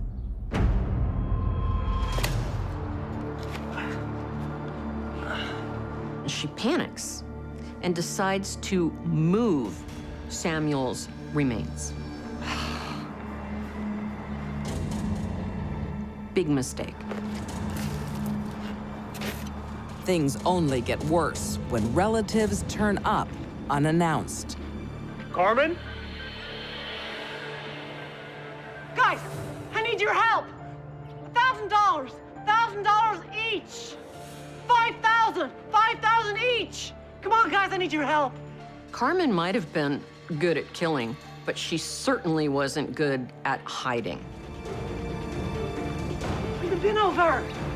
When she asked him to help her lift a garbage bag into a container, and it opened, and there was part of Samuel.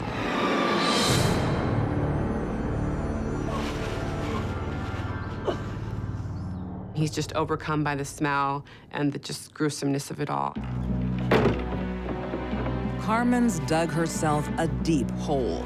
She reaches in and starts grabbing the body parts. And tossing them into the garbage bin, like they were paper plates. A desperate murderer with nowhere to turn. Carmen starts following him, begging him to help her, and she's got the garbage bin with her. I think Carmen must have been out of her mind at that point. Police are hot on her trail.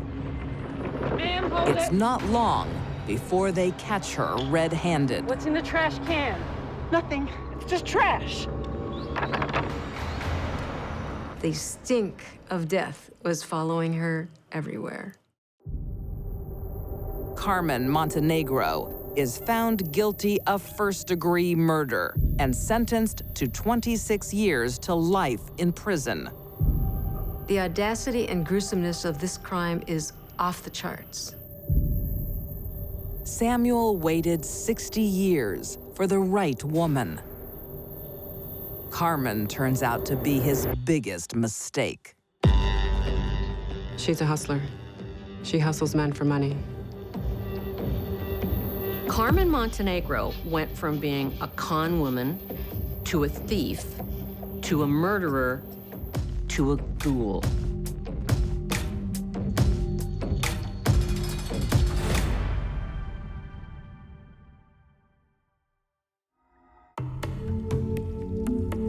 She likes to have a man who's bad. Very volatile relationship, but a very strong connection. When one isn't enough, Both of them got sucked into it. no one wins this deadly game. She didn't know what she wanted.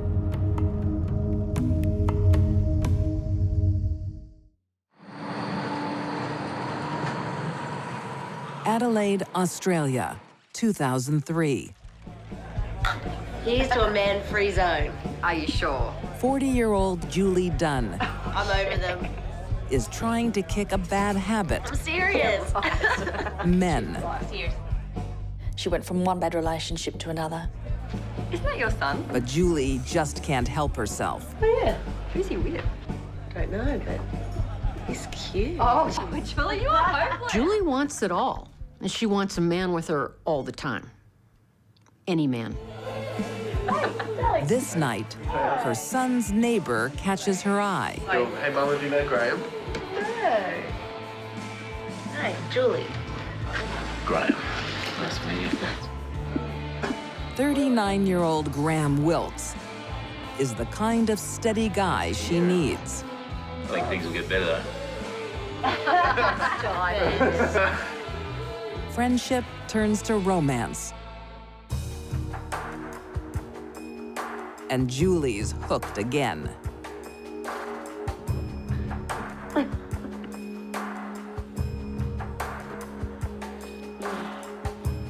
Graham was a bit of a family man. He had his daughter every second weekend. May well have been the most stable relationship she had. Graham's family welcomes her to their inner circle.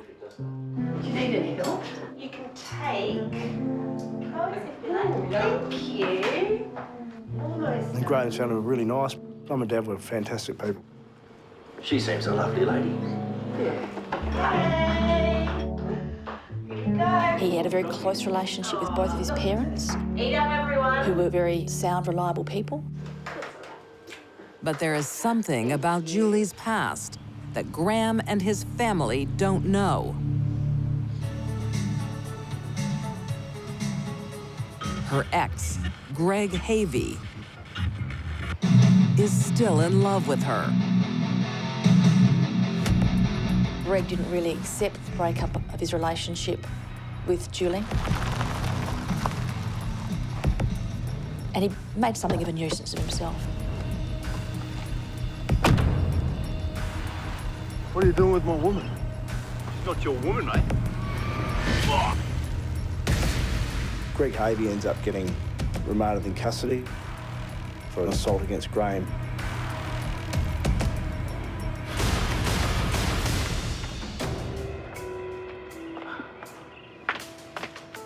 Here you go. Thanks, nurse. Hey, come on, tough guy. This will help.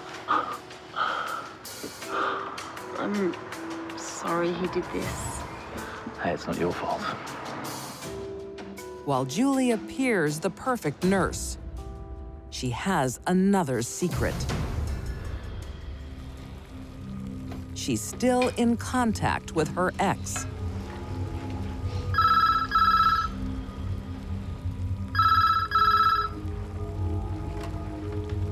Hello? Hello, will you accept a reverse charges call from Greg Havey? Yes, I will. Julie was clearly torn between these two men.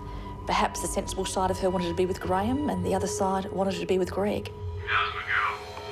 I'm missing you like crazy. I want to hold you. Yeah, so you waiting for me? Yes.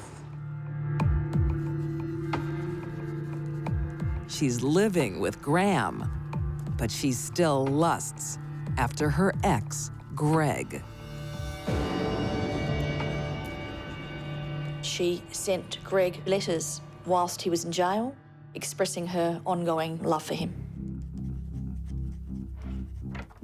I always had a bit of a sense that she kind of enjoyed being the centre of attention between these two men. Graham, is that you? Yes, sir.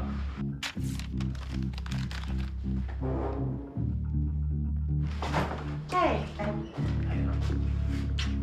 Julie Dunn had a boyfriend problem. Are you hungry?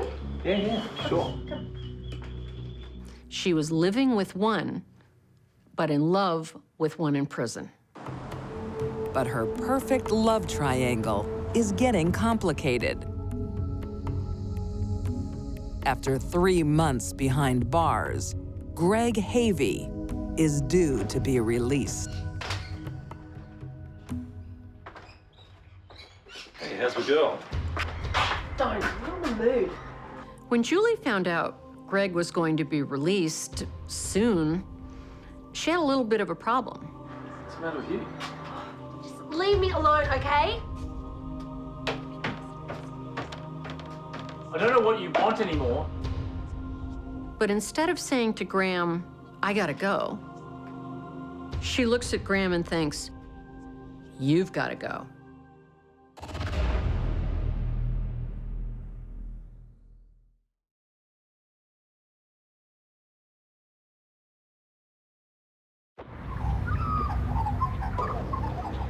In Adelaide, Australia, Julie Dunn has one boyfriend too many and doesn't want them to find out about each other. On December 3rd, 2003, she prepares her last meal for Graham Wilkes.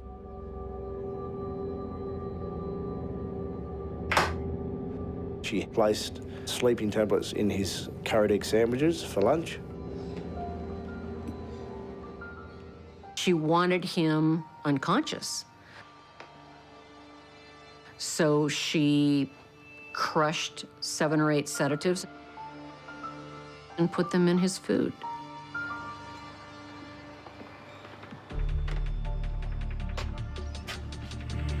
Wasn't expecting this. Peace offering. She didn't want to face him. She didn't want to struggle. She didn't want to fight. The best estimate is that it was about 7 tablets that were administered to Graham. That would have caused him to have been significantly sedated. Hey, come on. You're tired. That's rendered him virtually unable to defend himself. Up.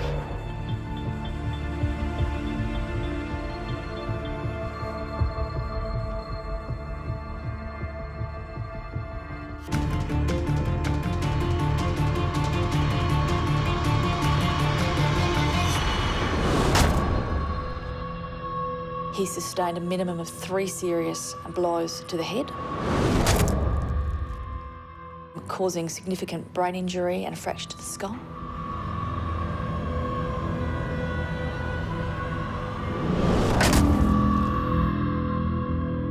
He made no attempt to try and protect his head from those blows. It was senseless. It was totally senseless. It wasn't needed. Julie thinks he's dying and calls emergency.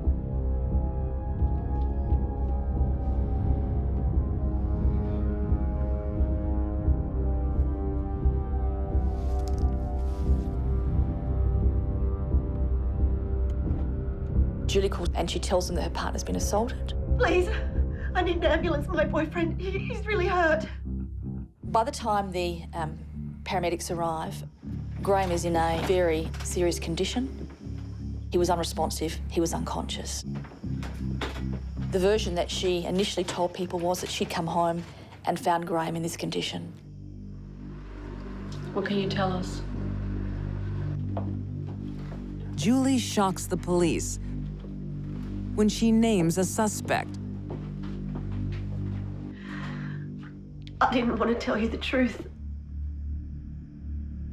It was my son. My son did this.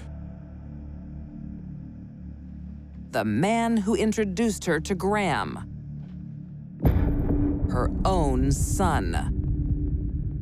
When Julie pointed the finger at her son, he was more than happy to tell the police exactly what happened. He said that at some point she came over and talked about giving Graham a curried egg sandwich. And Julie asks him to help cover up her crime. She spoke about providing a false alibi to say that Julie had been at the shops. Julie wasn't a good liar. Her stories would come unstuck very quickly, and that's why the police kept going back to her and back to her. While the investigation continues, Graham is in the hospital, in a coma.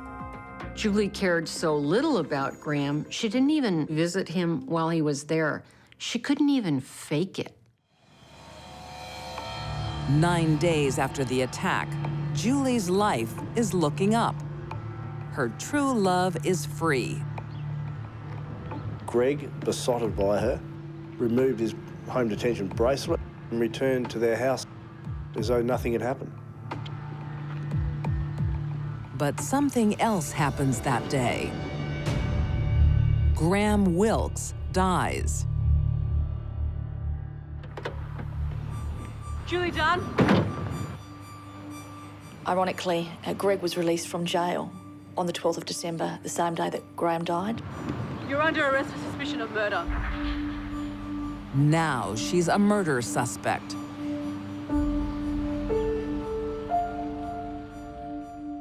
Julie lacked sophistication, even lacked cunning to pull something like this off. Criminal mastermind, she's not. In 2007, Julie Dunn is found guilty of murder and sentenced to life in prison with a minimum term of 18 years. I think Julie Dunn is a very manipulative woman who will say whatever she needs to in any situation. In this love triangle, there are no winners. This trial was all about the complexity of human relationships. The woman who fed her lover sedatives is serving her time in the prison kitchen.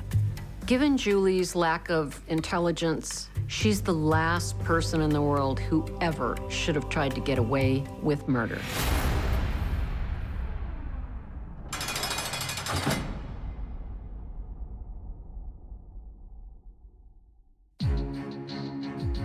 These deadly women had big choices to make.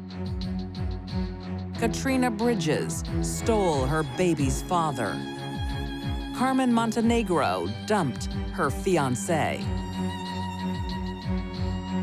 And Julie Dunn chose evil over good. They all made sure love leaves town.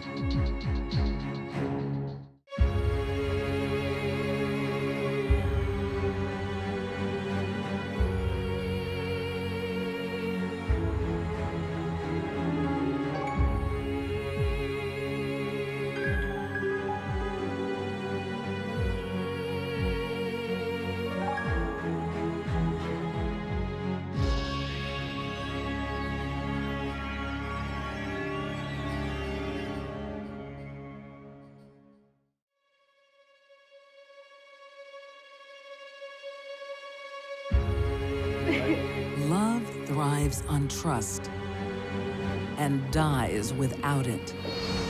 A social worker needs counseling for herself. She was a very jealous, very angry person. What the hell? Jealousy destroys a lifelong friendship. This is really getting very personal, very nasty. And young love learns a brutal lesson. She knew what could happen. She saw it coming. These deadly women destroy everything that matters.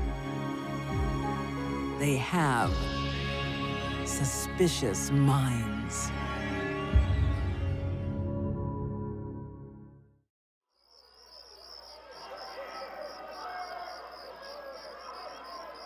In 2004, Minden, Louisiana. Ladies and gentlemen, we have made a decision. Gonna be your girl. Nah, this is yours. And the winner is Kimmy Coleman. High school student Kim Coleman is the all-American sweetheart. Kim came from a very respectable family. Everyone in Minden knew them. Everyone in Minden loved them.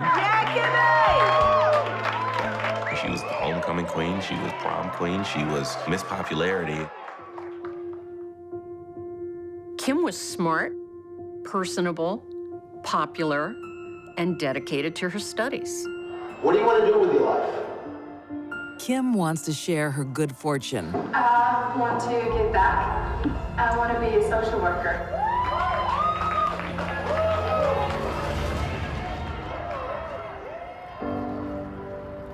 For the next 4 years, she studies hard to become a social worker. Hi, come in.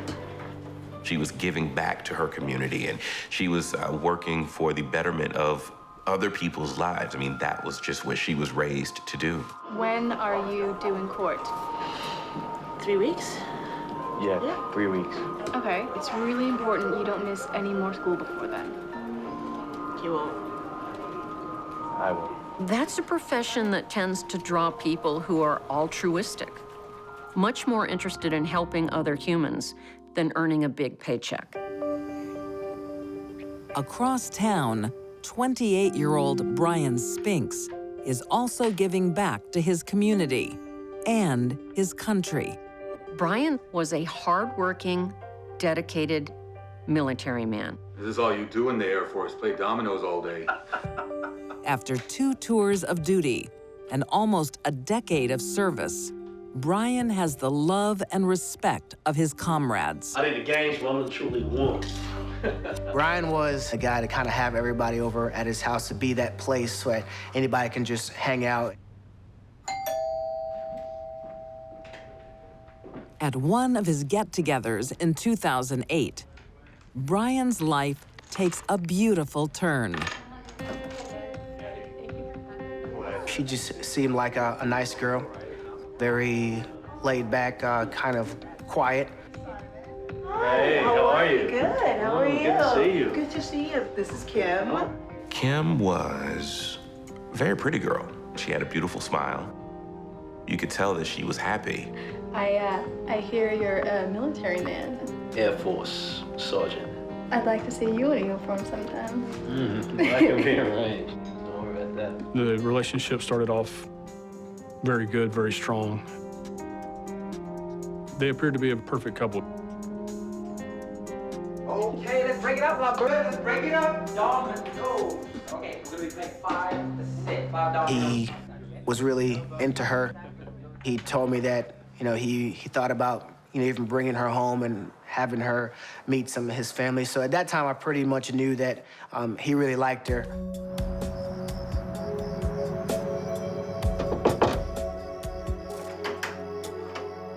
At your service, man. You're crazy. Kim thinks she's found Mr. Right and wants to keep him close. Let's go away this weekend. No, sorry.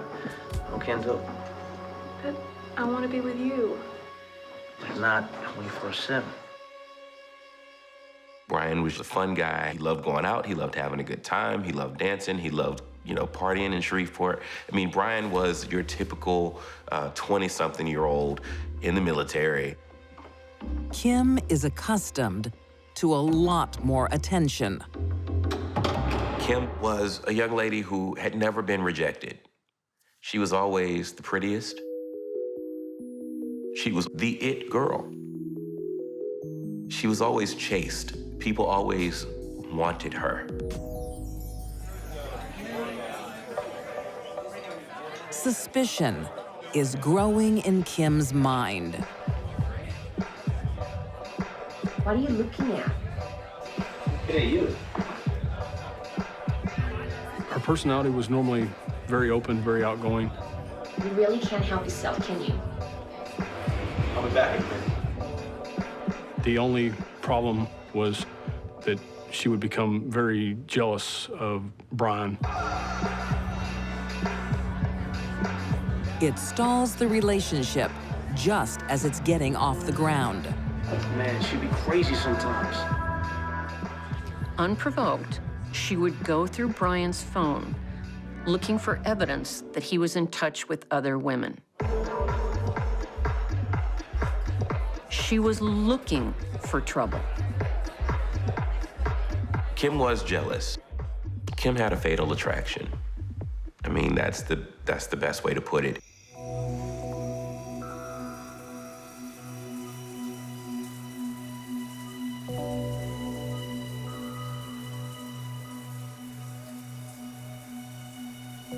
Kim's idea of loving Brian was completely possessing Brian.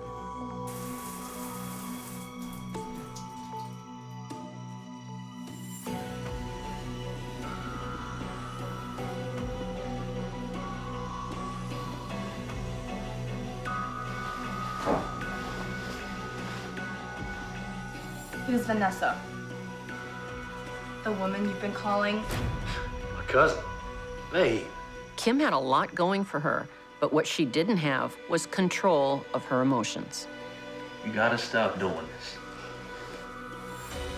You gotta trust me. The story of Kim Coleman is a story of jealousy, an emotion that favors neither the guilty or the innocent, but can destroy everything in its path.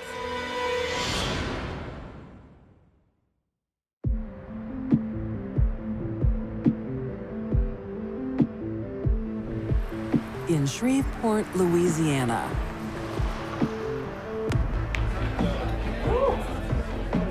Brian Spinks is taking a break from his girlfriend, Kim Coleman. She was a very jealous, very angry person when she realized that Brian did not want to be with her. On January 16th, 2010, she tracks him down. Kim sought out Brian. She found him in a club and she confronted him. He was with his friends. Her jealousy kind of bubbled over. She started an altercation. What the hell do you think you're doing? She was very upset. She was yelling and screaming. And I'm gonna need you back off! And there were some people trying to hold her back. Get off me!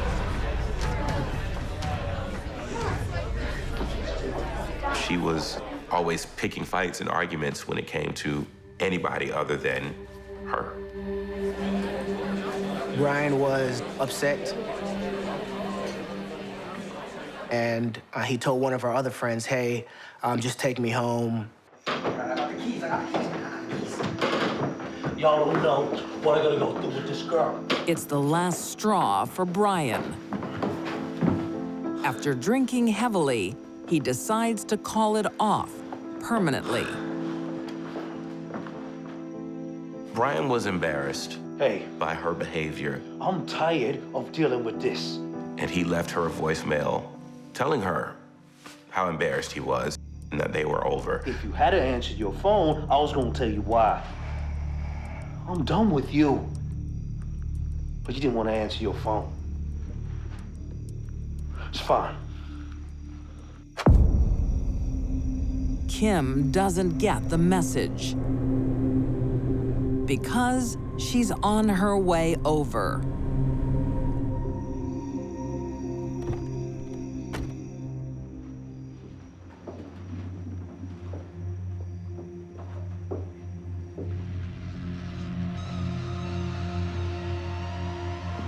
The hell you doing here? Where is she? Didn't you get my message? I don't want you here anymore. Kim Coleman is a young lady who never heard no. I love you. It's over. Get out of here. Please, we can work it out. Please. She had never, ever felt the type of rejection that she felt that night. She felt like she had been dumped. That had never happened to Kim Coleman.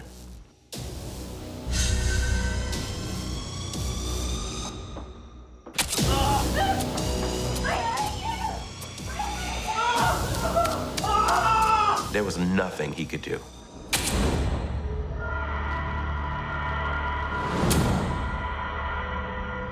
Stabbing is a bloody, dirty business. You get wet, you get bloody, you get hot, you get sweaty. Blood goes on the perpetrator and on the victim. A knife blade from the first knife was broken.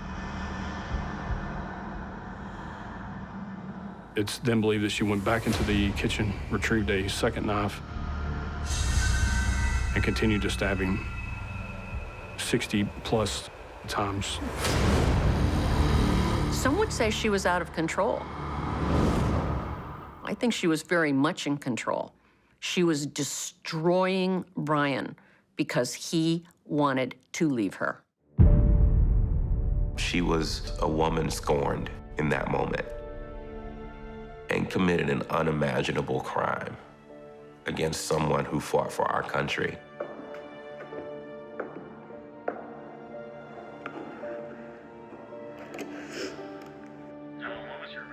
Somebody stabbed my boyfriend.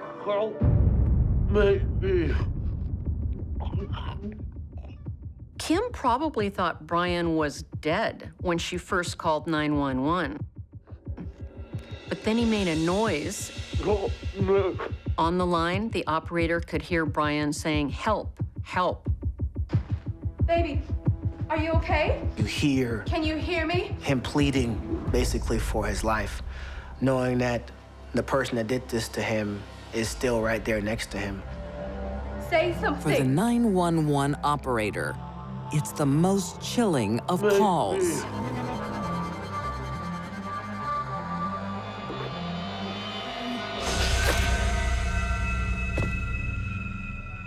And you hear a gurgle. It's almost demon-like, what she did. His name was John or James. She created a story about an intruder and even stabbed herself a couple of times to make it look good.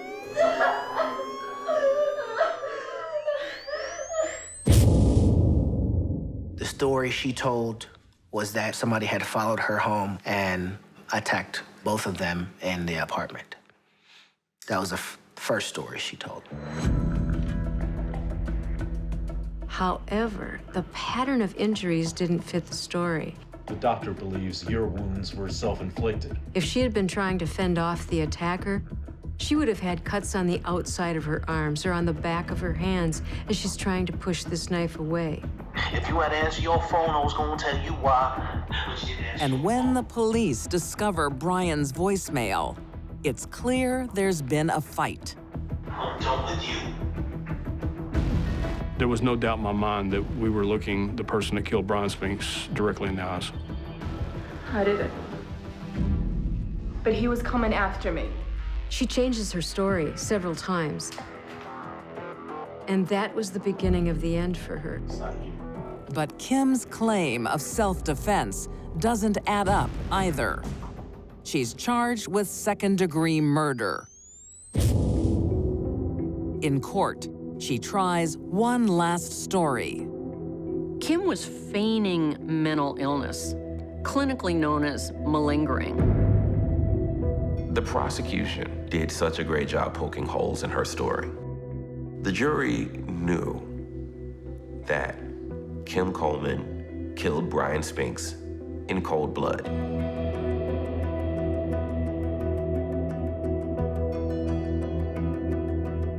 In 2012, Kim Coleman is convicted of second-degree murder and sentenced to life in prison without parole. There was nothing in Kim's background that foreshadowed the brutal murder of her boyfriend and the complete demise of her own life. For someone who wanted to give so much to other people, Kim took so much for herself. When I found out, I was shocked. I never thought she was capable of anything like this, and I almost couldn't believe it.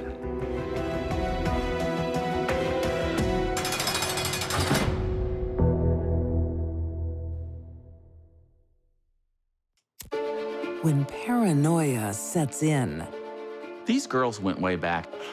friendship and loyalty Growing up can change a relationship.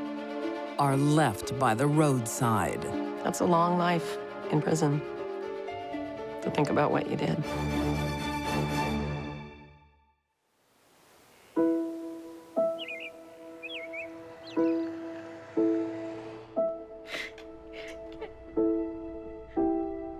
"24-year-old Stephanie Aarons is in love, but her boyfriend isn't. Can't you at least tell me why? I just need some space. Stephanie is really upset. She's really hurt by what was said. I just want to have some fun. Sorry, I'm not fun enough for you. For the California native who doesn't have much in life, it's a devastating blow.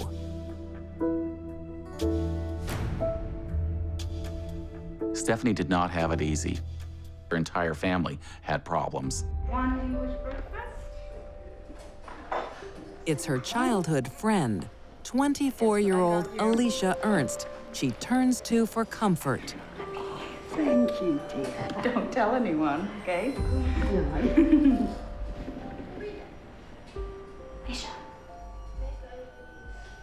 Stephanie wanted Alicia to know how upset she was.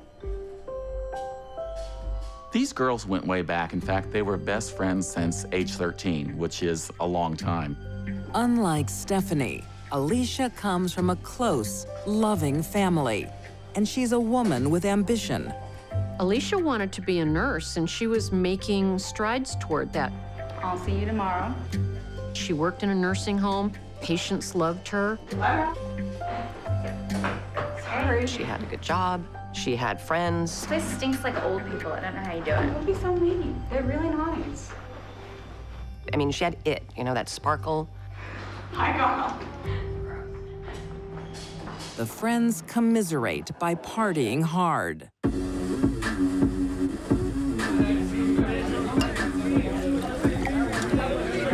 Vodka and soda.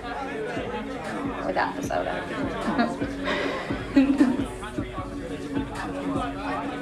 As always, bubbly Alicia is the center of attention. Alicia had everything that Stephanie didn't. Alicia had a very outgoing personality. She was a very likable person who seemed to kind of have her stuff together. By contrast, Stephanie did not. Stephanie drowns her sorrows in booze and drugs. She doesn't think her friend is showing her enough sympathy. Stephanie appeared to be really jealous of Alicia. Stephanie starts to think Alicia is behind her relationship breakup. Stephanie was convinced that Alicia had had sex with her boyfriend.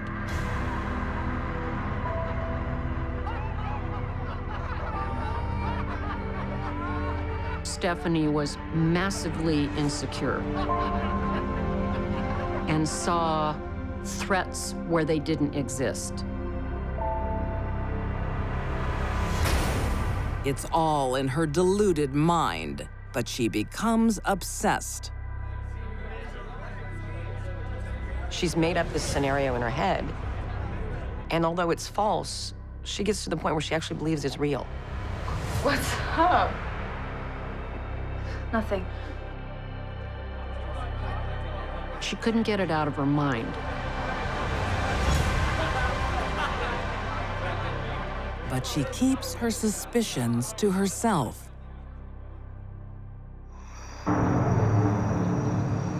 On Stephanie's 25th birthday, Alicia still thinks they're best friends. They keep the party going with crystal meth. Stephanie had a lifetime of drug abuse. I think with all the drugs, I think it put Stephanie in a very agitated mood. You gotta get over him, Stephanie. Come on, it's not like you're not having sex. While they're partying, Alicia starts taking pot shots at Stephanie. Come on, no one has as much sex as you do. What you would do. Really despicable things about her body. My God. Talking about how she has sex and how it's vulgar. Hey! It was cruel. But then again, methamphetamine doesn't make people nice. I'm just joking. Have a sense of humor.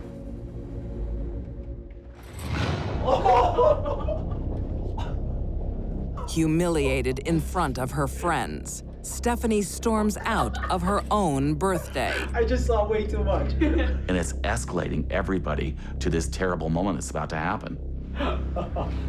In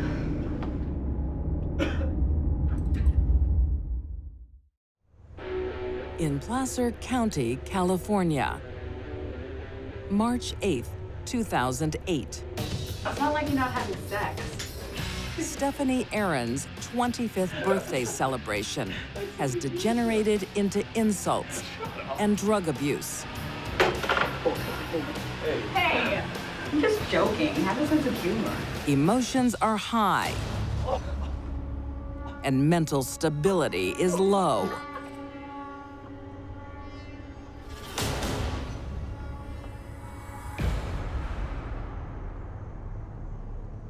The relationship between the two girls is deteriorating.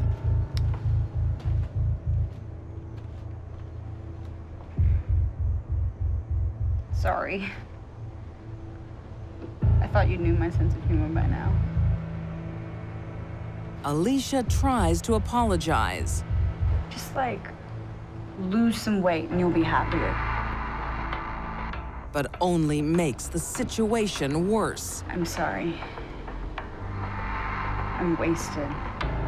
Of all the things Alicia could have teased Stephanie about, she chooses to make fun of her body. Can you just take me home?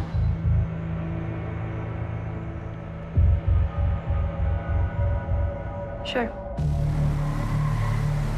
Stephanie was already possessed with the idea that Alicia had had sex with her boyfriend. She couldn't get it out of her mind. The two of them are doing methamphetamine together. That's a drug that doesn't mellow people out. That's a drug that can make people crazy.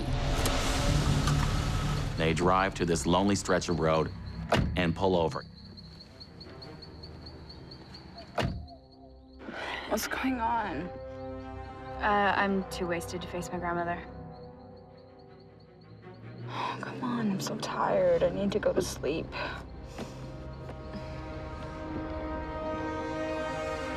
These women are best friends, but now they're best enemies. I know you've been screwing around with Alex. What? Stephanie's weapon, a wallpaper scraper. Stephanie takes that wallpaper scraper, grabs Alicia by the head, and slits her throat. It's one of the more heinous cases of murder that I've seen.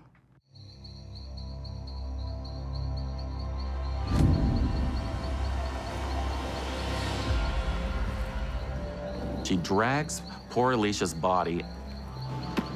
She takes that scraper that she used to slit her throat, and she actually cuts off her fingertips. Stephanie attempted to destroy Alicia's fingerprints, probably to hinder identification, but she didn't cut her head off, so it really made no sense. Then she douses Alicia's body with ammonia. Covering over with ammonia, the bugs won't get there as fast. It'll also cover up the smell. That may give Stephanie some time to come up with an alibi or to get further away. She leaves Alicia's body where it is. She gets back in her car, and she drives it into a barbed wire fence in a bush to make it look like she'd been run off the road.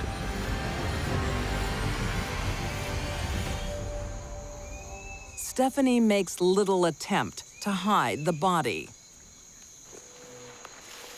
First thing next morning, it's found. A city worker in the area sees what he thinks is a mannequin, like a store mannequin. But then he takes a closer look and realizes, oh no, this is a young woman. Nothing about this crime was well thought out or planned by Stephanie. She just planned to murder her friend. She didn't plan to do it well. Close by is Stephanie's abandoned car. She's the first person police want to talk to.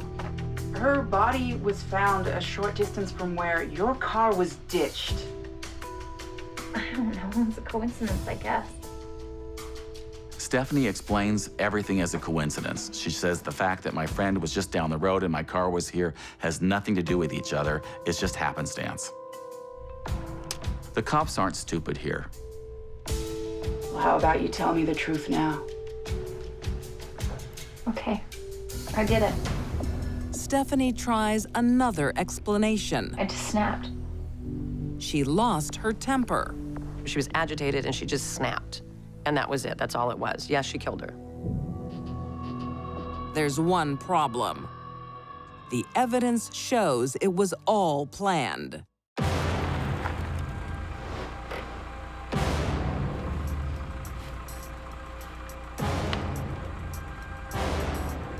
She goes and buys a wallpaper scraper and a bottle of ammonia, puts it in her car.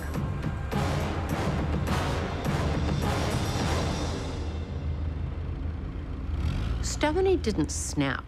This murder was premeditated. In 2009, Stephanie Aarons is convicted of first-degree murder. Her sentence, life in prison without parole. Stephanie loses her boyfriend, her girlfriend, and her freedom. All because of a suspicious mind, which turns out to be wrong. Tell me you didn't do it because you still think I was messing around with her. The boyfriend had written, "I never slept with her." I never even met her in my life. In fact, he said he'd never even met Alicia. You killed her for nothing.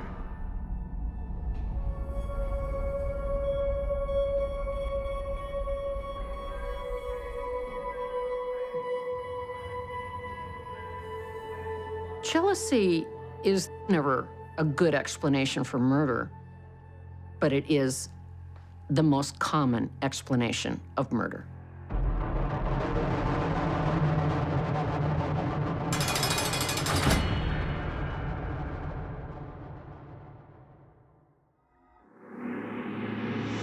Teenage passion.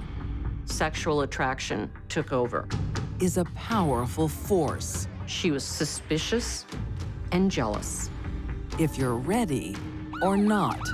And for whatever reason, that just caused her to lose it.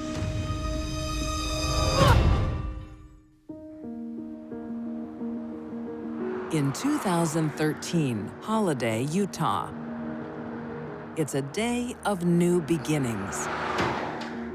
Following the tragic death of her mother, 21-year-old Victoria Mendoza moves in with her girlfriend's family. Welcome. Thank you. You need some help? No, we're good, thanks. Okay, come on, I'll show you the room. 20-year-old Tawny is happy to share her good fortune. Tawny did have more family support than Victoria did. She was more the rock in the relationship. I'm just gonna get dinner started. Do you like spaghetti? I love spaghetti. Great. Your mom is so cool. The women's bond starts 3 years earlier. Both teens were in trouble with the law and ended up in a youth detention center.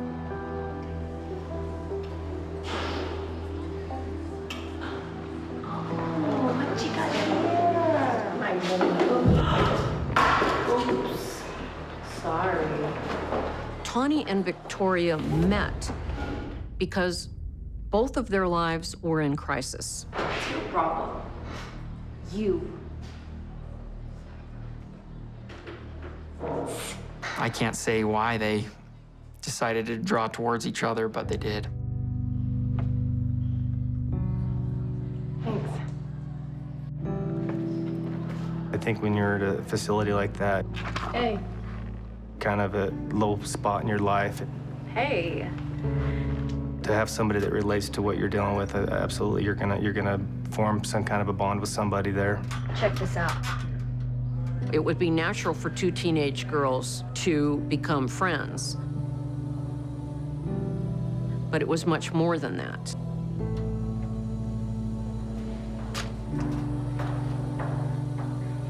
Sexual attraction took over, and that bonded them together. When Victoria moves in, she makes herself at home. So this one or this one? Oh, you've got so many clothes. Well, girls gotta look good. Look good for who? For you, babe. In Tawny's life and her bed. What's that?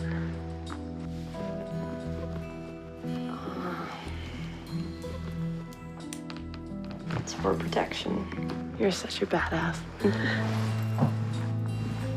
Family said that they were just completely obsessed with each other.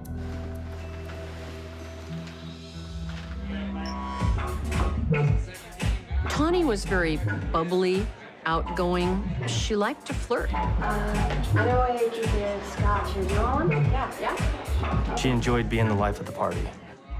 Just being happy and go lucky.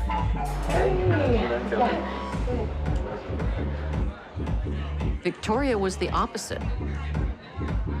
She was quiet and withdrawn, suspicious and jealous. When Victoria feels threatened, she reverts to what she knows best.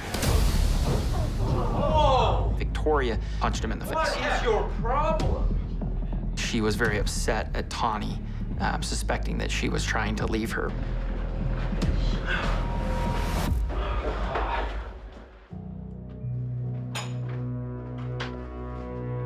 But Victoria wants to be back in Tawny's good graces. She found a job to be a security guard, and she was training to learn how to do that. What do you think? She was trying to find herself and find out what makes her happy in life. What? Just don't hurt anyone, okay?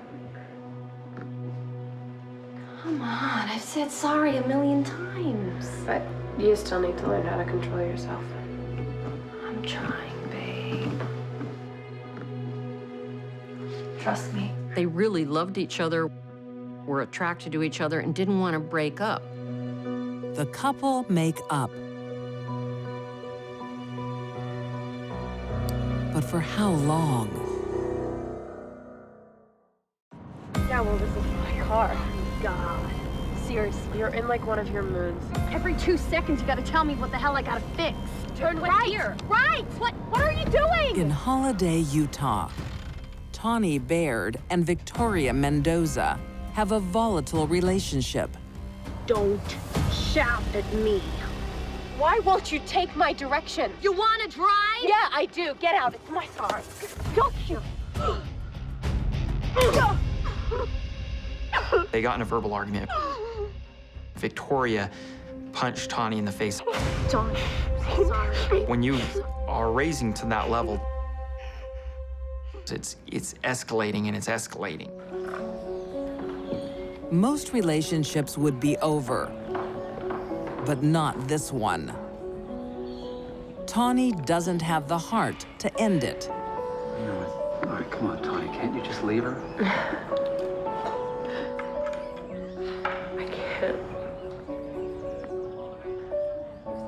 Victoria was living with her and her mom, so if she wanted out, the only course was to evict her or kick her out of the house, and I think that'd be tough for anybody to do.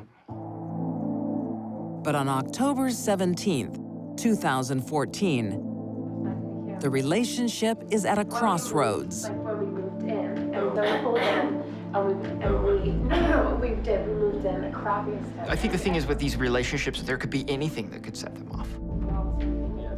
Whether that issue is imagined or not. And it was on the tree. Let's go, babe. Yeah, okay, you can wait. I've got to get up early in the morning. Yeah, okay. Yeah, Victoria was suspicious that Tawny may be involved with a man. Jealous people don't need proof of an affair. Their suspicions fuel their insecurity. No,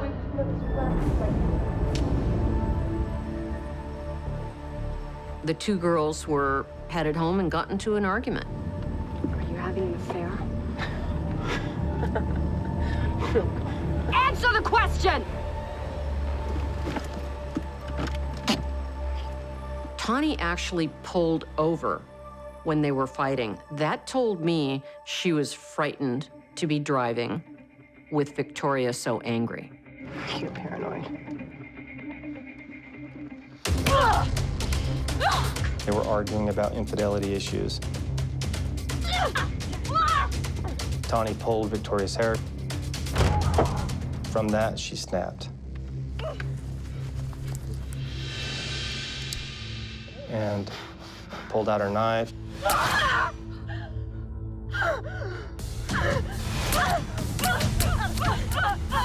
There was an extreme amount of rage.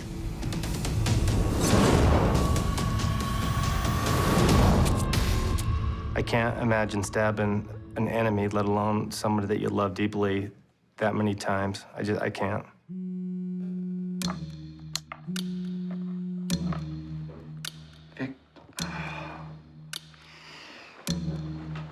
Do you know what time it is? I went crazy. I didn't mean to do it. Victoria wants to take it all back.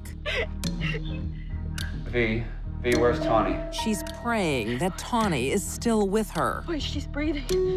Wait, Tawny! She was actually talking to Tawny, you know, saying, Tawny, Tawny, Tawny, are you okay, are you okay? Her friend calls the police. V? They told Victoria that due to the seriousness of the crime, police are gonna come in hot, and they're probably gonna tell her to get on the ground. Don't move! So when police responded, she was already laying down on the ground with her hands visible. Stay down! Don't shoot me! Roll over! Put your hands behind your back. She just kept asking me, is Tawny dead or is she alive? Tawny has over 40 stab wounds. She's been dead all along. I don't know how you can stab somebody that many times and not expect to kill them, but I just don't think that was necessarily her intent.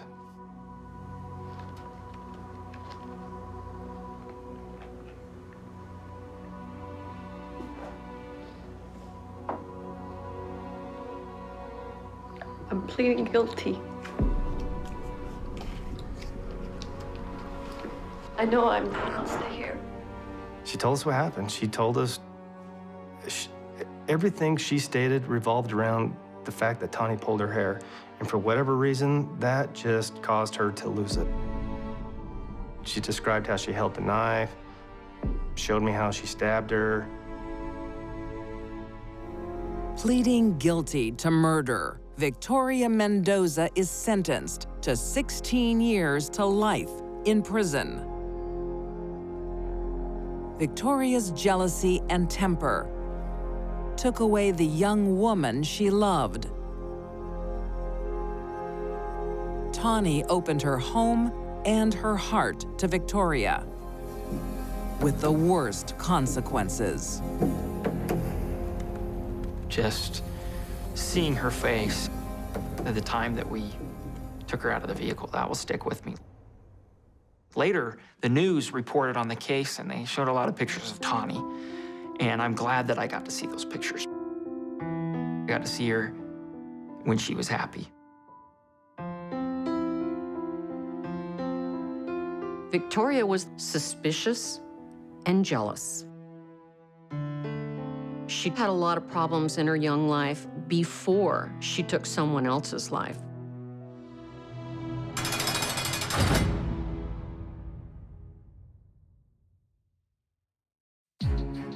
These deadly women had no trust. Kim Coleman sacrificed her boyfriend rather than share him. Stephanie Aaron's imagination killed her lifelong friend. And Victoria Mendoza destroyed the love of her life. All three women committed senseless murder because of their suspicious minds.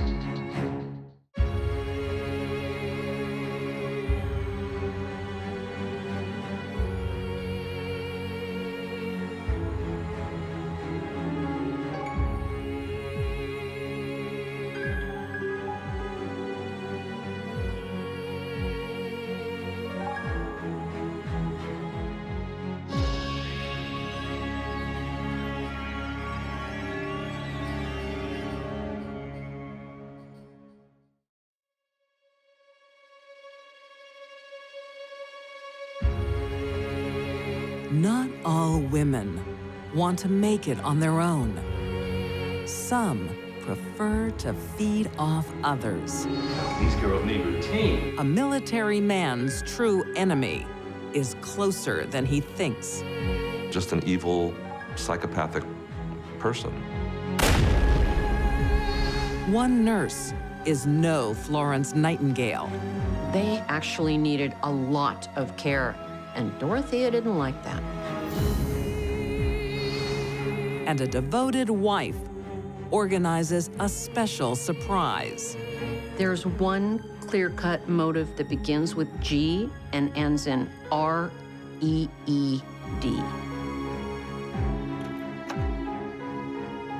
These deadly women will do whatever it takes to cash in.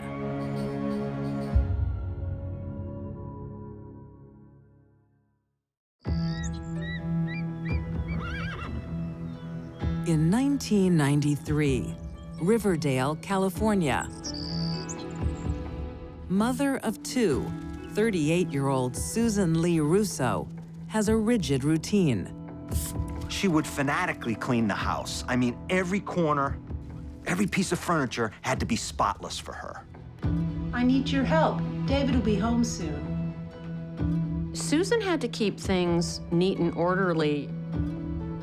Her house was immaculate, even though she had a toddler living there. Daddy's home. Hey there. Married to a Navy man, expectations are high. Hey, sweetheart. Husband David likes a tight ship. I've known military people in the past. Their clothes have to be perfect. Their locker has to be perfect. They come home, I'm sure they expect the same thing. That's what they know. Dinner won't be long. It's not ready? We always ate at 1800. This isn't the mess hall. Well, these girls need routine, don't they? Some people said that he would ask Susan to jump, and she would say, "How high?" Money is as tight as the rules in the Russo household. There you go. There's your weekly household money. I need to buy new shoes for the girls. David controlled the purse strings, so much so that if Susan asked for $20, later she had to account for it. That's not enough. Sending us broke. I could get a part-time job to help out. So Susan turns to what she does best: cleaning. She was cleaning homes for various people in the area. She said it was to take care of the kids, but it was off limits to David. That was her money. But this Stepford wife isn't as clean as she makes out. You know, on the outside, Susan looks like the perfect wife, the perfect mother, but all wasn't well inside. She was hiding something.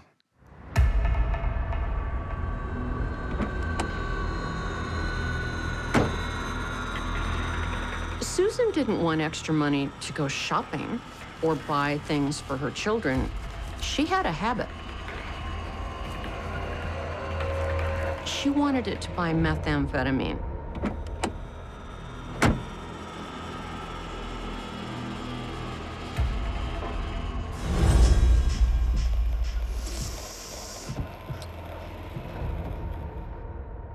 She was doing that even prior to her association with David.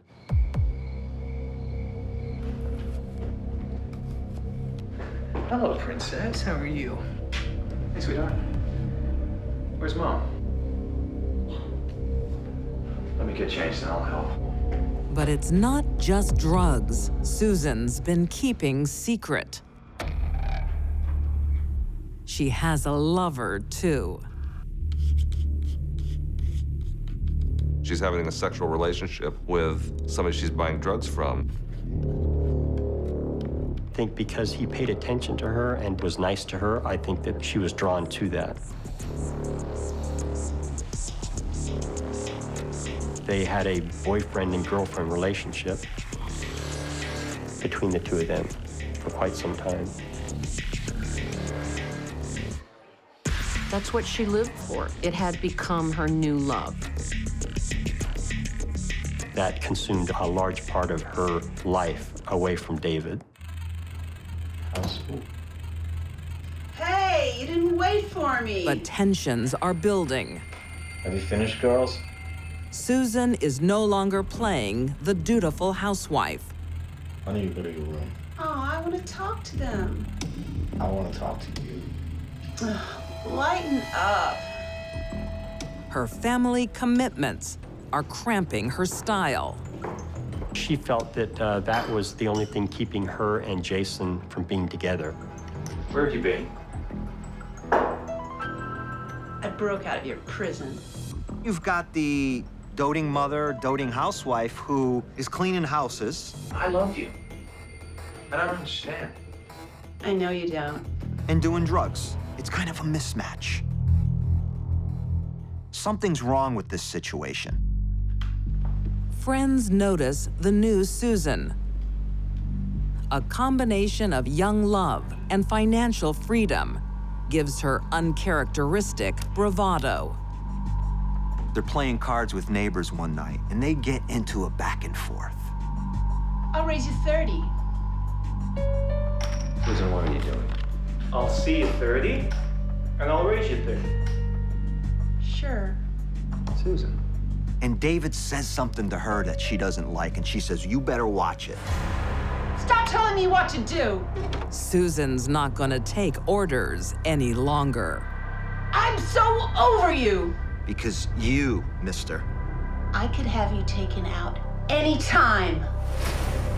I can have you killed anytime I want. You better watch out. Everything okay with you two? I just don't know anymore. It sounds comical, but the truth is often said in jest. This does not bode well for David.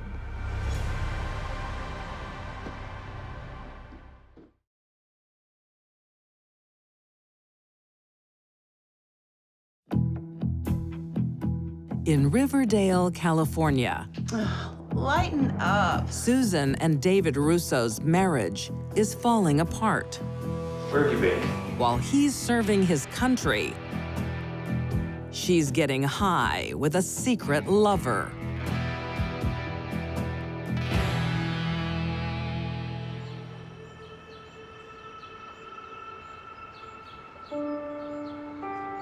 But in 1994, a meeting with a military advisor changes everything. How do you do? Somebody from the Navy had come to their house and talked to them about their finances and what the family stood to gain, Susan and the kids, should something happen to David. You will be looked after. David has a healthy life insurance portfolio. It included Social Security, retirement, and insurance, and I think it all came to around $1 million. We're worth more dead than alive. No truer words were ever spoken. It's almost as if that day, a light bulb goes off in Susan's head. Susan sees a way out of her domestic boredom. Susan's probably saying to herself, do I want to clean houses for the rest of my life? Or do I want to live in the lap of luxury without David? She turns to her secret lover. Hey, this is my old lady. I can give you $100 now, more when it's done. She's in that culture. She's in that drug culture. And good people don't run around in that subculture of drugs. But I don't want you to be the shooter. Jason brings in his 28-year-old drug-dealing associate, Bobby Morris. Hey, I can help, but I don't want to be the trigger man. So now we got 2 drug dealers, Susan and a military man who's worth $1 million dead. I'll pay you when it's time. This is not gonna end happily ever after. On Wednesday night, July 13th, 1994, the trio strike.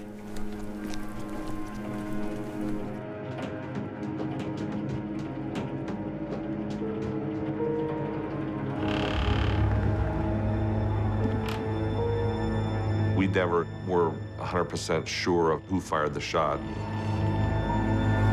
David was asleep. Whoever had the gun put the gun up and shot him in the head.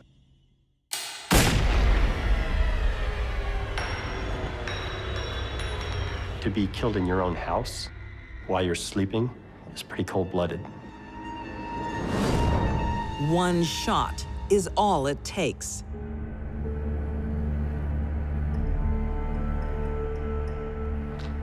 Not only did Susan have no regard for David's life, her children were in the home during the murder. She didn't care about that either. Susan thinks she has everything in order. Not only was Susan careless about finding someone to kill David, she was also careless about planning how she was going to get away with it.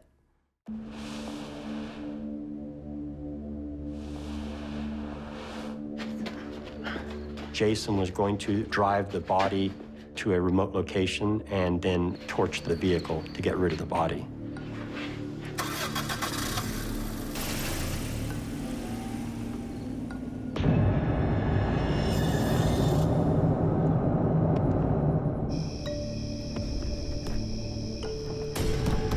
But Jason miscalculates.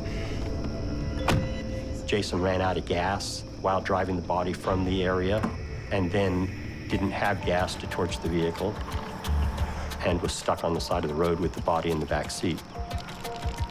They were not bright people. They were not smart people. They were hardcore meth addicts.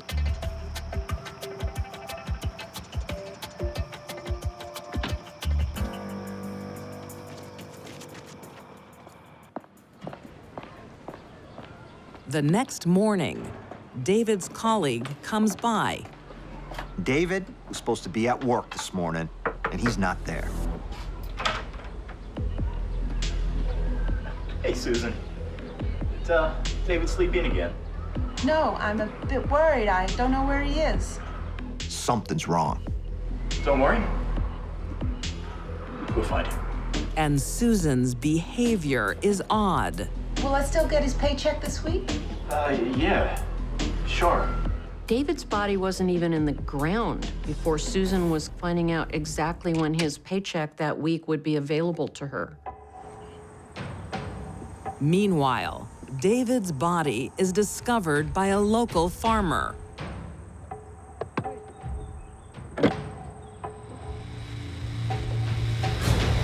It looks like an execution. And that's because it was. Mrs. Russo, you've discovered a body in the backseat of your husband's car. As routine procedure, the police interview the victim's spouse. Oh? I hope it's not David. It is David. And get more than they bargained for. Well, you won't find any blood in the house. And you won't find any bullets either. She, of her own volition, said that we would not find any bullets, which we found rather curious. The expert cleaner is confident she has covered her tracks. And there's going to be some blood left. That's just the way that is. Police find microscopic traces of blood in the bedroom, and the shell casing links the gun to her partners in crime. All three are convicted of first-degree murder. Bobby Morris and Jason Andrews are serving 25 years to life. I think Susan was a big mastermind in this whole thing. And I think that her manipulation of Jason and Bobby probably is, I mean, that's the callousness. In 1996, Susan Russo is sentenced to life without parole. To the world, Susan played the role of the diligent housewife, eager to please her husband. But in truth, she was only looking out for herself. Absolutely evil, just an evil, psychopathic person. She offered someone $100 to kill David. That's the value she put on his life and their marriage.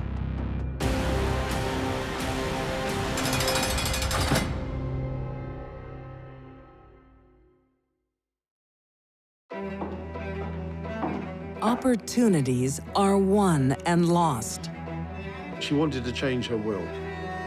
on a woman's ability Certainly is an interesting coincidence. to adapt. This was a toxic, lethal overdose. I think caring for the elderly is my calling. In the 1930s, Nottingham, England. New widow Dorothea Waddingham is left alone to care for a young family.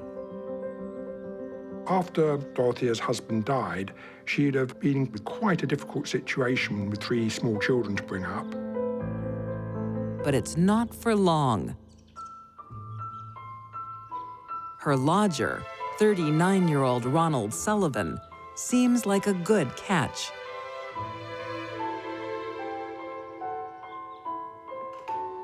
Ronald was a decorated World War I veteran who'd won medals for gallantry. Ronald, how kind of you to come. How are you? What starts as a financial transaction turns into a happy union. Better for seeing you. She formed a relationship with Ronald Sullivan, who was, after all, living in the house.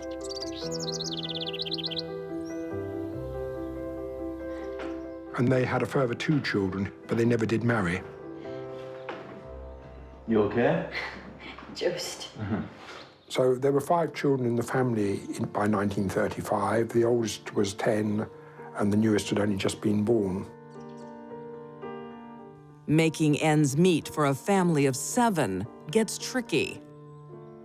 It was no doubt a considerable financial strain to bring up these children. Found anything? I should have stayed in the army. There's not much work for an ex-soldier in the 1930s. I've got an idea that I think will make us a lot of money. But luckily, Ronald has Dorothea. Now? Leave that to Nurse Dorothea. When life presents a problem, she always has a solution. Dorothea was a very interesting woman.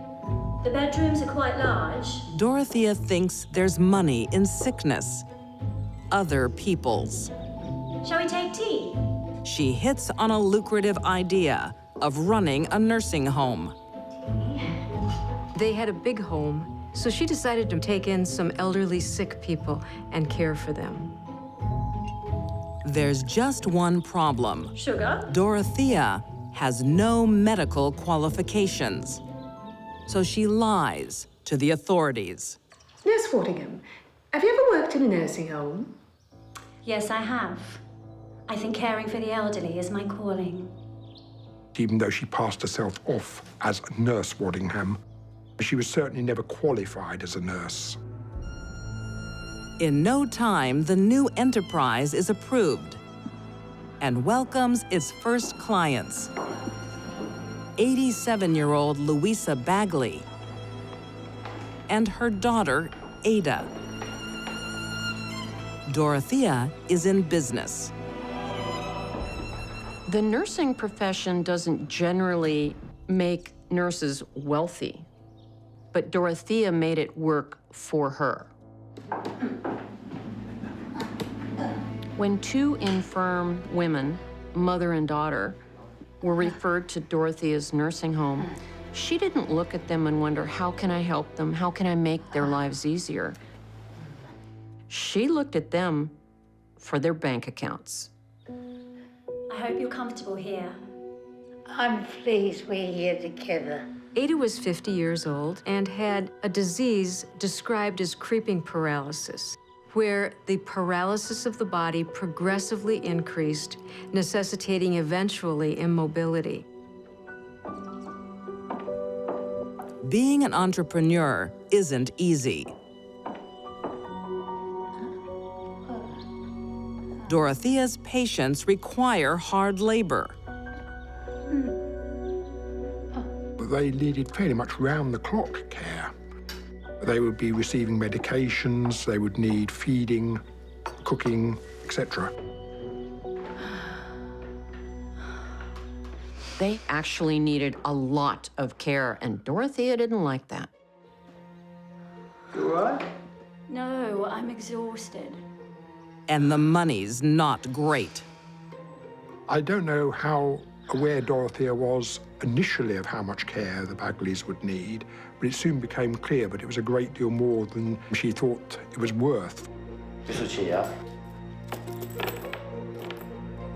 Dorothea wasn't happy with the amount of money she was being paid to care for them. Miss Dorothea, can you come here, please? I'm coming! This is not the life Dorothea has planned.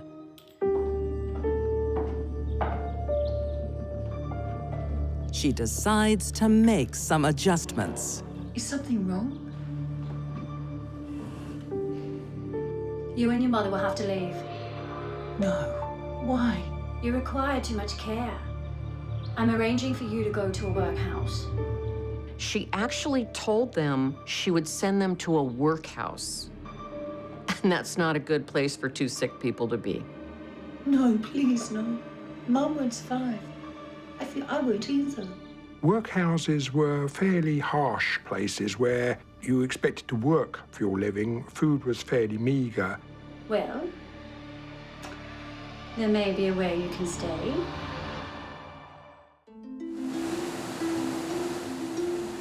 In 1935, Nottingham, England. Struggling to cope with the workload of her nursing home. Ever resourceful, Dorothea Waddingham has a solution. You and your mother will have to leave. No. Why? You require too much care. I'm arranging for you to go to a workhouse. No, please, no. Mum won't survive. Then, fate intervenes. Mother?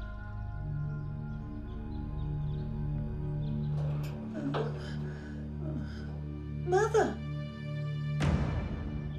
Louisa's death was officially attributed to old age. Mummy, are you all right? Oh, Mom!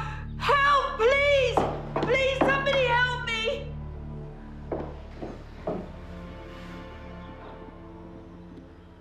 I'm sorry, Ada. No.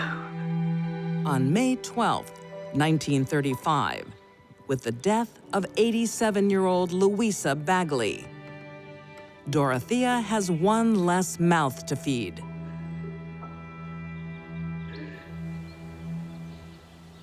Dr. Mansfield, it's Nurse Waddingham. Ada's very ill. Please come quickly. And within months, nature takes its course again. Ada was chronically ill, not acutely ill. She had multiple sclerosis. She was fine. And the next day, she was in a coma.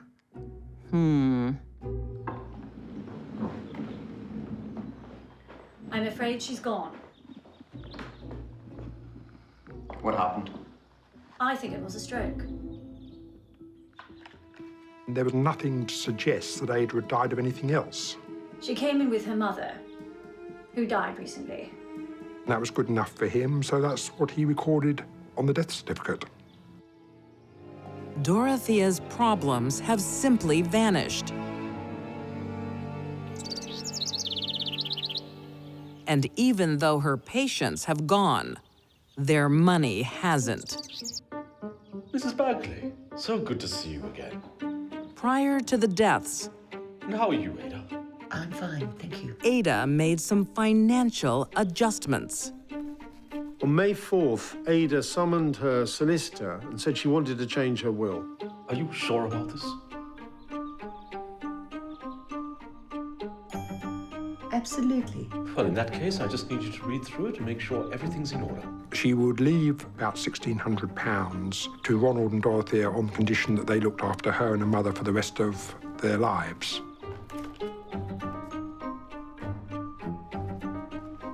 Ada's idea of the rest of her life and Dorothea's idea of the rest of Ada's life didn't match. After she changed the will, she died. Certainly is an interesting coincidence. Ada's will also requests cremation. Unfortunately for Dorothea, the local coroner smells a rat.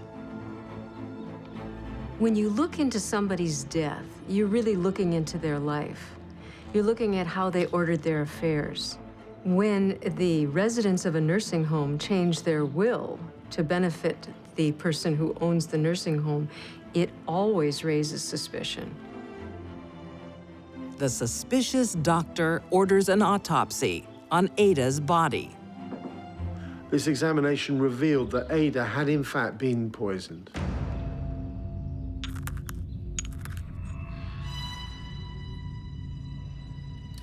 The physician who did the autopsy found more than 3 grains of morphine in her stomach. So this was a toxic, lethal overdose.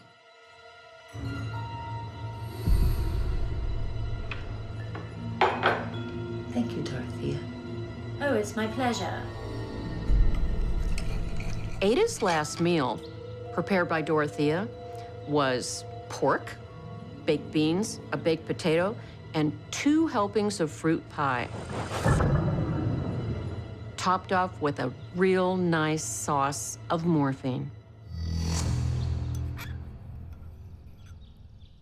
As a result of that, it was decided that Louisa's body should also be exhumed and a post-mortem made. I cooked one of your favorites. Oh, pork. Oh, yum. When Ada's mother, Louisa, was exhumed, they found elevated levels of morphine in most of her organs. She didn't die of natural disease. She died of a morphine overdose.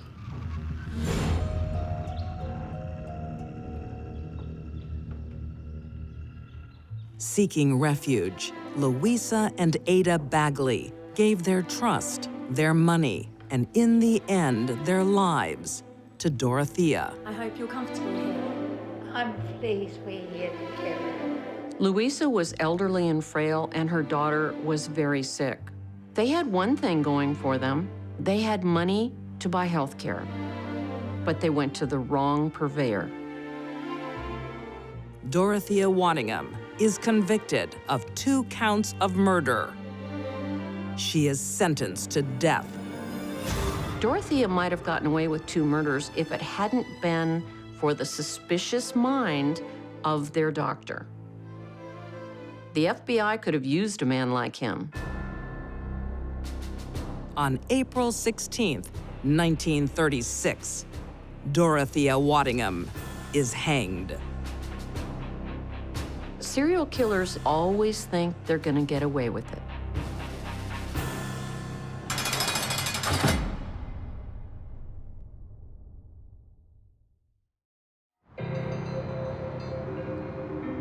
Lakewood, Colorado. In the desert city, a brutal home invasion. He was caught completely by surprise. Why are you doing this to me? I was hugely violent. Police, open up. The officers entered the room, and immediately to their right, Alvin is breathing deep, the apneic breathing of a man who's about to die. Ma'am, please. Darlene told police that 2 drug dealers from Louisiana had come looking for payback. They put her into a back bedroom while they killed her husband.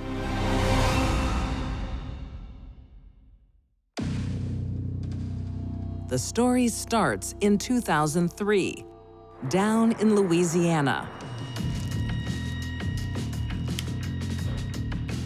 where Alvin and Darlene Spears are running with the wrong crowd. Alvin had a bit of a checkered past for sure. He was dealing in drugs. And his 28-year-old wife, Darlene, is dealing guns. Make sure they're 38s. Have I ever let you down? She was charged or indicted by ATF for selling straw purchases, selling guns through straw purchases.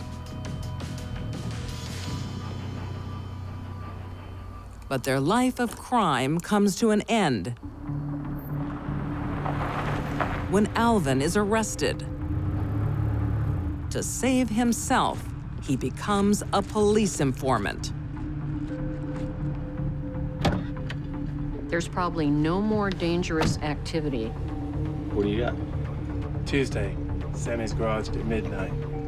than being a drug dealer and informing on your colleagues to the police. But that's what Alvin was doing. Nice work. Okay. He is making enemies fast. So Alvin and Darlene skip town.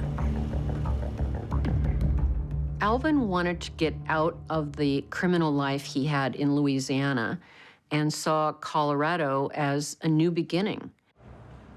Testing 1 2 1 2. Testing 1 2 1 2. Testing. We good. Alvin is Testing, 1 2. reborn. Testing. Alvin was studying to be a minister. Your husband's a very talented young man. How are his studies? He'll be a minister in no time. Darlene is right by his side.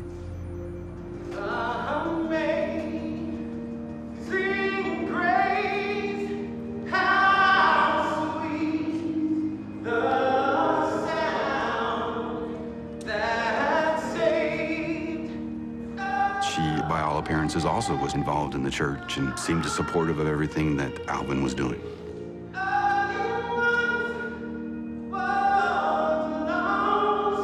To everybody, she presented as a God-fearing, church-going woman.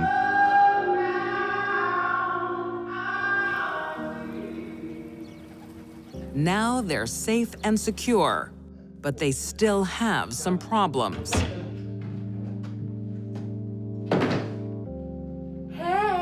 Money was a huge issue. They didn't have any. Darlene and Alvin's new start in Colorado left them pretty much penniless. What do you think?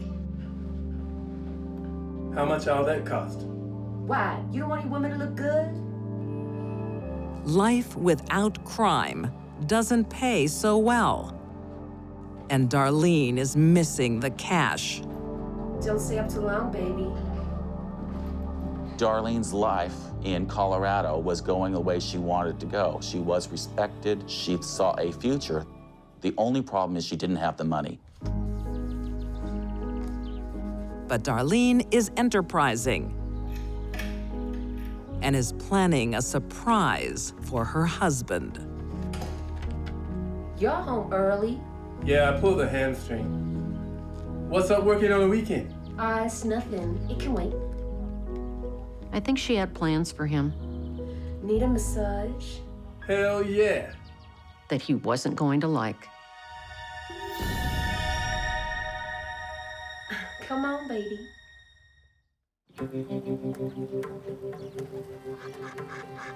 Lakewood, Colorado. With wife Darlene's support, Alvin Spears transforms himself from drug dealer and police informant Tuesday, Sammy's garage at midnight. to preacher.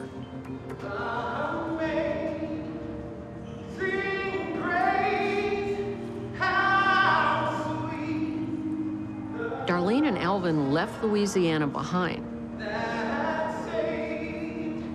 But Alvin would probably have to always be looking over his shoulder. Old foes are one problem. Lack of cash is another. But on December 7th, 2003, over a romantic meal, Hey, you coming? Dinner's up.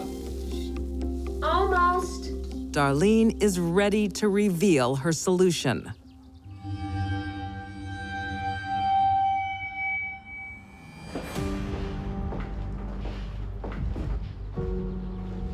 Spoil me, babe. I almost forgot. I got a surprise for you. Let me get it. You are spoiling me.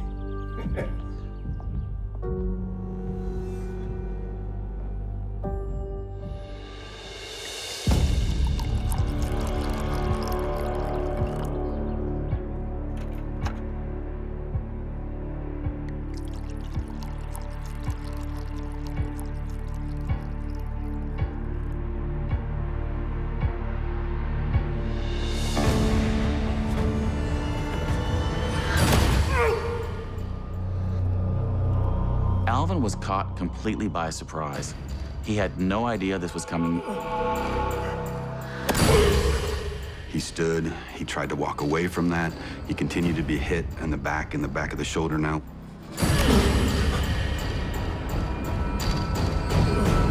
He was in shock. Alvin could not believe that his wife was standing there with a sledgehammer doing what she did to him. Why are you doing this to me?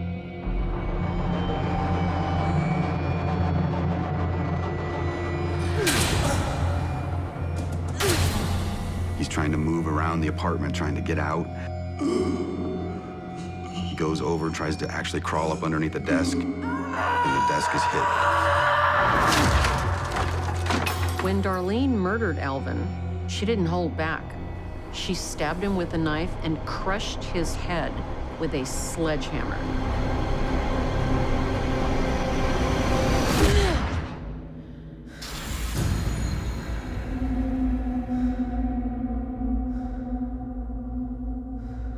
Whatever plans Darlene has next are changed instantly.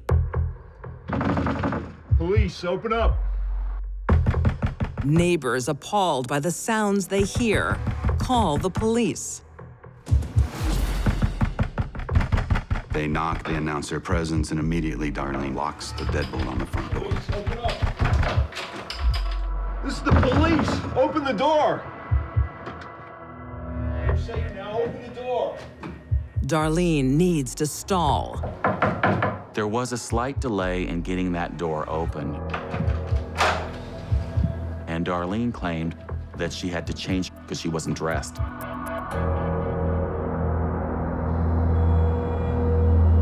Ma'am, please. And when she came and answered the door, she was in bloody clothes. Homicide, 187. Who puts on bloody clothes to answer the door when the cops are there? Ma'am, can you tell me exactly what happened? Darlene told police that 2 drug dealers from Louisiana had come looking for payback. There were 2 of them. They forced me into the bedroom. I heard everything. Although the police are skeptical, they don't have enough evidence immediately to make an arrest. Darlene has time to refine her story. Leadership is based on inspiration, not domination. And get on with her career. She is a respected team leader. She brutally killed a guy who was turning his life around and then passing herself off as a victimized woman, professional, and moving on with her life. There's just one problem. The crime scene tells a different story. Darlene explained the blood on her clothes, saying that it was transfer blood from Alvin when she was tending to him. But forensics proved it was spatter, high-velocity spatter blood. Investigators soon discover numerous life insurance policies. So do I get cash or bank transferred? Darlene takes out 8 life insurance policies on Alvin. So how's the money paid? Adding up all these insurance policies until it adds to about $380,000. Do you need any extra forms? Do you need a death certificate? She's already contacted 3 or 4 of the 8 policyholders to try to get the money. Thank you. It's entirely possible that after 3 months, Darlene thought she was home clear. She wasn't going to be arrested. Surprise!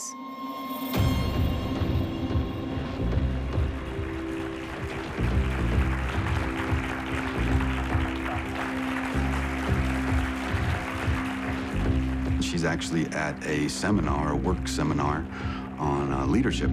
There is only one rule. Hunt or be hunted. She's in the middle of a seminar when I arrest her.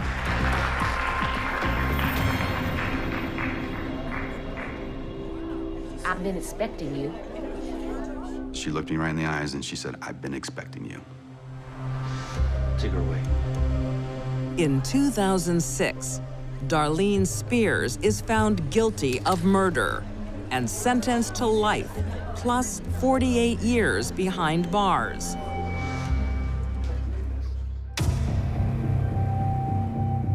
Although she'd been a petty criminal, Darlene has no history of violence and a good relationship with her husband. There's one clear-cut motive in this case, and it's a word that begins with G and ends in R-E-E-D. Greed is what really drove her to try to get to where she wanted to be.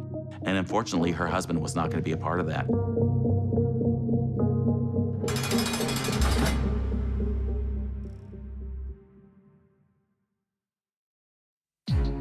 These deadly women valued money more than lives.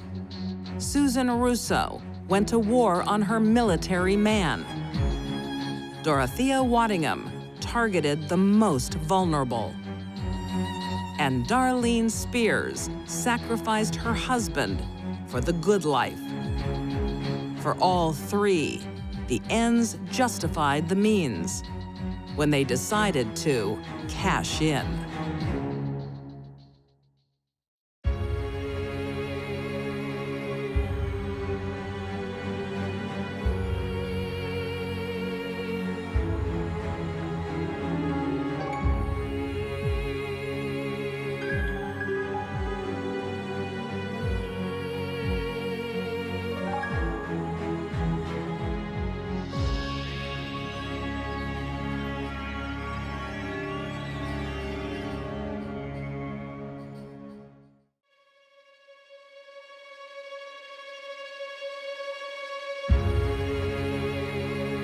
Speak of the devil, and she shall appear.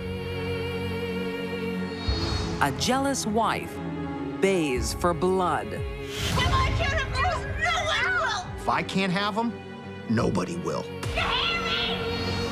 Rejection turns a mistress into a monster. On the scale of hideous and grotesque murders, this is at the top. And an unhappy couple Will you stop that? drive each other to the brink. People do some very vile things. These deadly women don't pull punches. They commit unspeakable acts.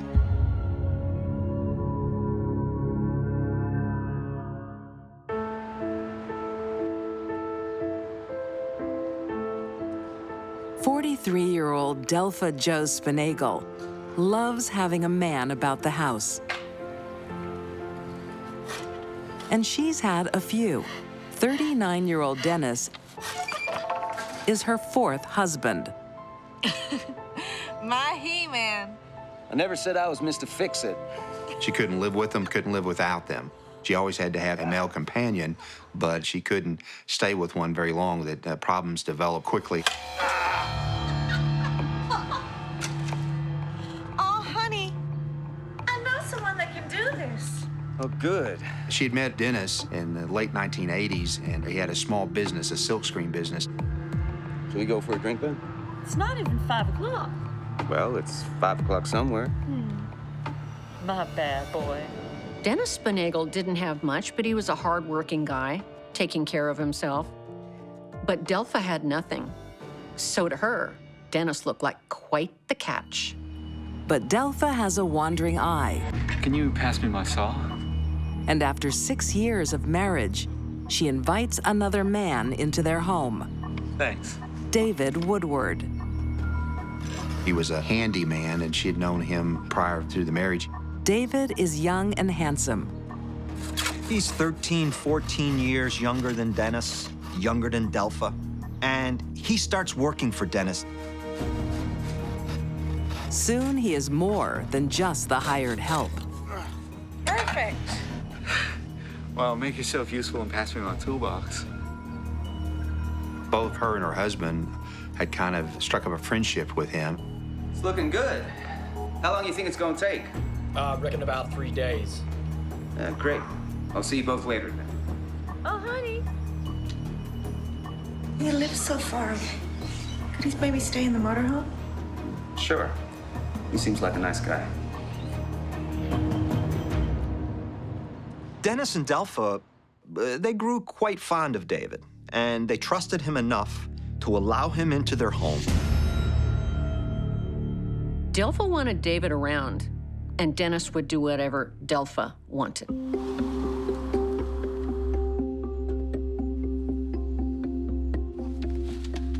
Are you sure you'll be comfortable here? Sure will. Delpha was definitely attracted to him. David, of course, wasn't too attracted to her, wanted to be friends. So glad you're here. Won't feel so alone. What are you talking about? What about Dennis? What about Dennis? Delpha soon has her new tenant's ear. He abuses me, he pushes me. Emotionally, I'm just a wreck from all of it. He drinks all the time. I raise you. David sees the problem firsthand. I'm out.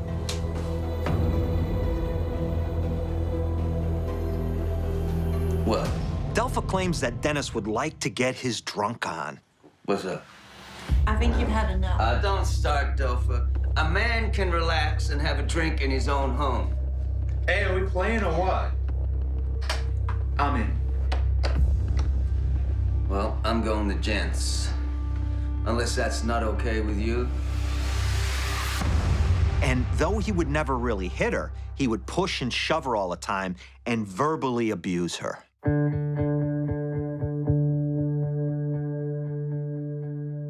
And there's something else.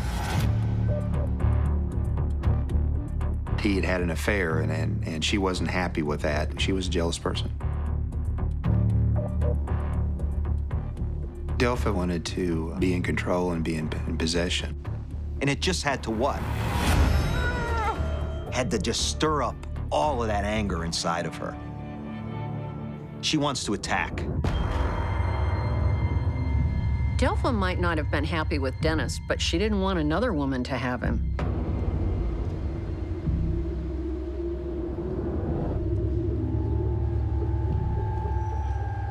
Delpha confronted, told her. She said, listen, if I can't have him, nobody will.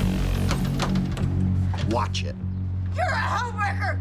Stay away from my husband! Homewrecker! That tells me that there's a lot of pent-up anger. Maybe a volcanic rage inside of her just waiting to come out.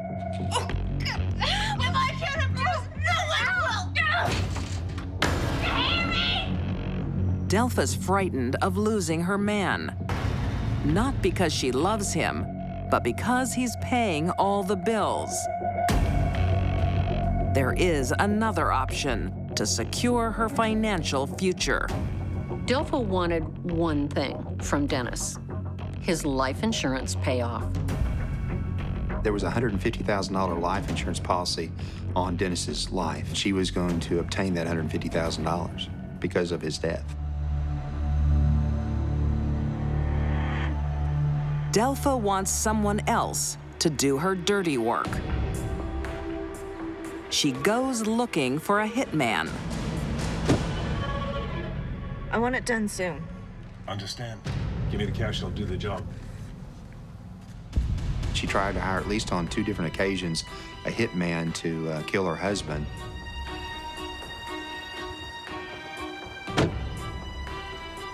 Listen, there's a lot of money at stake here. There's gonna be more in this for you than you could ever imagine. So help me get it done. We'll be rich. But Dennis is trying to make amends. He promises to change his ways. Delpha, you got to believe me. Dennis ended the affair, He did what he was told. Please, Delphi. I know what I did was stupid.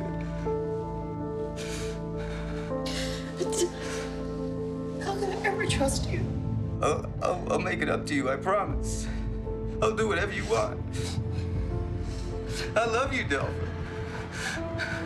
I love you.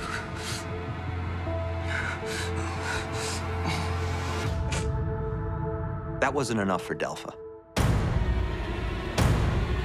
It's too late. Delphi's wheels are in motion. It's what's inside people that's hard to see.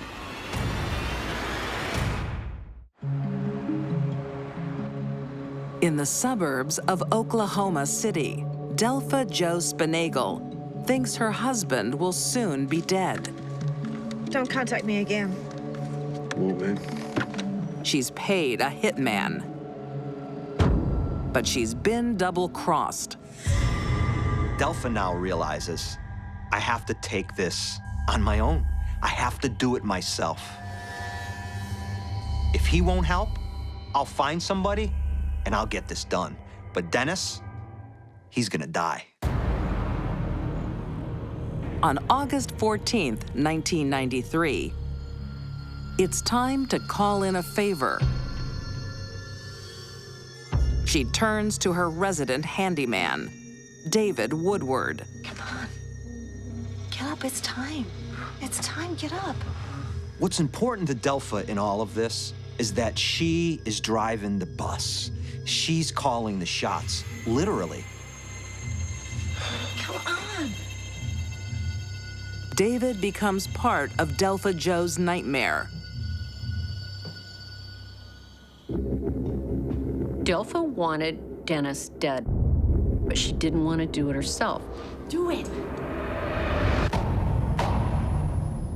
David would do anything for her, and she knew that. Do it. We have no idea why.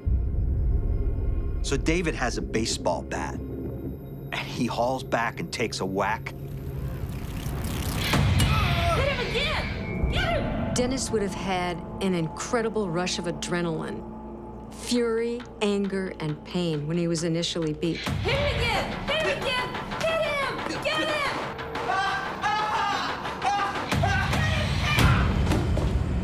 him! One guy against the other guy, but one of them has a bat. Delphi, please! Hit him again! Delphi, standing back, loving it all. She's part of this violence. David begged Dennis to please die because his arms were getting sore. So when David can't get control of the situation with the bat, what does he do? Here, use this! Just die! And he stabs Dennis right in the chest.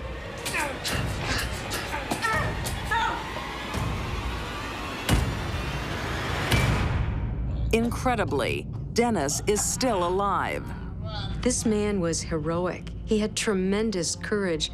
Much more than that, he had stamina and determination. He had a lot of fight in him. Dennis just wouldn't die. I mean, it was a very gruesome homicide scene. There was blood on the wall. There was blood on the ceiling. There was blood throughout the house. Please, stop. You're gonna kill me. Give me my shorts. Just don't move. Amidst the horror, Dennis begs for one final wish. Hurry up! Hurry up! Just hurry up and die! Dennis asked if he could put his pants on, and they allowed that, but they couldn't allow him to live. Delphi and David coil a rope around Dennis's neck, each take a side like it's a tug of war, and they strangle him to death. This was a long, torturous, drawn-out murder. It took hours to kill Dennis.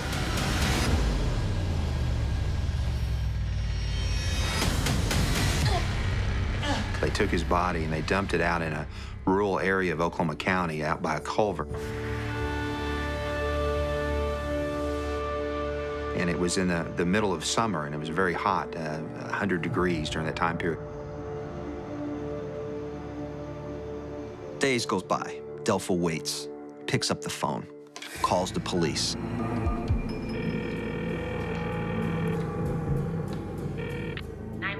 what's your emergency? Hi, I'd like to report my husband missing. Okay, ma'am, can you tell me exactly what happened? He walked out. He was really drunk and angry, and I haven't seen him since.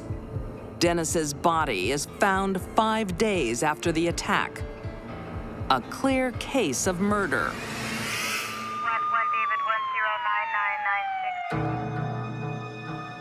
The first place the police investigate is the family home. There's no way in this particular incident that a person could have cleaned the house up with any cleaning agents. The only way that they could have cleaned this house up if the house had been burned down. Luminol reveals blood spatter everywhere. They found hair and blood specimens like in a vacuum. They found dried blood throughout the house in different locations, and it was quite apparent that there'd been a major struggle. And the cops figure it out like it's a puzzle, a kid's puzzle.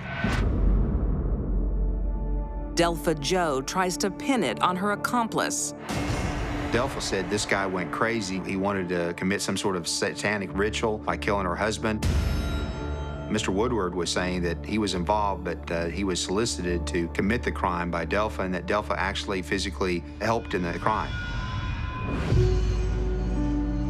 They are both convicted of first-degree murder. David Woodward is sentenced to life without parole. In 1998, Delpha Jo Spinagle accepts a plea of life, no chance of parole. She committed a murder with no value for human life. This was somebody she supposedly loved. The three major motivators of murder are jealousy, revenge, and money. For Delpha, it was the almighty dollar.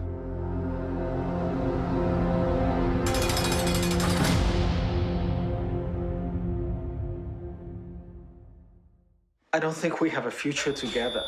A broken promise taints all trust That pledge was very important. and turns a loyal heart She was planning to do something terrible. into a vengeful vixen. She wanted ultimate pain and suffering. China, 2011. 41-year-old Saisiar Liao has been unlucky in love. Her husband was killed in a car accident, and she was incredibly grief-stricken after that accident because she'd been very much in love with her first husband. The dumpling here is quite well known. But she's finally met a man with whom she has a lot in common. 57-year-old Brian Mock. He's a Chinese-born Australian businessman who does a lot of travel between China and Australia. So have you been to Australia? Many times. My daughter lives there. With her daughter studying in Australia, Saisiar regularly travels between the two countries, a luxury she's worked hard to afford. Can I have your number? Okay. She was involved in making certain Chinese foods. Thank you. So we should keep in touch when you come to Australia. She became very popular doing that, and that business grew, and she became very successful.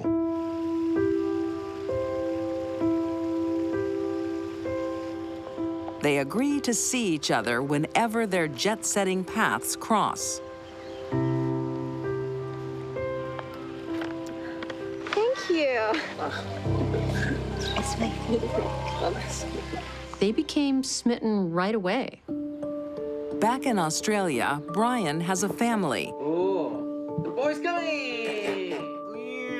2 daughters and a beloved grandson. He and his wife recently split up. Brian's separated from his wife, so they're not divorced, but they have broken up. He's on a business trip, he meets a new woman, and there's no problems for them starting a relationship. After 40 years of marriage, Brian is dating again. I missed you so much. Me too. For 3 years, he and Saisiar meet on both sides of the world. It's good to see you again. He was an older man, and she believed that he was attracted to her, and that's what she wanted. And Brian is honest about his situation back home. You must know, I'm married. Please, wait. We are separated. I won't be the other woman. Saisiar wants their romance to be more. And she gets her hopes up when Brian asks her to be patient. I don't want to go. Be patient. Being patient would mean someday you'll be my wife. Brian believes his marriage is over. Keep it as a symbol of our love. And decides to take the next step. You promise you get a divorce? Brian did and said things that he wasn't really free to do. He gave her a wedding ring.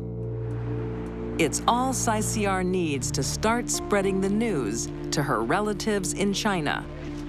Your man, your country. Everyone is getting excited about the pending wedding. So for Saisiar, that pledge was very important. It was something that couldn't be taken back. When's the big day? As soon as his divorce is final. And she also sees him as her ticket to Australia, where her daughter is, a great opportunity for her to start a new life, a new family, and a new husband.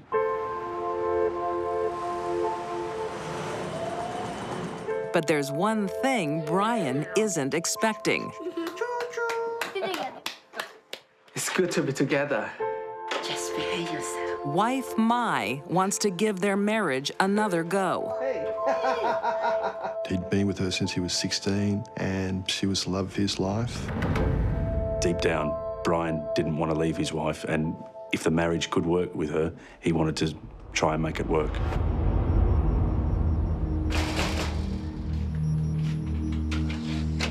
Where have you been? Why haven't I heard from you? Can I come in? Can I explain? On Saisiar's next visit, Brian breaks the news. Everything that she was looking forward to, the dream of living in Australia, was lost. What is it? Tell me. I don't think we have a future together. What? But you promised. Things have changed. What has changed? She didn't take it well. You marry me, I destroy your life. You got to upset it's over. Saisiar isn't just devastated. She's humiliated. She flew into a jealous rage. She went absolutely crazy. I've gone back to my wife. No! And she said, plain and simple, that she would get revenge. And she threatened Brian, you're gonna leave your wife or else.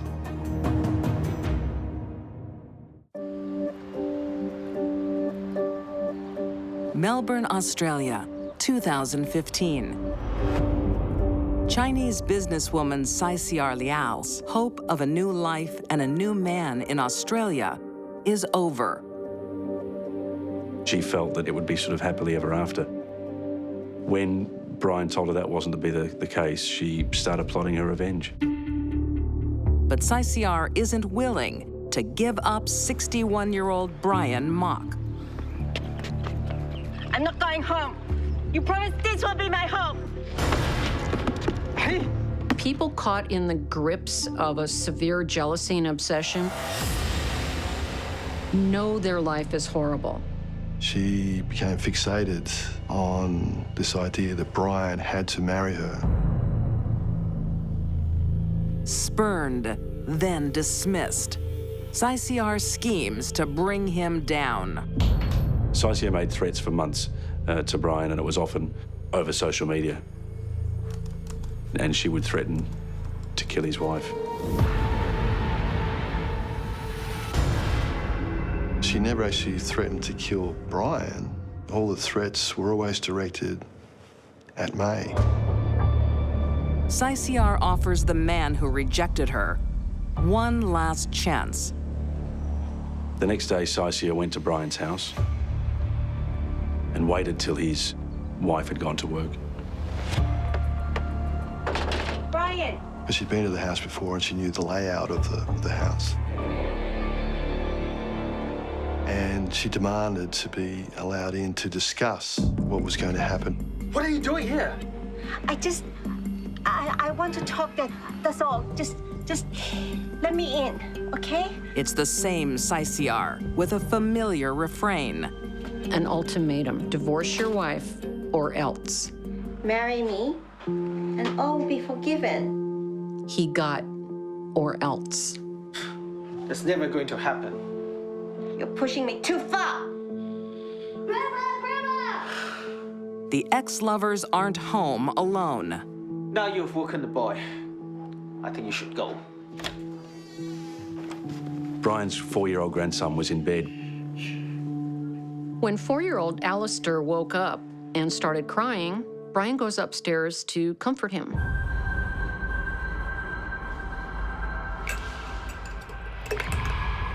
While he was gone, Saisia slipped something into his tea. She spikes his tea with sedatives. Soon, Brian is comatose, helpless. She wanted to really hurt Brian and to make him realize how much she was suffering from his decision not to marry her. This was pure revenge for Brian's rejection. Now it's time to meet the family, one by one. She went upstairs and butchered a 4-year-old child.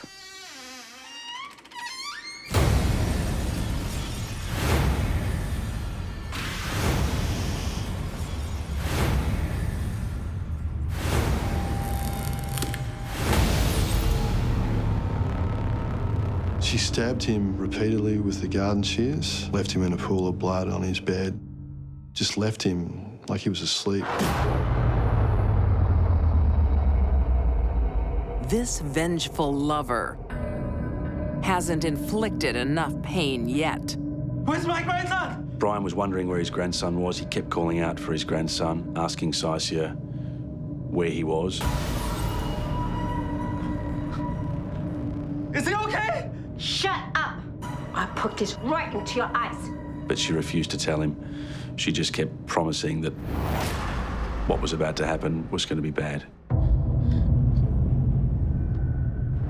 She kicks him, she punches him.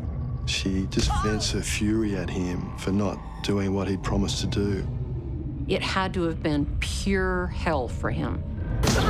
Brian was now being held by a monster and was completely helpless. When will your wife be home? She doesn't kill Brian. She's just killing time. Saisiar waits 10 hours for his wife to come home. Not only is she torturing him physically, kicking him in the face and chest, she's also telling him when his wife gets home, she's going to kill her.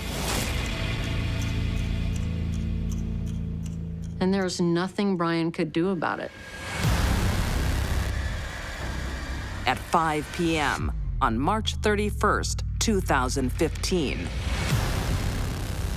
Saisiar strikes.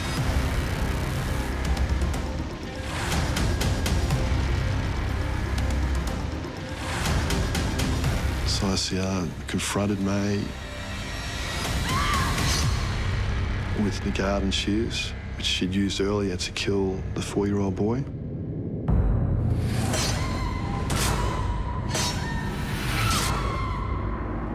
She stabbed her 23 times.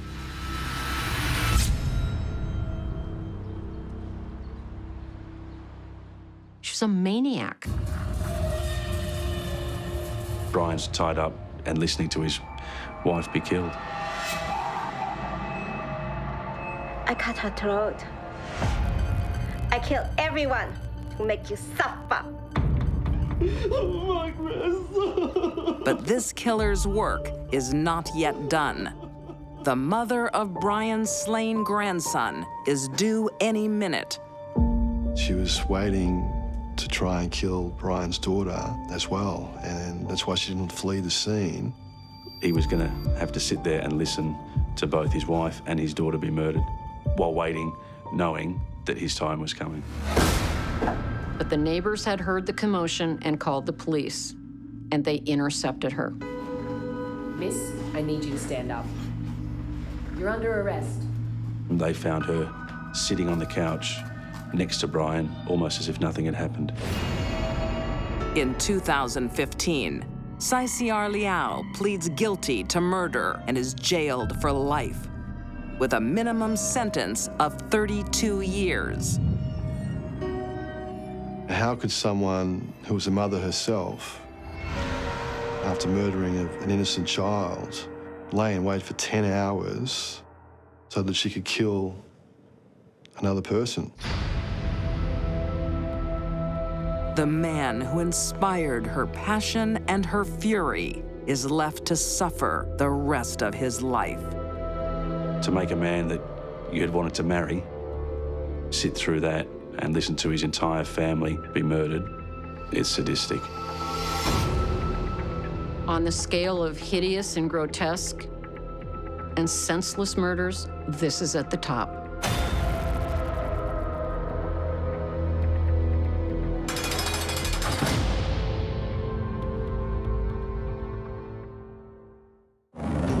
Something goes bump in the night. She hears a loud thump. Luis? She wakes up and she sees Luis at the bottom of the stairs. A bizarre accident. He had fallen down the stairs and stabbed himself in the eye. Ends a 30-year union. Luis! They were shocked. They couldn't believe it.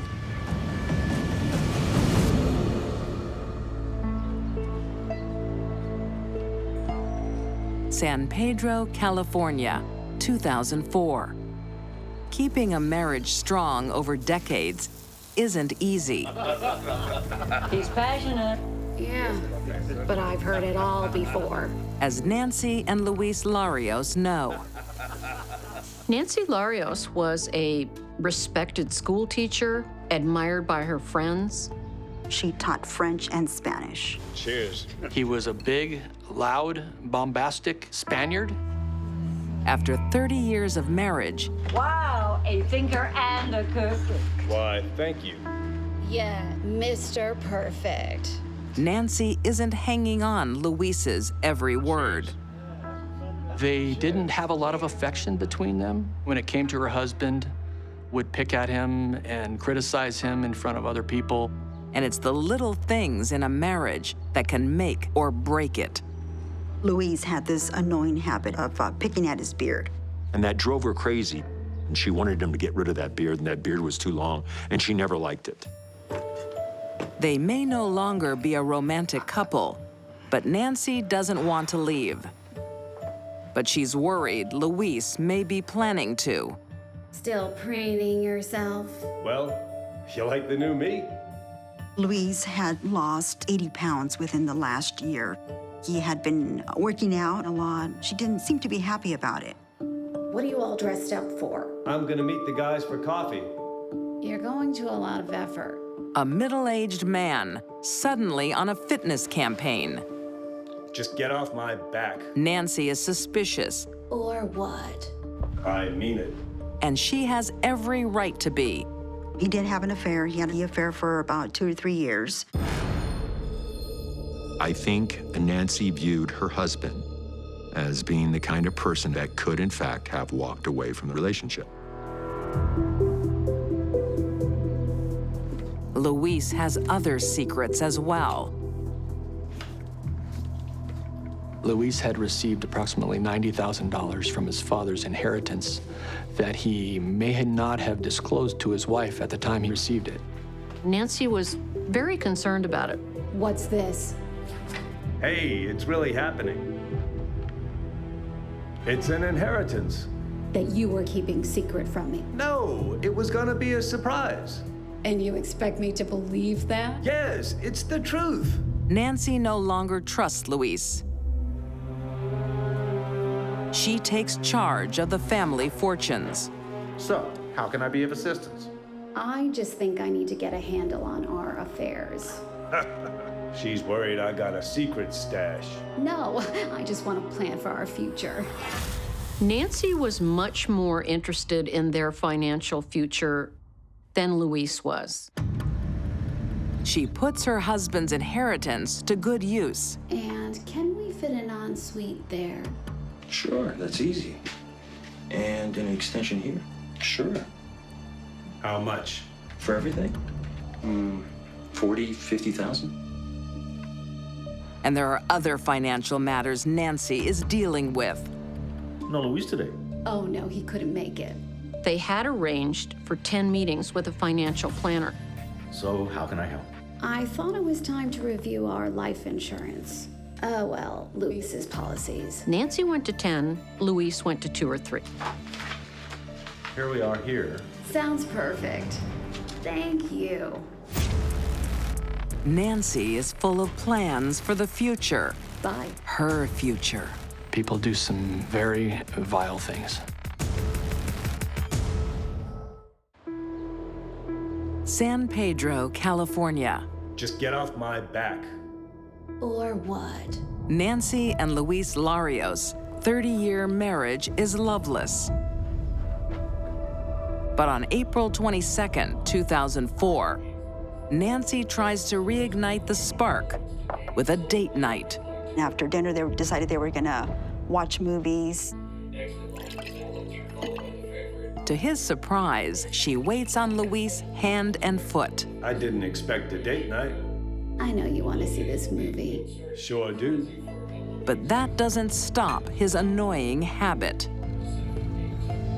Oh my God, will you stop that?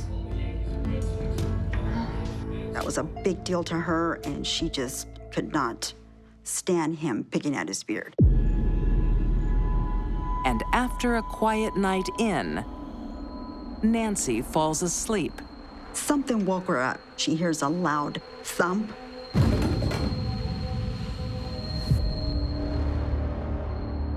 She looked, she saw him at the bottom of the stairs.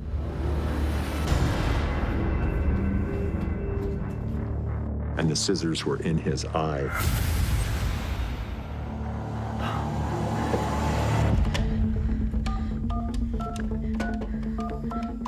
She has to call someone because her husband's dead at the bottom of these stairs. Father, it's Nancy Larios. Nancy summons an unlikely savior. My husband's had a terrible fall. She called a priest to administer last rites. I think he needs the last rites. Last rites are usually administered as someone is dying, not after the fact.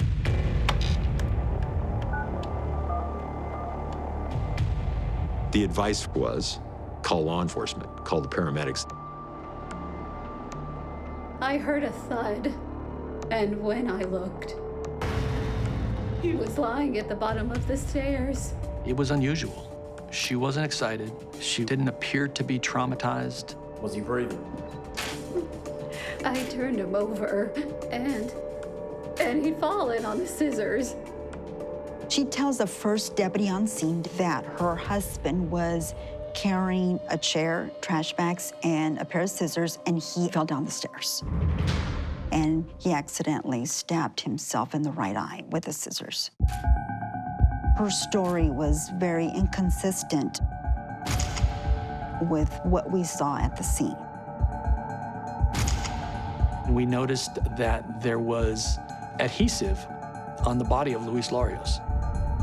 Nancy tries to explain away the tape marks. And her basic story was that Luis was enjoying some brandy, and he had this annoying habit of pulling his beard. And so she decided to strap his arms to the chair to prevent him from pulling his beard. But he caught her doing it, and they had a good laugh. It's a bizarre explanation, and so are her actions after she finds her husband's body. I couldn't bear seeing him like that. She had scrubbed the floor, she had scrubbed her husband, she had removed his clothing, and redressed him. She wanted him cleaned up and presentable to see the priest. And Nancy can't explain away the forensic evidence. There was no explanation ever offered why there'd be a blood spatter upstairs in the bedroom. If Louise died the way she said, there would have been no blood in the bedroom. For a teacher, she wasn't very smart. Police pieced together the real story. Nancy Larios fed her husband a great deal of alcohol. He was also under the influence of temazepam. After Luis became sleepy, Nancy made her move. She tied him up in a chair with duct tape. Who has duct tape in a bedroom? Nancy Larios does. Then she stabbed her husband in the eye with a 6-inch scissors blade. I can't imagine what it was like for him to look up and see the scissors come towards his head, towards his eye, from his wife. A lot of force went into it, a lot of anger. His head was a bloody mess. Nancy then rolled the chair with Louise strapped to it outside to the top of the landing and pushed him down the stairs. It was just such a violent death for Louise.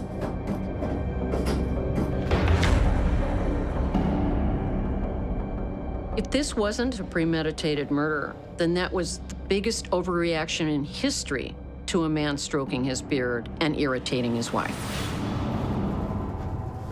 For staging an accident, this teacher gets an F.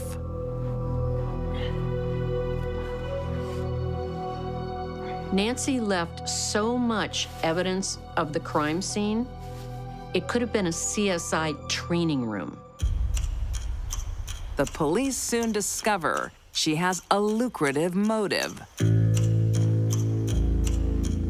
She took receipt of a $425,000 life insurance policy 11 days prior to killing her husband.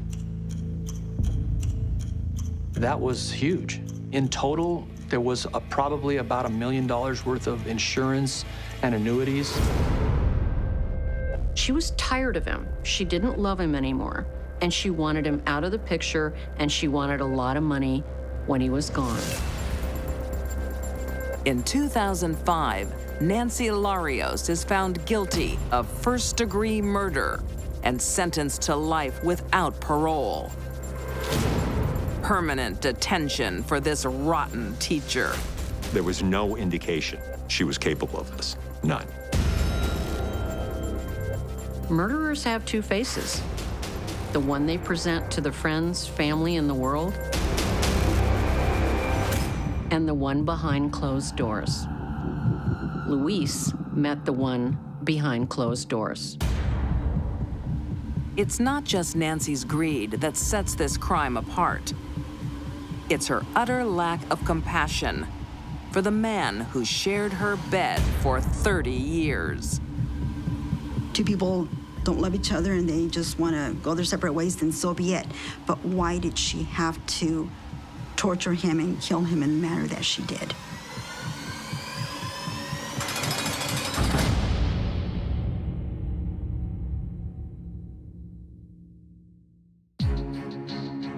These deadly women had true darkness inside them. Delpha Jo Spinagle left her marriage in a ditch. Saisiar Liao destroyed the life of the man who betrayed her. And Nancy Larios turned resentment into bloodshed. All three found a thirst for blood that could only be satisfied by unspeakable acts